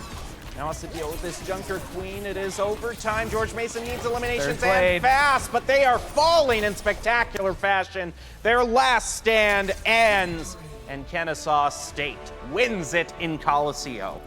Rush was looking to be used when Prototyper finally engaged, but even when Prototyper engaged and Rush was looking to take advantage of that, just didn't match up to it. Fell slowly 1-1 here, and yeah, this is fairly early into the beginning of the match. Getting to this is the 4-piece, yeah. This was bound to be. Kennesaw State wins that match, so no upsets today. Second place teams, the higher ranked teams, are consistently getting wins in these LCQs. But again, they position themselves higher in their overall divisions at the end of the regular season, so it's kind of like a we earned this sort of thing. I think definitely it is, and it's still one of those things of they have to continue to climb here. I mean, this is not going to be the end of the journey for them. It is LCQ. While you do get the second chance, and I'd love to see how that ends up working out bracket-wise as they go farther, how that interacts with each other, but this is not the end for any of the teams that we saw lose tonight. They definitely go down. It's not over. You're down, but not out, so that's the really important thing to take away at the end of the night. But it is Kennesaw State, those better team today. All right, we will get ready for the next match, but of course we have post-game context. Stick around for that. For now, we'll take a short 2-minute break. Actually, I'm getting the confirmation, no interview.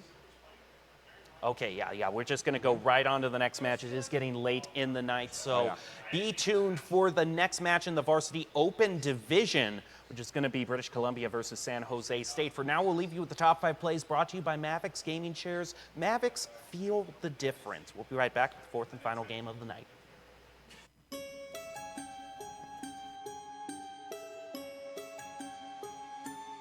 George Mason getting on down to the field. You can see all the various stages for the Antarctica. Last time we started out in the caverns, but through positioning, the Patriots do manage to get at least 30% charge. Rampage is going to be spent, and now they all start piling up one after the other on towards point. Genji Blade comes online, immediately pop, but he is stopped right in his tracks before he can reach the back row and all those squishies. George Mason uses their Kitsune Rush and their beat trying to bring this back. It will help make their Sojourn pick up a triple and keep the flashpoint in their favor. There's Immortality used behind cover. Could affect them save, and there's the beat slightly delayed to keep this team in the fight. Davidic used by Kennesaw State as soon as it's charged, but it's not enough. George Mason just puts down the Immortality field, is able to negate that. Matthew taking a whole bunch of damage, going to use theirs. Lucio tries to get away, will be able to from the Mage. Blade brought out, and George Mason picks up one with it. They're trying to get the Lucio next, but he is getting away. They're just going to have to settle for one pick. But they gain the robot off of it.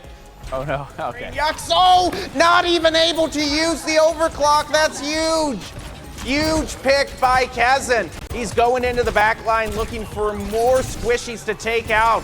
Now has to deal with this Junker Queen. It is overtime. George Mason needs eliminations Third and blade. fast, but they are falling in spectacular fashion. They're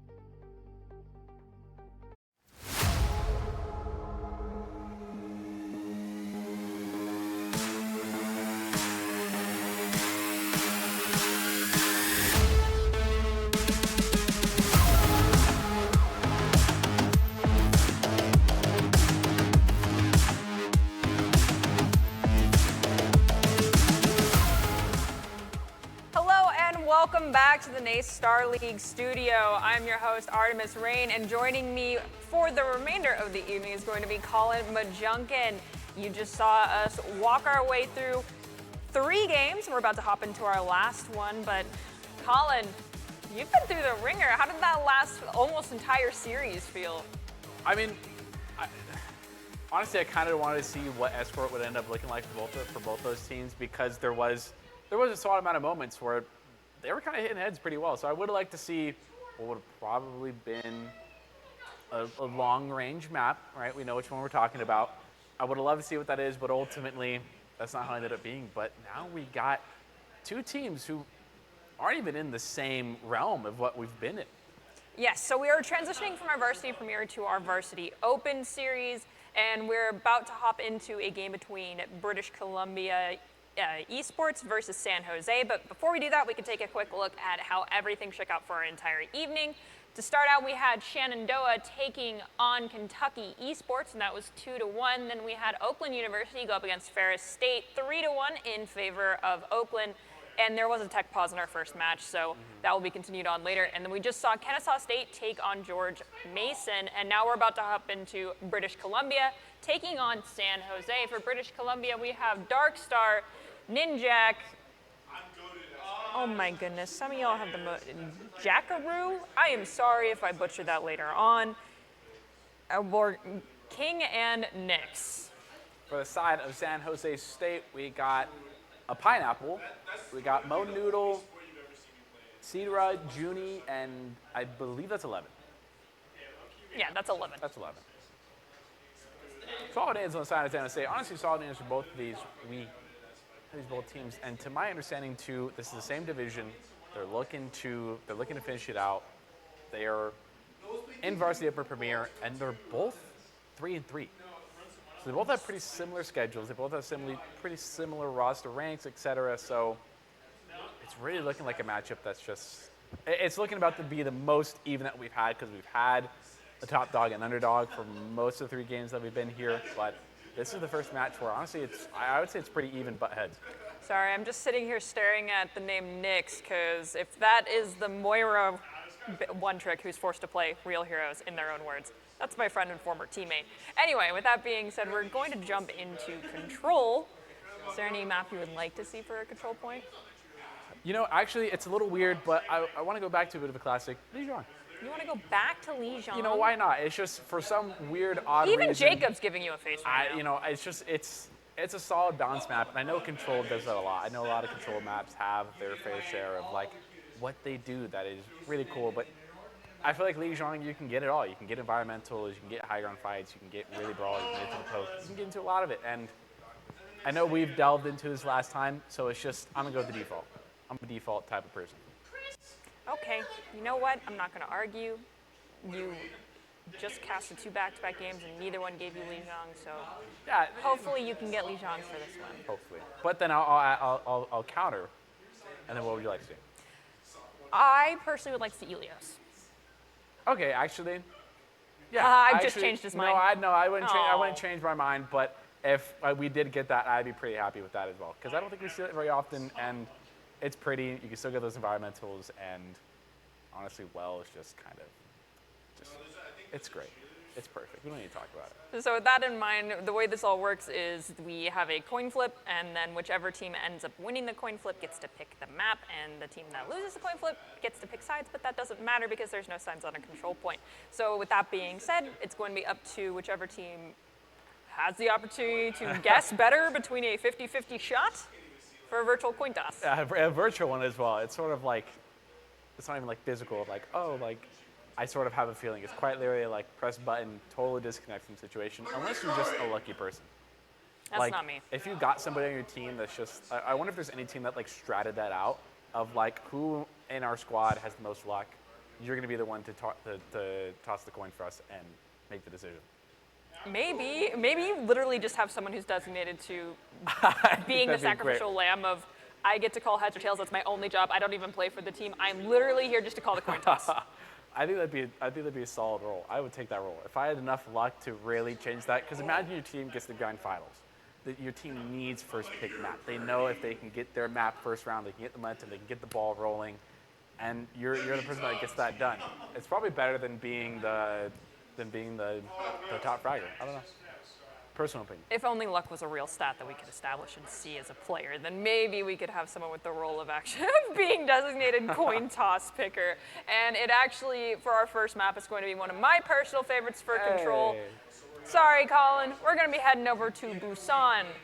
I will say I actually like this. Okay. I really like this because I was a bit jealous sitting in the background watching you guys cast this one because I don't think I've casted Busan before, so, and it's a map that I like, so I like it. I like this choice. And it's different. And we love different on this cast. Okay. Well, then, of the 3 maps, which of the 3 sub-maps would you like to see? Would you like to see Downtown? Would you like to see Mecha Base or Sanctuary? I think I'm gonna go with Mecha Base. Just I think it can be the most punishing, and while it is sort of that like basic like fight on the point, you end up being that losing team. So it is a little bit. You have to be a little not creative with it, but it's a little out of the standard. But I do like Sanctuary as well. So either of those are pretty even to me. Dang, and I'm sitting over here wanting to see Downtown. Well, we're gonna jump into Busan. It's going to be one of the 3 maps. Either Colin gets one that he likes out of the 3. He's got 60% chance of doing so, or I do. And my meager 33% chance actually Statistically, balances it out. I am superior right now on the map choice.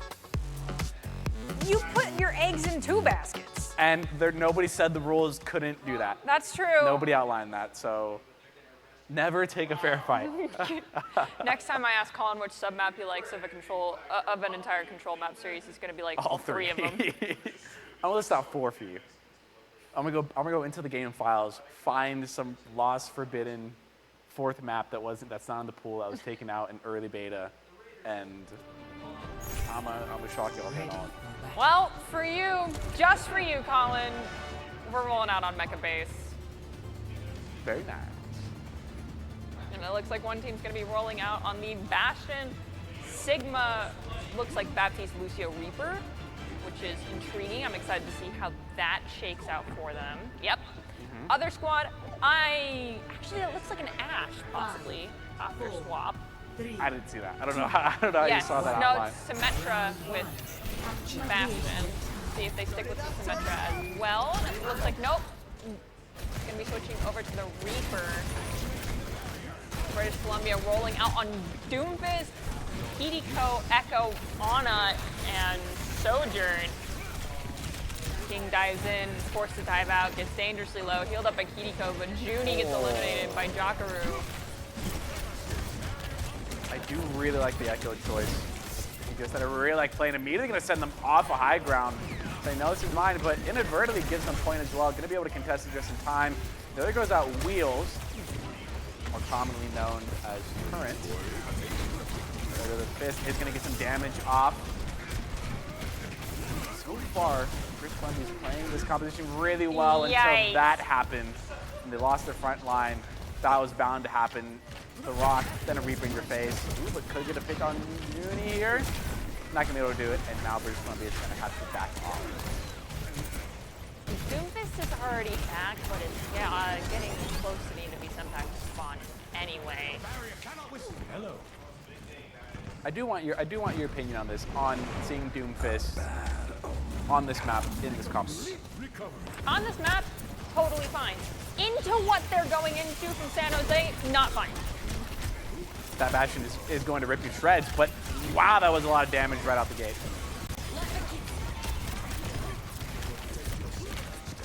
It seems as though King learned from their mistakes. Gotta wait out the wheels. Gotta make sure Sigma can't just rock you.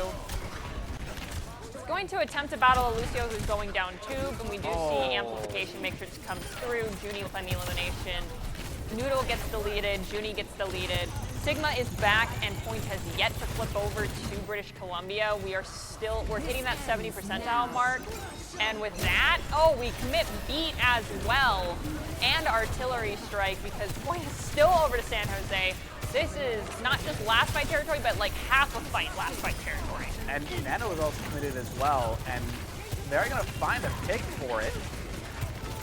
Echo gets one as well. get a pick, get 2 for that matter of fact. Jackie was really excited about that one. They're finally going to get point as it's at 90% here. What a nade right out the gate here. And we see no swaps from either team so far. Which honestly, I don't think British Columbia really has to do that so far because they're winning. Well, intro with Gravitic Flux. Kiko should have Suzu upon ground, but unfortunately took too much damage in the air. Nyx gets eliminated, King gets eliminated. It's just the Ana and Sojourn getting pushed back towards choke point and their spawn. Elvin is going to take the space, be the front line, let his team claim the point. Junie still has Death Blossom as well and can literally just take a corridor here, hit Q, prevent Meeple from moving forward. However, Ninjak ends up finding Noodle. Interesting how the supportal combat came in clutch, and a Baptiste lost to an Ana. Wheels is a sponge. Reaper uses Death Blossom, returns the favor in kind. That is both Sojourn and Ana eliminated, as is King to a Pineapple who's rushed back with Lucio. We're going to get 2 there. Not only getting the tank, but also getting support. Elvin gets 1 as well. End it off, and San Jose, the Spartans are going to claim first point there. And we did touch on it a little bit into that Doomfist, right? And we'll get to what you're speculating. Actually, I do want to ask, what was the speculation phase for? It was me begging the gods of the game to give us downtown, but it's Sanctuary. So I'm... Yeah, you're I'm 2 for 2 right now. That's... Yeah, brag about it more. I'm just saying, I'm feeling a little lucky here. Maybe all that talk about luck was paying off for me. But, I mean, would the Doomfist be better played into something that can possibly... I mean, definitely, is it viable on Sanctuary? Honestly, just because of how flat this map is, I personally think Doomfist is not the right pick. We do see that they have made an adjustment, but Jackaroo out the gate. You gotta be careful as a support. I know you really want to hit the spacebar. Don't hit the spacebar if you don't know what they're playing just yet, because that is how a Widowmaker or a Hanzo one-shots you. It's all in the small details, honestly. If you can do the small things right, you're probably going to get the big things right as well. Hiding into this high ground here. That Bastion is just going to absolutely melt the opposition. You know, the Reaper is going to TP out, going to do a quick scan, not going to be able to find them. TP back to their team right here. Now San Jose a bit on the back foot right now. British Columbia is going to be the ones to unlock the point first. In these Sigma v Sigma duels, it really comes down to which Sigma uses their rock second. And I say that because when a Sigma uses hands, you stop their advantage claiming using rock. But by now, the amount of, okay, they're both using hands at the same time. That's fine, but Darkstar is going to get eliminated. Ooh. And we had a rock, unfortunately, thrown right into a shield. It happens. I will say, out of all the Sigma duels we've seen so far, and there's finally the elimination onto Ninjak. Out of all the Sigma duels we've seen so far, I don't think I've seen a whole lot of rocks not hit a shield. Yeah, I think it's just almost everybody hits rock off cooldown, but when you're in the Sigma v Sigma duel, just take away hands. Rock them. Don't let them do it. Bastion's going to be able to find any value out of that, even in turret form. Is finally going to find one, even on the Flux. Artillery's used as well. That rock's going to miss. Now they could be in the uh-oh zone. They're going to get the help. Oh, and Sun gets eaten. Even though they saw it was in progress, they still decided to shoot. No! Very unfortunate. A potential round-winning ult right there, or at least momentum shift for them.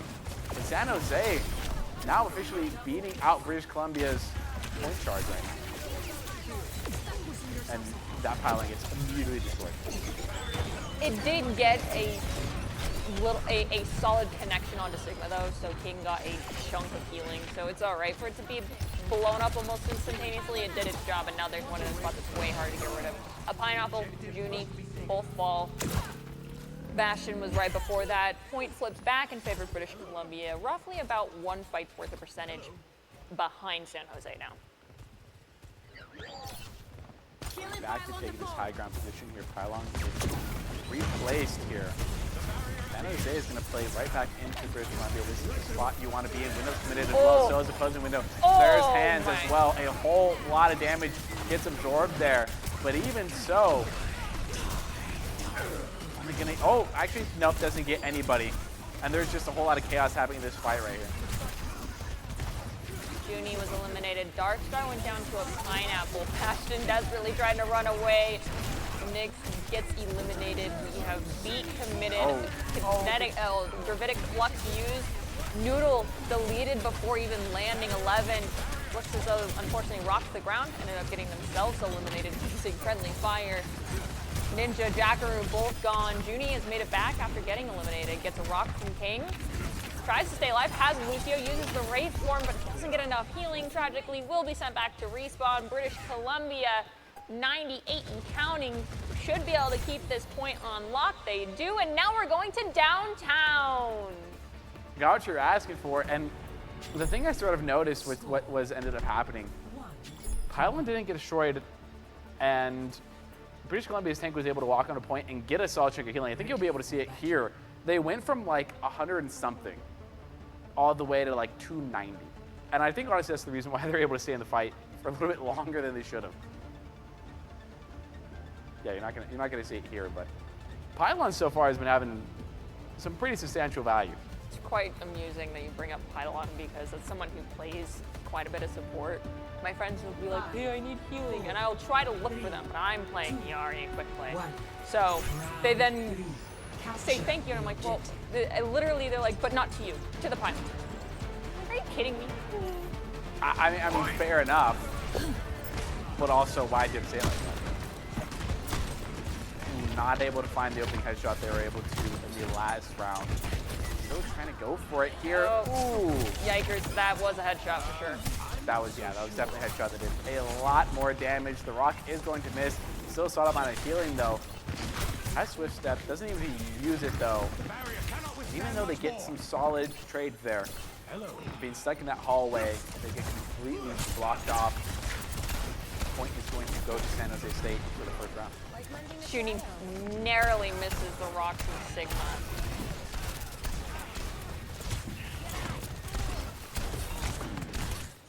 I am San Jose choosing to go with this.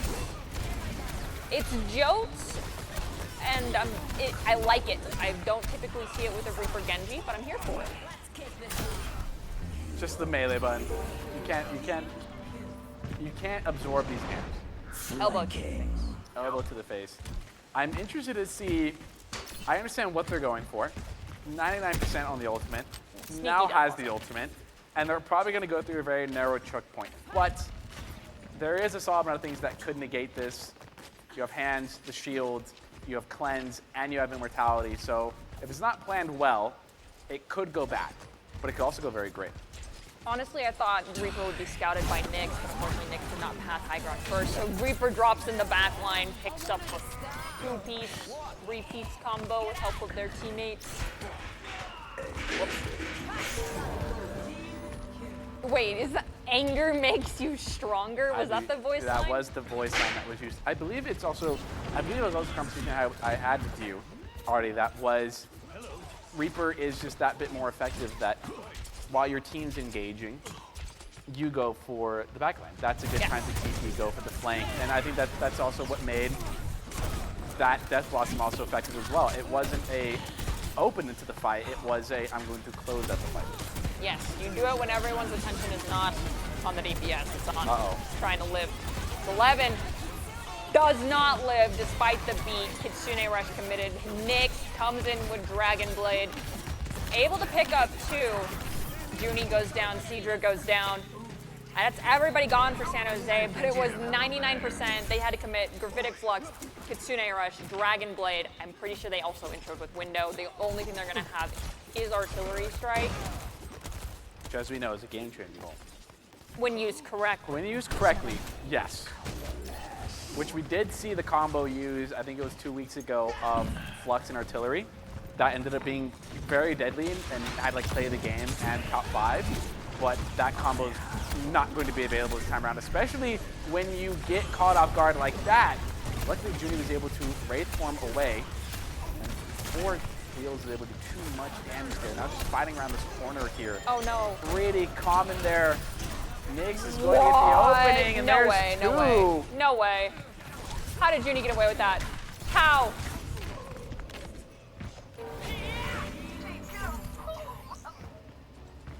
That's control going to San Jose State. Which means we move on to hybrid, and now, okay, so I know we've kind of discussed it already a lot, but I've got to bring it up again.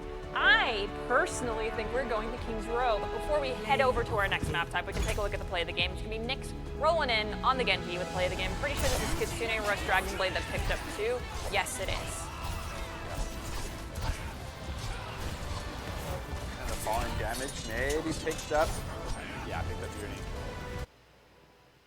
Okay, so that is the first one done, and now we move on to hybrid. Like I said, I think we're going Kings. It made a resurgence today, and I'm sticking to it. I think we're gonna go Ike because purely just based off of San Jose's team comp, that we already saw something that's not particularly seen a whole lot. Seeing the Genji, seeing the Reaper, seeing the JQ in that particular combination with each other, I feel like they're a team that's willing to maybe change it up a bit. That's a hope. That's purely copium, but it's just what I'm expecting them to do. They were flexible enough to win on Busan, on a team comp that we don't see very often, but it's also not their map point. So, yeah, my theory just gets thrown completely out the window just as soon as I realize that. Well, I'm still sticking with my King's Row, and I'm putting all my eggs in one basket. I'm saying that you with the Eichenwald pick, you're not allowed to bring it back and say, oh, whoa, wait, but this as well. What do you mean? You get one egg Okay. and one basket. Okay, then I'm gonna stick with Eichenwald. I won't go. But imagine if we saw Blizzard. Just imagine for a second, but we're not. We'll go back to reality for a second, real quick. But So we're torn 50-50 here in studio. It's Eichenwald. I think it's King's Row. Ultimately, it's not our choice. We're just giving suggestions. Although I will say, if we are allowed to use Atlas Brune, which is the current thematic Eichenwald, the Halloween edition, then I say Eichenwald. That's the only caveat. I truly wonder if Nace allows that. I think if both teams agree to it, it's technically okay. I think. I like the spooky season map. It is solid. It is solid. I really do like it. But then here's the real question: spooky season Eichenwald or spooky season Blizzard World? Why do you have to put me? Oh no. I have to go with Atlas Brune. Spooky season Eichenwald. I have to because if you in Overwatch lore, and it's King's Row anyway. But I'm gonna give everyone a quick Overwatch lore lesson. If you actually read the comic books and you played Junkenstein's Revenge, you know how you hear Reinhardt say like the intro to the story. The Halloween comic actually has Reinhardt telling the story to the people to the Overwatch agents. And so, yeah, he says that our story opens on a dark and stormy night, like in the comic book. So that's why I love that map. Anyway, I digress. We're going to King's Row. My heart is not broken because I'm not surprised. I mean, you were 100% correct. You were right on the dot, right on it. And I'm excited to see I'm a little more interested in see what British Columbia will bring out here because it's a map that we've seen more than anything. And the last time we saw a team bring out King's Row, it did not go very well for them, for it being their map pick. And they tried some new things. They tried the Winston with the Brig, with the Ana, which it was clear that the Brig was supporting the Ana. But there wasn't a whole lot of situations where the Ana was getting pressured, at least from what we saw. It could have been completely different off stream of where that Brig was providing a ton of value. But that, The Brig pick it's more of like a safety precaution if they have dive, but if you've scouted the team, you know they don't play dive or they haven't swapped dive whatsoever, you can swap off the Brig and just go Kiriko. Like you're not married to playing Brigitte in the Ana Brig Winston comp. You only are stuck in Brig jail if they're diving. That's a ball. That's a Valaria. I think I saw Torb as well. Yeah, Torb and a Bastion and a Bat. That is a Sombra. That is a Sombra. So Sombra, Lucio, Baptiste, Wrecking Ball, Bastion. Interesting. We might see some Swam hack / virus combos in conjunction with maybe a Bastion turret form, but most likely just Slam with hack. We've got Reaper, Bastion, who just whipped the grenade jump, and Iyari with the Baptiste and Sigma. So most likely, Don't worry about it. We didn't get it on stream. no, not at all. This is why I pulled players to out of spawn, go to the right side staircase. Positioning healing Fair enough. I'm excited to see, do we still have... No, we do not. Actually, yeah, we do not have the Sombra, so that was a bait pick. But I would have been excited to see it. Also, the ball was a bait pick as well.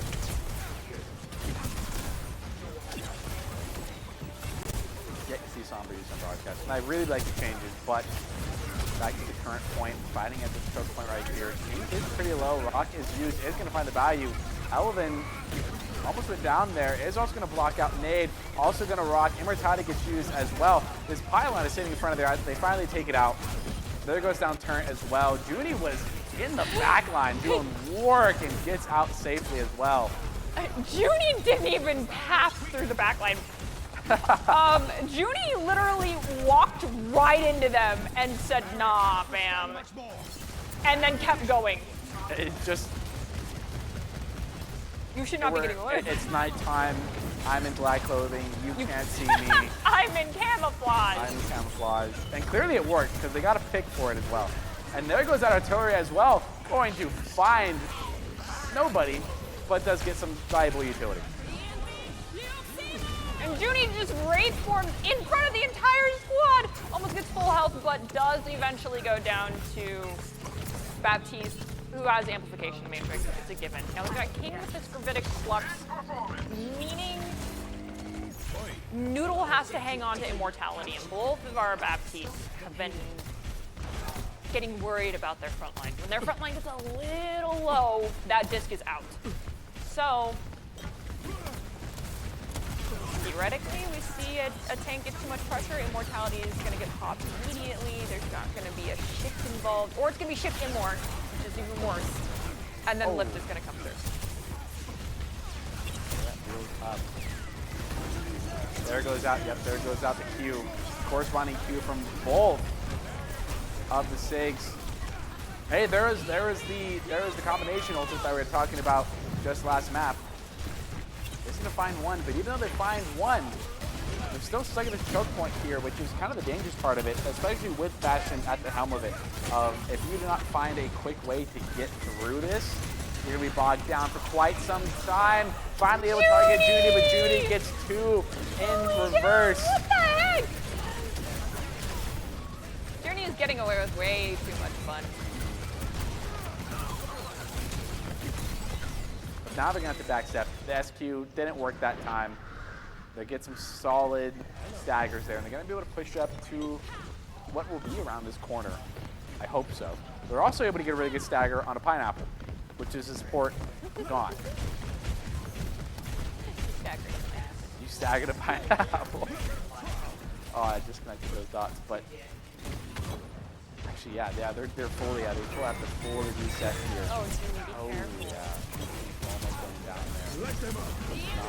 There goes out the windows for both sides. Oh, and Sun gets eaten again. Again, it happens 2 times in a row. Plus Rock gets blocked out. Plus you go down to Elvin. What a switch around for San Jose State. They took their time getting there. They knew exactly what they want to do. And there you also see Junie in the back of the screen doing work. Getting elimination on Dark Side. Oh, there it is. There is rocking a Sigma while they have hands out. A dark step. Yeah, Junie is way too loose of a leash here. Just staring through the window. You just need to go poke him. Give Junie some attention. Do not let Reaper stay in a spot for free. Granite does have a lot of backup support. They're just going to launch all 3 of the strikes in one singular spot. I think some of them got eaten as well. Not entirely sure there. Island goes down. Now Junie is going for a backline flank here. Decides the good choice of not going to dive into that. There's 4 people there. 2 minutes remaining and gives us roughly 2 fights. Oh! Junie is back in spawn. A pineapple has lost the pylon. And now King comes in with the gravitic flux, has shield for, oh my My goodness gracious. That's play. Yep, no argument. That's play. That is the combo I love to see there. I love how Immortality also just didn't work there. You just dropped 2 on it. I love how that is just like, oh, 1, 2, 3. Immortality doesn't do anything to you. And everyone's also huddled up in the Immor, so you're just like, oh, haha, funny. You think you're safe. They're not. They are going to cap second point here. They're now regrouped back to 2 minutes and 50 seconds left. Walk back onto wheels. Everyone's going to avoid that here. San Jose State, once again, holding close to this corner here. It's exactly where they want to be. They're Alari at a long range in the damage window. But the corner here doesn't buy them any bit of space here. And there goes out Junie. Okay. Oh, wow, Junie gets deleted. Elvin finds 1. A pineapple got Darkstar. Elvin goes down to Jackaroo. King will find a pineapple. King is still here with Iari. Oh my gosh. King will find a pineapple. King found a pineapple. That's the notification that pops up on top of the screen. Judy does get pile on there, but trades it for raid, which could be brutal if you get punished here, though. Could it get eaten again? No, it gets used. They both get used corresponding, but the side of British Columbia's Sunstreak goes into that back little corner piece of sight. I think Junie's intent was to Wraith in and Death Blossom, but then realized I shouldn't Wraith in and Death Blossom. It's typically a very telegraphed way to use Death Blossom. You also lose your 1 get out of 3 jail card. Because Shadow Step takes too long to proc. Oh. Goes down to 26 health. There's the combo again. They've effectively used this combo 3 times to find value, and Ninjak's also going to find 1 more. There's the pickup. There's another contender for play of the game. And I think the one before that was just cleaner. 3 on point. They might be able to get a touch. They should be able to get a touch. There's the elimination on Lucio, though. This Tracer is being annoying. There's a Doomfist as well. Wait, Judy? Judy finds 1 as well, though. Jack's going to find the trade, though, and a bit of a C9 from the side of San Jose State, and British Columbia gets it sub 1 minute. Score. Okay, no matter if we see all 3 points from San Jose, that means we go into overtime, regardless of how much time is on the clock.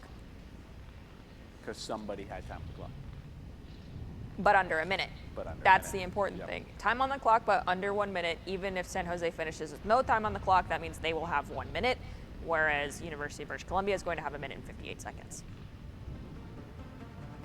Which that minute, that extra 58 seconds is An entire fight. an entire team fight, which when it gets to overtime, you don't, because it's in the sense of that entire team fight can give you time to build up an ultimate, Yep. which just allows you to click Q, which if you manage to hold San Jose State, that can be the point where you get that extra tick that they weren't able to get because they didn't have a team fight. Exactly. Numbers, math, somehow it finds its way into a video game. For a moment, Colin sounded like someone who was genuinely walking the path of an Overwatch caster, and then no. Where'd I stray? Where'd I go wrong? Math. I gotta be different. I gotta be quirky.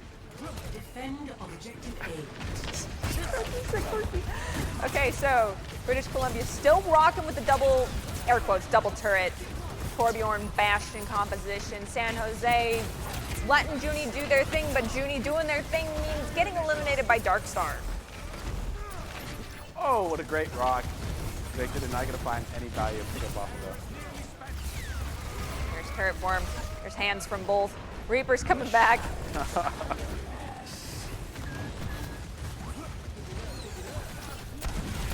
wonder what the plan is there. I'm gonna take out Immortality. That's a big cooldown gone. Trying to take out Shield, but gets caught a bit out. There's Wraith.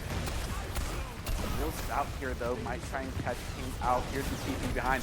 Here could be a massive point of value here. Probably trying to find a support unless they get turned on. Are gonna find Darkstar here. It's still just like too much attention to the backline here. Nobody's paying attention to Junie here. Oh wait, no, there is Alari. Junie needs to return to triage and get some ICU care at 65 health. Will get healed up and more used. Both windows have been used as well. Sigma tries to get a touch on, is gonna get met with 2 sawed-off shotguns instead. I think this is about a minute and 30 more than what British Columbia had when it came to their time as well. So it is a bit sided on the side of San Jose State, and at the moment, they're not stuck with this chokehold. No, they're not. They're choosing to keep 3 on. Everyone was sent back to the other spawn other than this Torbjorn Darkstar. So they want to commit, get around library as fast as possible. It makes sense. San Jose also is going to have 4 ultimates this next fight. British Columbia 3, and then Darkstar is lagging a little bit, but should have it. There's Gravitic Flux. King will go down, Bastion uses wheels. Immortality also committed. Darkstar gets rocked and therefore eliminated. Death Blossom from Junie. Not necessary, but a good way to secure the fight fast. Gets the job done, and I mean, with that, they should be able to secure the second point with a lot of time on the clock, which we were talking about time and how important it is, while San Jose State is flying through this map right now. They might be able to get a second touch. There goes out Flux. Might be able to. Gets rocked out of it though, so it doesn't even matter. But they do get the touch nonetheless. Beat gets committed here for the side of San Jose State. British Columbia also has Torbjorn available for them if they so choose to use it. They did end up using it. It is on the side of point, so currently right now, and it does get an elimination for it. King is managing to stay in this fight, isn't absorbed, and that's the Bastion decommitting from the fight. You see Junie start to walk her from the fight away. Probably looking for a TP, was able to TP out of it. That's British Columbia.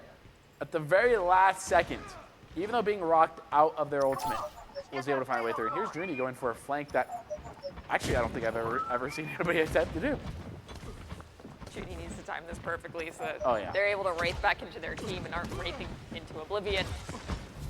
But unfortunately, it looks like British Columbia is not as far forward as Junie was hoping, so Junie has to wait even longer. There we go. Oh. Junie comes in. Junie hasn't even had to use Wraith yet. Right in front of Junie, what are you doing? You scare me too much. Both Wraith and Shadow Step are used. Going to try and pull some attention to the opposite side. Darkstar is going to go down to Bastion.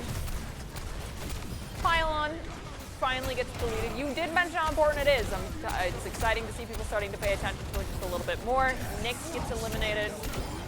Gravitic Flux is used in the back line. Junie teleports to the high ground, almost has another Death Blossom, and I think at the start of this fight was at like 30% on the Death Blossom. Yep. That just tells you Junie is not getting enough attention. No, yeah, and gets a little bit of attention. I will see somebody turn and shoot at them, but it's only for a brief second. They get like half the health bar down, and then they stop shooting, because most of the time Junie breaks away or TPs away in that sense. Yeah. Hasn't been punished enough yet. There goes that window as well. He also like wraiths right back at the front line of their team, which should get punished. Darkstar finally returns the favor after Junie uses Death Blossom on Nyx. There's Gravitic Flux. Oh. Gets rocked out of it while Seadra picks up a 2-piece. That is twice that I believe King has been rocked out of their ultimate here. Sunstreak gets used, but it doesn't get enough damage. Does go off for Seadra, but just doesn't do enough damage there. Pylon attempted to keep Nyx up, but just there's a Tracer now trying to keep it alive here. But elimination after elimination, this will be San Jose State capping the point. Maybe. Beat goes out as well. Gonna keep the tank. Actually, did not keep the tank alive. There's the cap. 2 minutes and 45 seconds left. While British Columbia will have a minute. I mean, we were talking about an extra 58 seconds advantage. Talk about an extra minute 45 second advantage. Yeah, this is not going to be an easy task for British Columbia. They will be attacking first as well, so that means they set the win condition. No pressure. Would you see anything other than the Alari? I think at the Lucio. You think the Lucio? Yeah. Like, you have BAP Immortality to save you from Gravitic Flux. Okay, that's one thing. But that Immor blows up with there's a Bastion ultimate on top of it, and that's what the combo's been. However, you have beat plus shift and then an Immor as needed. It's both, like, you can beat when you're at the apex of your gravitic flux. Like, as soon as you start getting lifted, you hit the beat. That's just how it is. And it will cast by the time you're at the very top. So that guarantees you will survive the Bastion ultimate. And then if you need to, you use the window or you use Baptiste shift. And I also think it's been British Columbia's Sunstreak that's been eaten twice, I think. Yeah, so it personally seems a little iffy to me. Did you see the Lucio? 4, Yeah. 3, 2, Yes. 1. Attackers incoming. San Jose in the blue, British Columbia is in the red here, starting after the choke points. Because once again, British Columbia only has a minute here, so they don't have much time. As I said, it's about a minute. Or it's about a team fight. You get about a team fight in about a minute. So how they play this, they need to do it fast, and they need to do it very coordinated. Guess how you can go fast. A Lucio And to get you in and out of the fight. I think also that's a little bit of what the struggle bus is here right now is it's a lot harder to punish Junie wraithing back into their own team or doing some funky stuff on Reaper without that Lucio. Anyway, I digress. We do lose Bastion early. We are down to the last 15 seconds. This is one long, drawn-out fight. San Jose said, come into the Thunderdome, and then sent the rest of British Columbia back to spawn. I mean, yeah, all these eliminations and all these staggers too, it's basically over at this point. The final couple of seconds, Starkstar wasn't even going to be able to get a touch, but gets booped off anyway, and then eliminated. So now San Jose State has the win condition. They have a lot of time to do it, and they only need one tick, which isn't really that hard, which means they can set the pace. They can play the whole 2 minutes and 45 seconds just to get 5 Qs and press it And hit all of them. and win the game. Yeah. Not to mention they also capped first points on their initial attacking phase with over 5 minutes on the clock. Yep. So over 2 minutes, they should be fine. Yep. They did it really well the first time. So what's not to say they won't do it really well the second time? Unless complacency. Jacob and I have mentioned before in the past how important it is to not get complacent. So if they get too funky with it, too silly, it's their own fault. Okay. The defensive Doomfist. You know, it's already my understanding that you have to be pretty good at the character on the offensive side of it.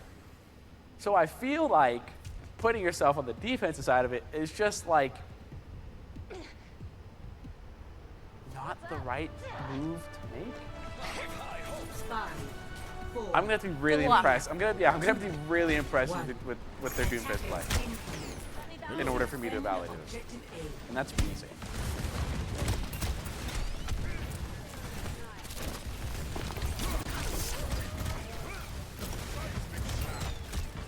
And from San Jose will TP to high ground. Will they do the full rotation around though? Or are they just gonna They're stay on this high ground? stagnating. There's a good purple too. Not gonna be able to follow through with it though.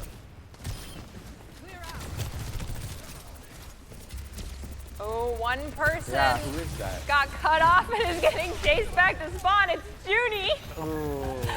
Oh, finally. I'm sorry, Junie, but you got away with way too much earlier. Yeah. It wasn't a Reaper though, so Oh my gosh. I was about to say Junie swapped Reaper because of that one kill. also in this corner, a good punch denies the rock being put through. And so far, British Columbia has already chewed off a minute. San Jose really needs to get group up again. You cannot leave one DPS to try and figure out how to get back to their team walking through this choke point. Obvious by the fact that Junie had to die twice, and they finally are like, okay, let's back off again. Window's committed. King will have Meteor Strike, yes, to sustain through Window being pushed right into their face. Sojourn does get eliminated, Bastion gets eliminated, Junie gets eliminated. So Seadra and Junie both gone for San Jose, even though their spawn's closer. A Pineapple almost has the beat. And really, they're just gonna have to worry about a Kitsune Rush Sojourn. Those should both be staggered, but we're at a minute now. 2 fights were wasted trying to get our DPS back, and Elvin says, okay, I see you now, I'm going over reset. This is also the concern about playing Doomfist, is if counterplay. I think there's almost, and sort of, I feel like they should just dive in general. There's so much now that can deal with so much. A dive though, but Darkstar's gonna get the Junie. They only managed to get a turret for it though. There goes the dive, plus the Kitsune Rush. Bastion's low, Caesar goes down. A whole lot of damage, and even though this Orisa should have effectively stopped what should be this Doomfist, they're not able to do it. Not only 20 seconds left, they will be able to get a last second touch. Okay, so there's two things that occurred that went wrong. Junie is now getting countered. British Columbia recognized they can't just let Junie wraith in and wraith out at their own will. But the issue with that is Junie then got eliminated, and when you lose a DPS, that's more pressure being placed onto your tank. You get blown up as a tank if your DPS are down. Like, your DPS prevent pressure from being put on you because they pull attention. We do see Seadra's going to find Ninjak, but then Junie falls shortly thereafter. We're coming up on window as well as Terra Surge.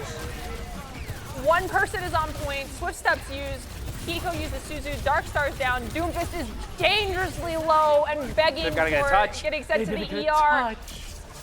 Sojourn tries to slide in but doesn't reach the collision box, and that is tragic. That is, I mean, just a performance from that team at the very end of it. I really feel like holding out for 2 minutes and 45 seconds, and while, granted, like you said, there were things that obviously went wrong.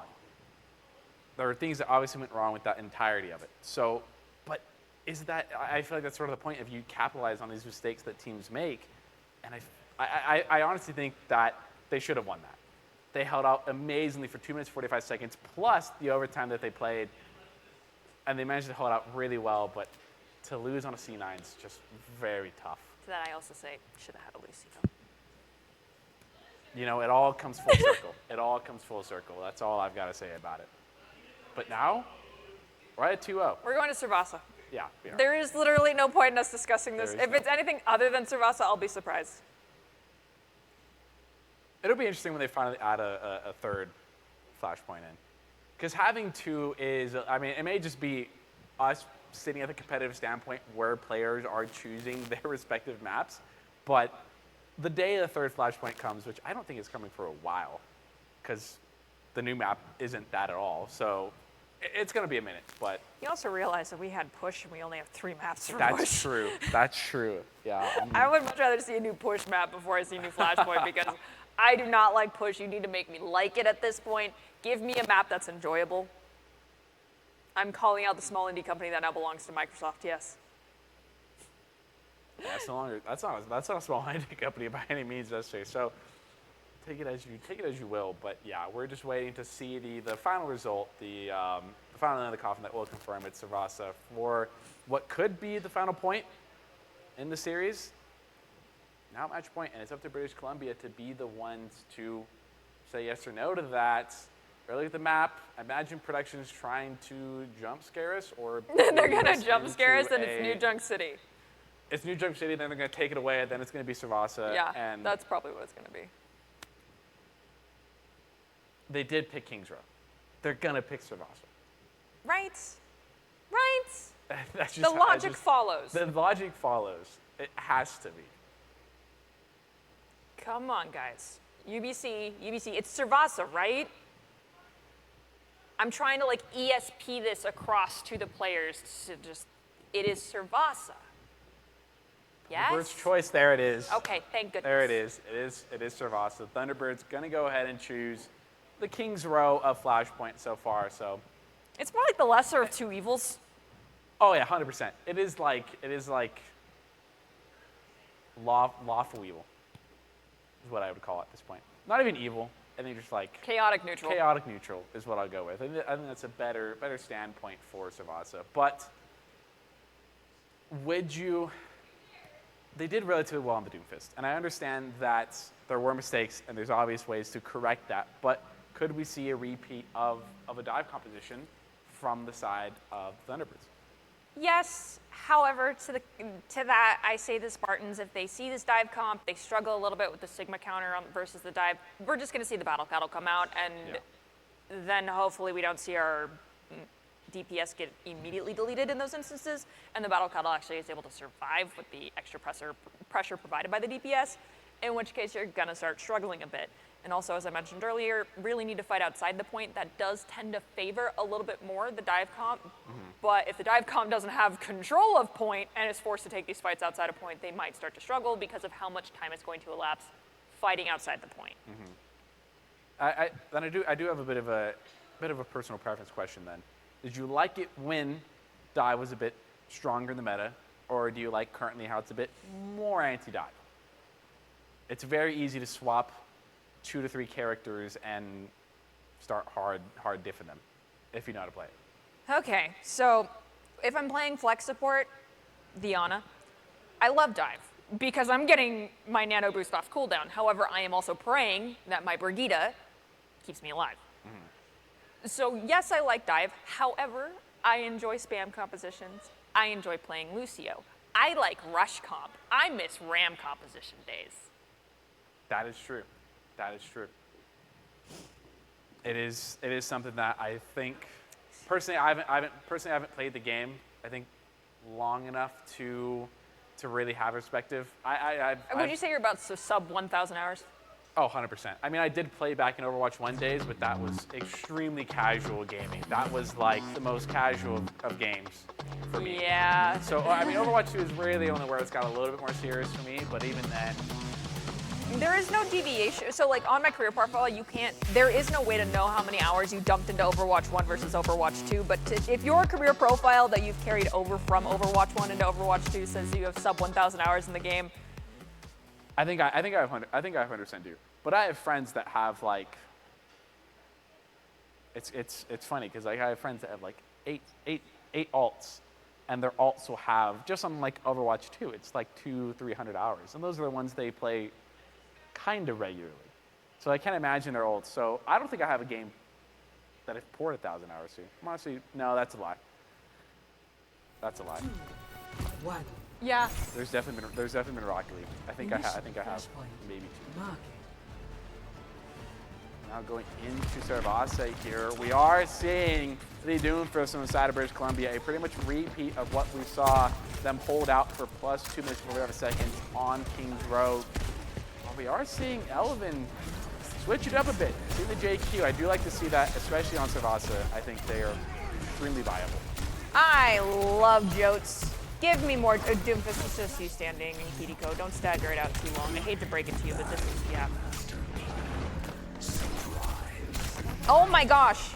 Reaper, chill. Junie, you need a chill pill.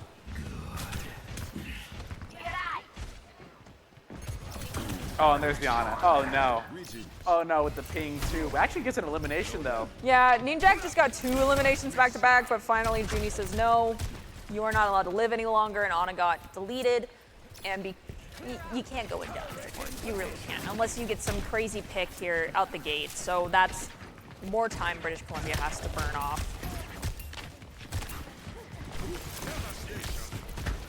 You see a bit of damage going in. Goes to the soft dive, doesn't hard commit though. You can't! You're gonna just get pulled by JQ! Yeah, and then you get the bleed effect, and it's not gonna look pretty, and now everyone in your backline is being absolutely dove, and Junie is just having a very fun time with absolutely no opposition to them. A bit more damage, not enough support. There goes another elimination here. Now King is very low. The bleed effect does get charged up a bit. So maybe we could see elimination here, but now they've got to get a touch. It's 3 seconds. The cleanse goes out. They've got to get back up to this point. They could find there's the knife, pulls them off. The nano boost is committed, but then there's the counter beat and the Kitsune rush. I really don't see British Columbia winning this fight. Blade is committed. Kitsune Rush is finally depleted. Junie almost close to Death Blossom. Doesn't need it. One thing I want to point out is Sojourn, Jackaroo from British Columbia, is respecting Junie and paying a lot of attention to Junie now. Yeah, which is what they learned from King's Row, because the moment they started appealing for their team to focus Junie a little bit. They started stalling a lot longer. They started winning a lot more fights. But I think right now, we have seen Junie go back to that very uncontested mentality of there's a Doomfist that's in my back line. You dive, I'm going to die. And it's not working out for the Cyber's.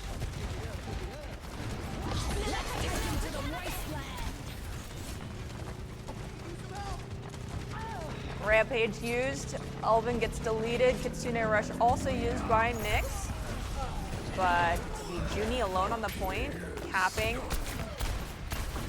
Get a 5K. No, Junie's too hard spotted. Is getting hard marked, yeah. It was the last one on point there. If Junie would have gotten a 5K, I would have thrown the whole career away. I would have been done. Junie would have just gotten away with way too much. So King on the Battle Cattle with Terror Surge. I was trying to make this like a clue, but I can't because it involves two people now. But Dark Star with Molten Core. Oh, okay. I could see that as a combo. Molten Core, Do you think that'd work fast enough though? Yes. San Jose does have It makes cleanse. it so they can't like run out of it. True. Now we have Junie dropping in, uses Death Blossom, but a Pineapple picks a Jackaroo. So silly every time I say it. Junie also finds Ninjak. Nyx goes down to Seadra. Ghost dashes through, helps pick up the Orisa. Dark Star goes down. I'm telling you, Terror Surge, Molten Core. Molten Core around the Terror Surge so that even if they Suzu, they burn and they're just, do it, please. Give me the combo. Force the Suzu first anyway. Yeah, if you force the Suzu first anyway, which was not that difficult to do because if you're not really looking out for that combo, which I mean, maybe they could be holding on to Suzu. The smart thing would be holding on to Suzu for that whole tracking purpose of I know something is available here and my cleanse can help. There's Suzu forced. I think those Cyber Columbia though. Kitsune Rush gets used. There's Terror Surge. And there it's was inside the Molten Core, but the Molten Core was so spread out. Also, poor King was delayed in using it, and unfortunately, the dive, San Jose just blew them up from the inside. I mean, I know Torb is what they're going with, but I almost like Terror Surge, Blizzard more, Terror Surge, Artillery Strike more. Terror Surge, you can use Pulse Bomb with that as well if you've managed to find a clustered up group enough. Ooh, Jeffrey was actually going to pick up the Mantle of Reaper as well. I do like that swap. Get up in the face with the Orisa. It could be the right thing you're looking for, especially to punch the JQ. Wraith does get used though. Good cooldown here. Point is about to unlock. This isn't major high ground here that they have access to. Kitsune Rush gets used. There's Blade as for the side of San Jose used. And finds a out of position Kiri. He's gonna get it. June gets one as well. A very low Seadra though does go down, but I don't think that's enough to get you any entry. Yep, and Alvin and Junie clean up the rest. And that's gonna be the side of San Jose. Now getting over 20% on what could be the final point in the final match. A Pineapple also committed beat. Oh my gosh. A Pineapple committed beat. I'm tired. I'm sorry. But we still have Death Blossom. We have Rampage. Ninjak, it has Amplification Matrix. King is probably just gonna have to push past it anyway to make space for their team. So it won't let King charge Terror Surge off of it. However, I think by the time this full engage occurs, we should have it. Maybe Terror Surge, Death Blossom. Let's see what British Columbia has cooking. There's Amp as well. That's just going to move Junie in there. And that's another reason why you pick Lucio right there. And that was the combo I was just about to talk about. Because you said Terror Surge, Death Blossom. I was about to say Rampage, Death Blossom. They're all purple, essentially. They're all bleeding. And that's just another reason why you end up picking Lucio.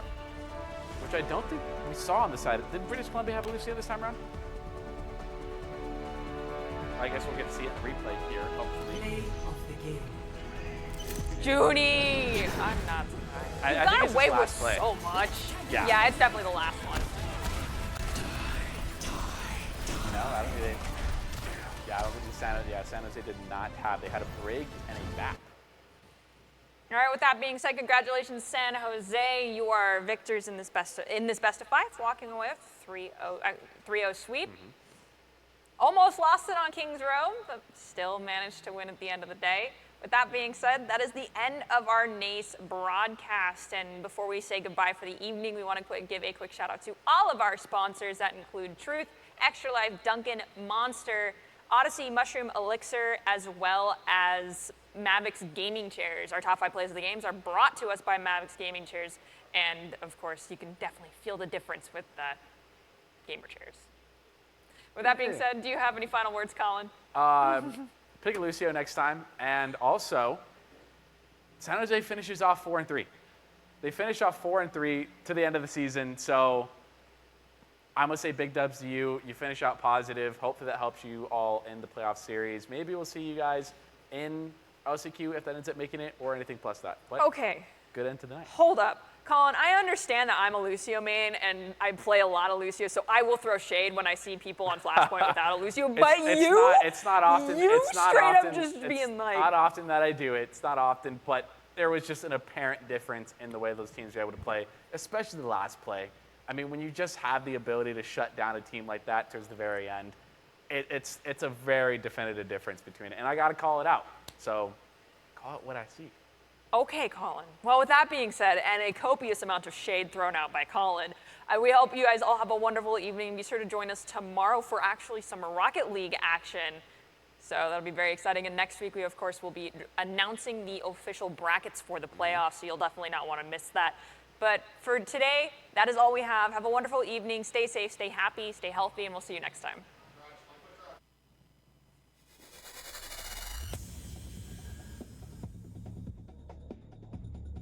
Their map pick, and they tried some new things. They tried the Winston with the Brig, with the Ana, which it was clear that the Brig was supporting the Ana, but there wasn't a whole lot of situation.